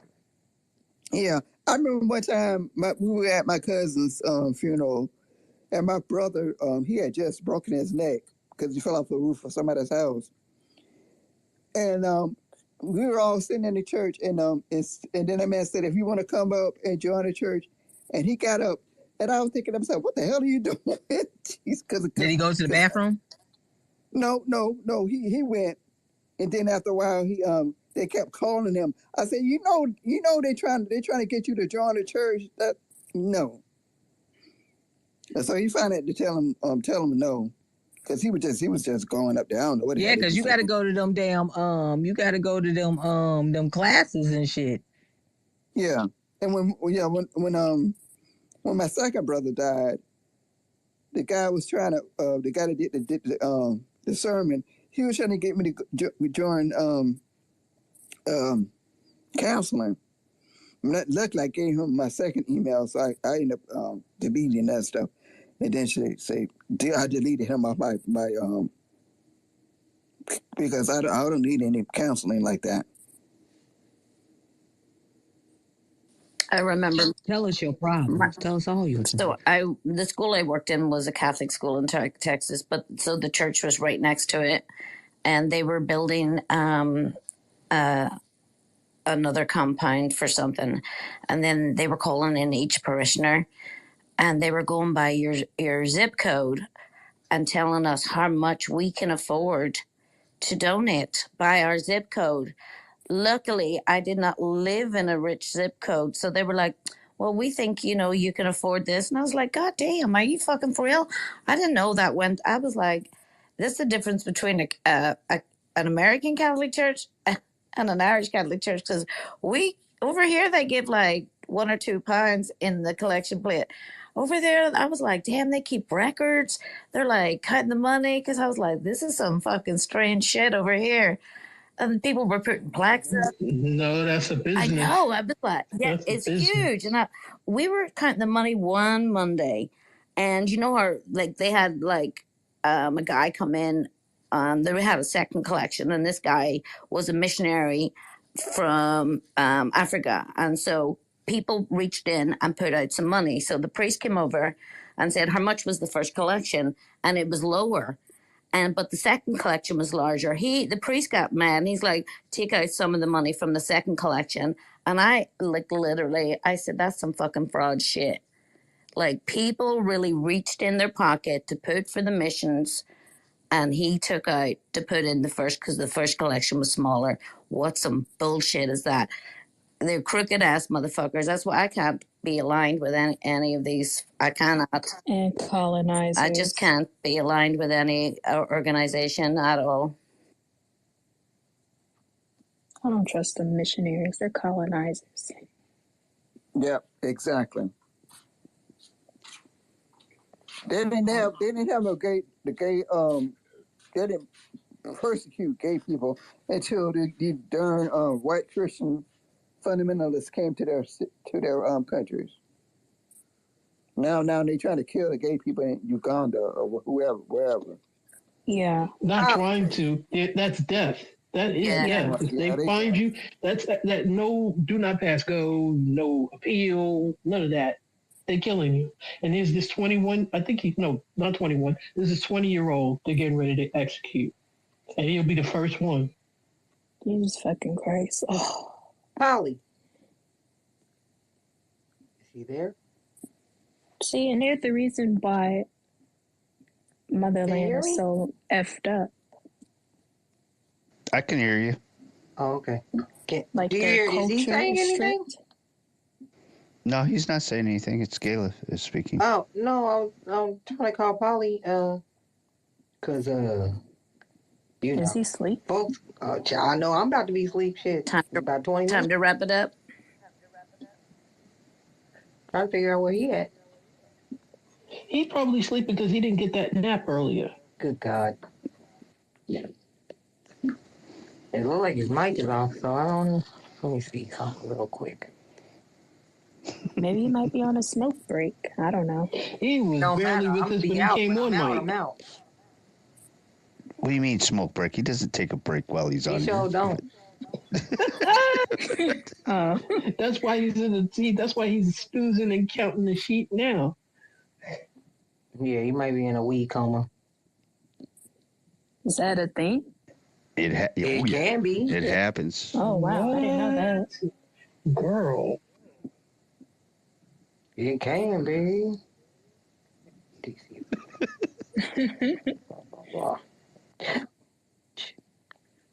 So I went over to the Lincoln thing for a minute. That's why I was late getting over here. And Pam Hemphill got up there, and dude went off on her. He's like, I don't like anybody that participated in 1-6. Y'all are a bunch of traitors and blah, blah, blah. And then so she explains her story a little bit, and then they like go into her. And then she goes, and, I really wish Dems would start supporting me. That's never going to happen ever in life. Yeah, I wasn't there for that. That is. They wasn't having any of it. They wasn't having any of it. It was being polite, so but they did she wasn't stay long, Eugene? What's that? Did she stay long, or did she get to speak for long, or did they kick her out? They knocked her down. There was another lady they did too. She was like pretty crazy white woman, just like she was nuts. You should go to the J6 mom space. She was gonna do all that shit. Yeah, Pam is having a space right now. Of course she is. Bet she about how is. she got kicked out and shit. No, yeah, she's gonna cry about that. But you know what? That was what she was saying. They need to come and come to her. She was trying to promote her space. Yeah, in there exactly. And I was like, why would you do that dumb shit? Nobody's buying your book. I mean, like, read the room. They really weren't feeling her, and she got up there and she tried to run her spiel and say that she was a grandma, and she tried to run all that bullshit. And I was like, oh god. And here's the deal. Sitting up there were two Republicans, actually, right? They don't want nothing to do. And when I say Republicans, not like what we got now. They're old school Republicans, right? They're partyless. The only thing they can do is. Why is your friend Greg in there? Greg, the Brahma. In the Lincoln one? No, he's in Pam's space. Oh, I don't know. Dr. Mike's in there too. Yeah, well, I already figured. Well, Dr. Mike goes in there. He goes in there. That is one space you'll never find me in. I've got nothing to say to the woman. And like, Ingrid. Ingrid's in there too. I see all kinds of people like pop in there once in a while. They're on the stage, though. I can only see who's on the stage. They're on the stage. Yeah, I'm amazed at who I see in there sometimes. I'm not here to like regulate on people, but that lady's crazy. Oh no, I'm not regulating. I'm just looking shit. Yeah, but she is. She's like she's racist and like she's a liar, and I just don't. I don't hang out with racist liars. It's just I don't even talk to them. I got nothing to say to them. What do you say to her? I mean, like we've heard everybody that's went in and tried to talk. I blocked her before she said that about Polly. And, well, like way before. So when people were talking about her, I couldn't find her. And then when I had her blocked. But I don't even remember why I originally blocked her. Because she's racist? Probably. But I'm trying to, I've tried recalling several times. Like, well, she had lied on Polly and said that she had lied on Polly, lied on everybody in the space, tried to say that Eric. She was being verbally attacked and had her life threatened. This woman already caused a riot, brought people in to beat up and hurt black people. So she'll do it to a space. So she'll do it to somebody on Twitter. That's on one of the Native woman on a reservation. Oh, she has done a lot of damage out in Indian country.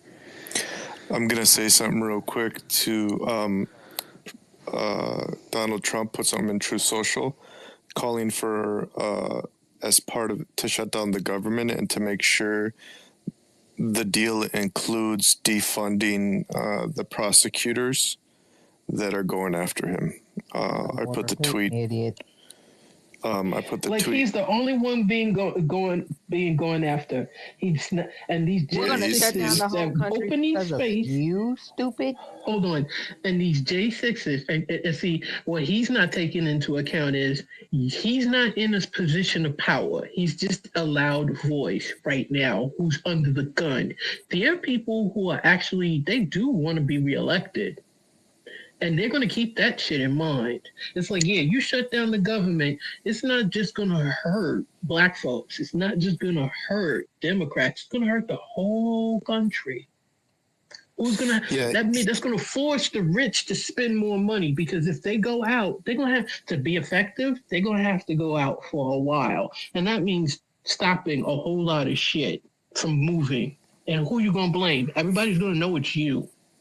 Well, it'll be interesting what they'll do because demanding that you defund or kind of not pay these prosecutors as part of the deal, Democrats are never going to accept that, and that would shut down the government. So he's kind of it's interesting to see how much power he holds if they follow through with this. What is? Hey, can I jump in? It's extortion. Yes, I would like to hear what you have to say, Sweet Peas. Okay. there are agencies and parts of the government that are considered essential workers. I was just looking this up last night because I'm on Social Security, so I was wondering if the government shuts down, are we still going to get still get our check?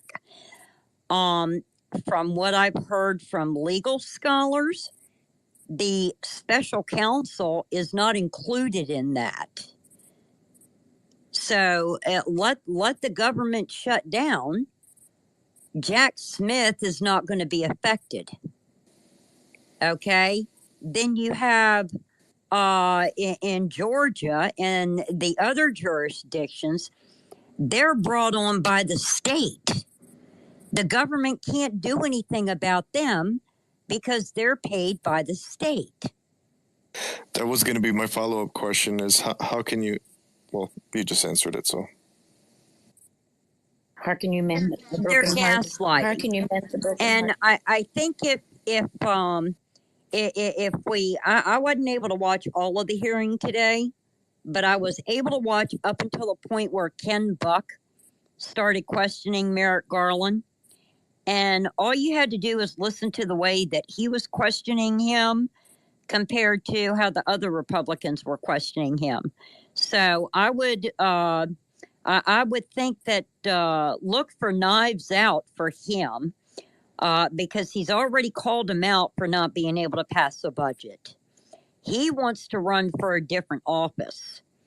But what he said today in the committee hearing, which I found very surprising, was he started his questioning by, in essence, Merrick Garland, it wouldn't have mattered what you did.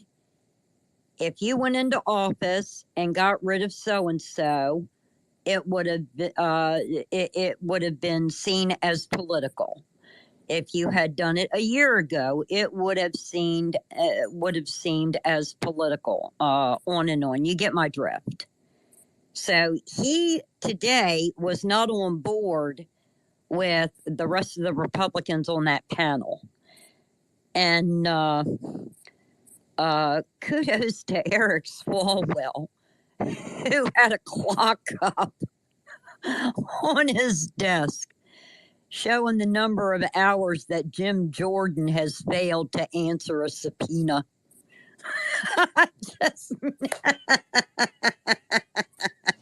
Yeah, that was really that good. clock was for?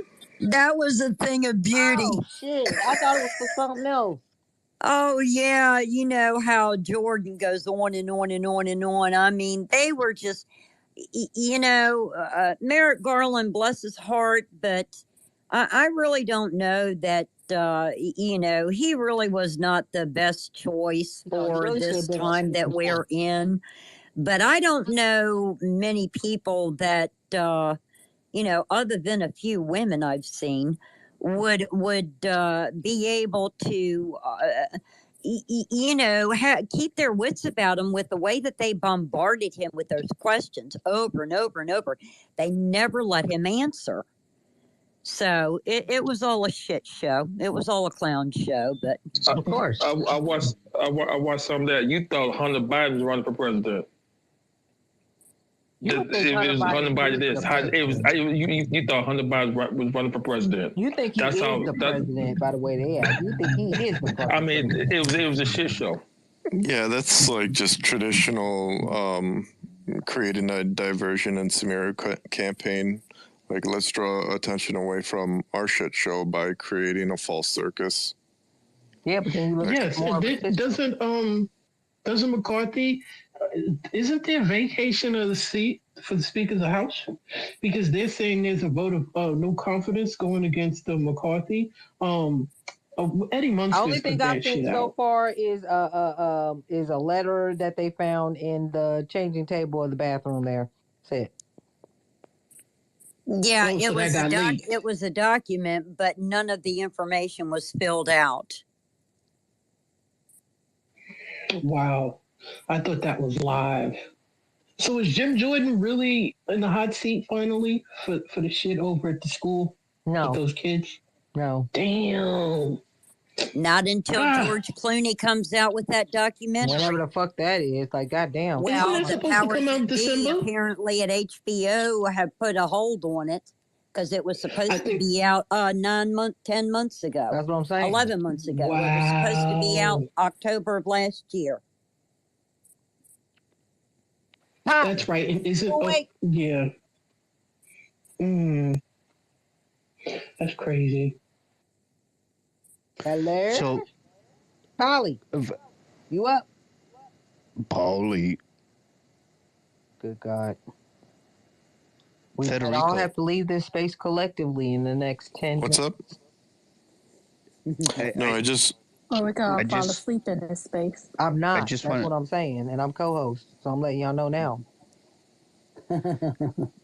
I just wanted to point out in that tweet that you shared, this is also the last chance to defund these political prosecutions against me and other patriots. So he has basically called on the Republican Party to stop his prosecution by defunding the government.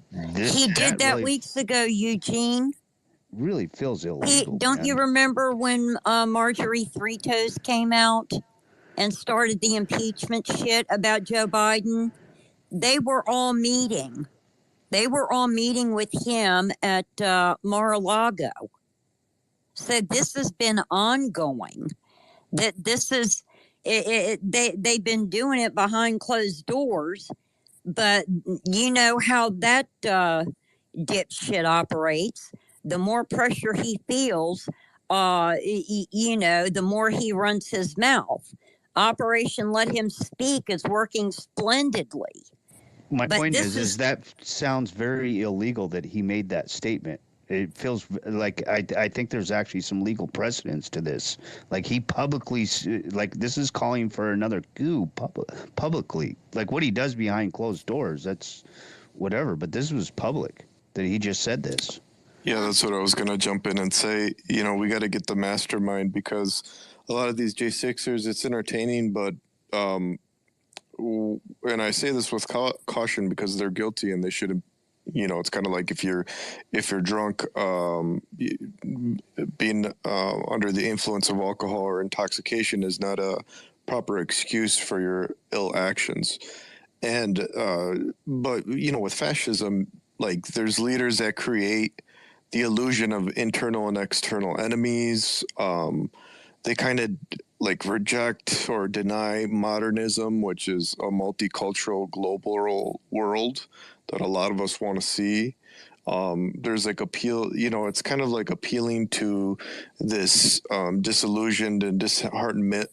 There's paramilitary groups that really don't answer to the government. We saw that with the Proud Boys. We see that with Oath Keepers. We saw that January 6th. I mean, they're fascists, but you know, fascists always have. There's a sheep in the what's the person that the pastor, you know, that's kind of gathered them all up, and you got to go for the shepherd. You got to go for the shepherd, and you know, it's great to see these people held accountable, but you got to.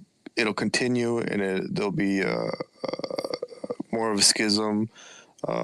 It'll be more profound. It'll be a deepening if he's allowed to stay in power. So I just want to see him convicted. Because all these things that they, you know, they attack intellectuals, they attack the science community, they attack religious and community leaders, and it happens little by little. First, they'll do stuff like they're doing in Florida, like, hey, we're going to ban LGBTQ, we're going to ban books, we're going to ban black fraternities and sororities. We'll attack academics and intellectuals. We want to see your curriculum. Are you teaching African American studies? Stuff like that. And it goes, you know, you can't drive with someone who's undocumented. That they were trying to make that a felony. I don't know if it is. There's all this stuff that happened in Florida, and it's like they discredit anyone with value, expertise, or an accumulation of knowledge and a specialized field, whether it be religious, whether it be academic, whether it be scientific. and they attack the media, and then it creeps. Books too. Yeah, and it creeps into your laws. So it's not like this happens overnight, but it all starts with ringleaders, and DeSantis and Trump. They just got to go. They got to go. And I think especially with Trump, he was the big. I'm not even sure if he's the ringleader at this point. I think we're in so deep. If you got rid of him at the top, I think the train has so much momentum that it would continue going in that direction. But hopefully, if we get him, it'll derail the train. Well, I'd like to add that Jack Smith filed a motion to have a limited gag order on him because he keeps running his mouth. So we should hear something about that within a day or two. But to the point that Eugene was making, Eugene, what do you think they're going to do? Add on 10 more obstruction of justice charges? Merrick Garland could have walked in on day one and brought 10 charges of obstruction of justice just from the Mueller report. And yeah, I think Bill Barr, the reason that he quit in December is because he saw the road that he was going down, and he found, as corrupt as that motherfucker was, he finally said, I'm getting off this train. But yeah, what more could they do by him continuing to run his mouth? I mean, I think what was on display today was, again, the only way that we're going to get rid of this cancer in our society is to vote every one of these motherfuckers out. And we had 2 more special elections yesterday that turned Democrat. The one in New Hampshire was a district that the Orange Nazi won in 2020 by 12 points. 12 points. Pennsylvania, look at what they did yesterday. Not only with their automatic voter registration when you get your license, but they also flipped a delegate seat in their house, which gives them just 1 less than what the Republicans have at this moment. So I don't know if Pennsylvania has any elections coming up in November, but I'm going to get on my Virginia soapbox again because I just spent 8 hours today in our campaign office, and everybody here is fired up.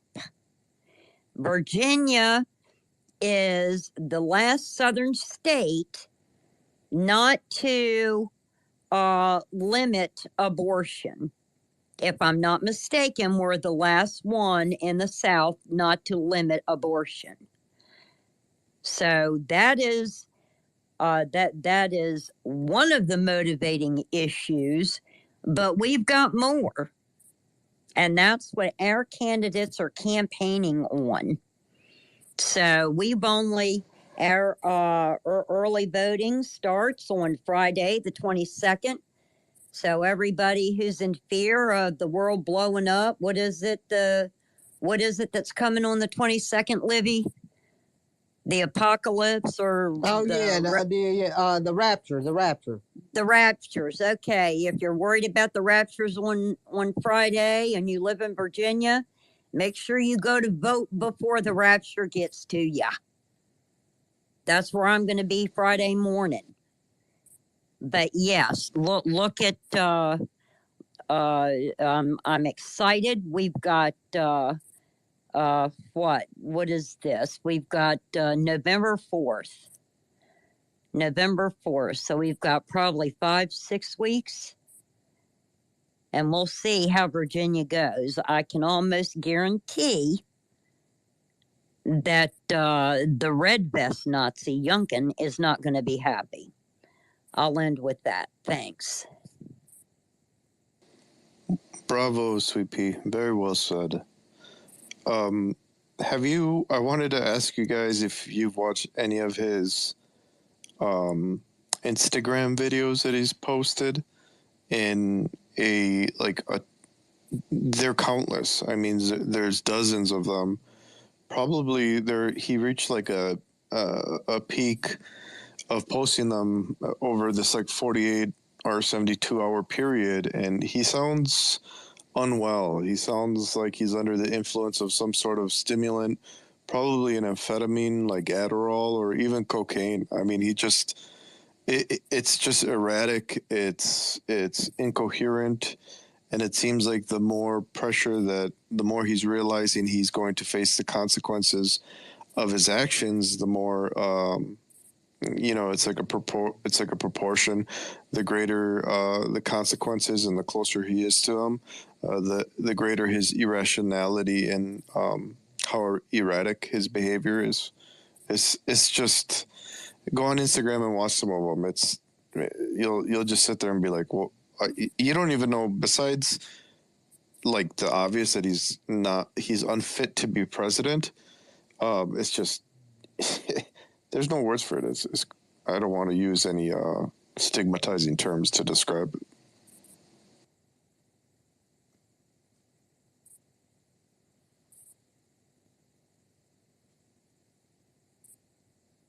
All right, I'll use them. Look, when people snort cocaine, it kind of blows all the blood vessels up in your nose. He crushes Adderall and snorts it. And you can, there were times when he was giving news conferences where you'd see little white chunks flying out of his nose. And all that sniffing that he claims is... that he claims he doesn't do. All of that is to make that Adderall stay up there. But if you look at both sides of his nose, they're inflamed. Right above his nostrils, right below his eyes. Both of them are inflamed from all of the Adderall that he's been sniffing. That's why he's able to stay awake till 3 a.m. That's why he tweets erratically at 3 a.m. and doesn't sleep, and then tweets again at 6 a.m. What kind of 70-plus-year-old man has that schedule or is able to maintain just 3 hours of sleep? It's totally stimulant-induced, like Adderall, like you said, CP. No, yeah, but you got to remember when he was president, he used to didn't start till like after 11 o'clock.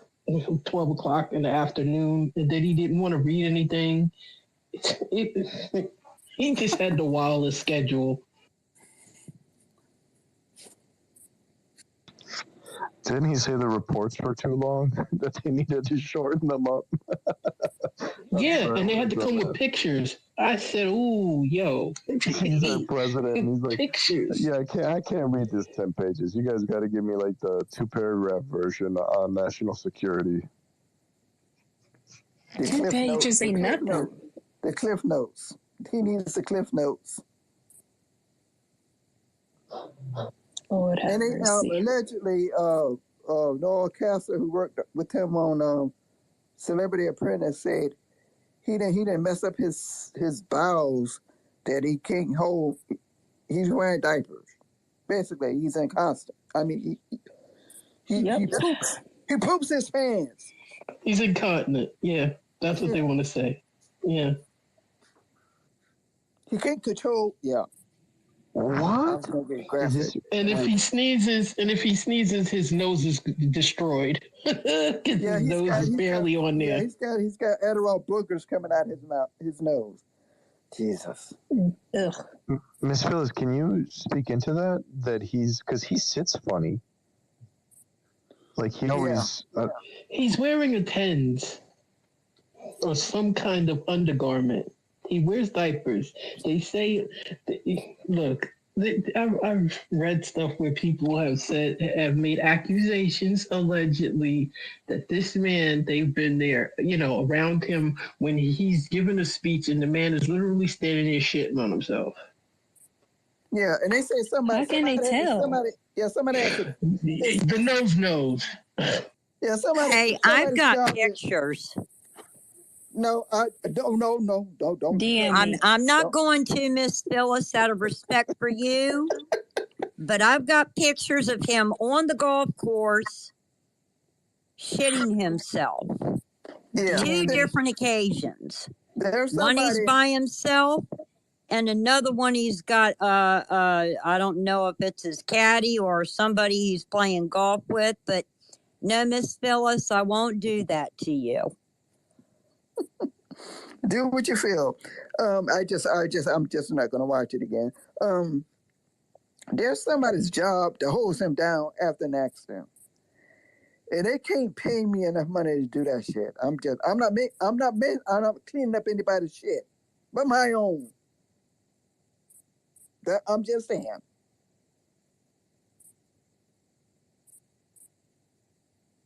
That's a hell of a job. It sure the fuck is.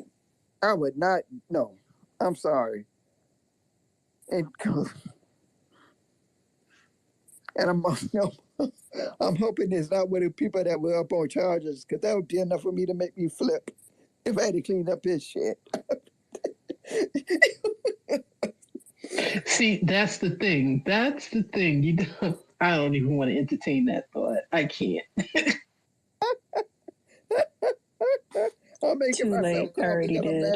I'm laughing too hard. This man.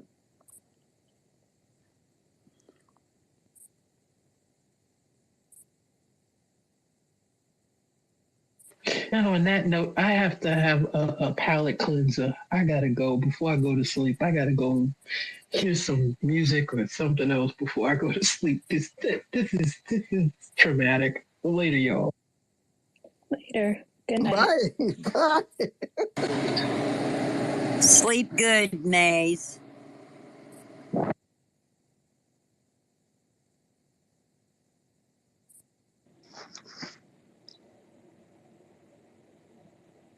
Now, Libby was talking about, is Davey asleep too? Yesterday, we can't bring you up because I think Livy might be probably sleeping, and Livy might be too.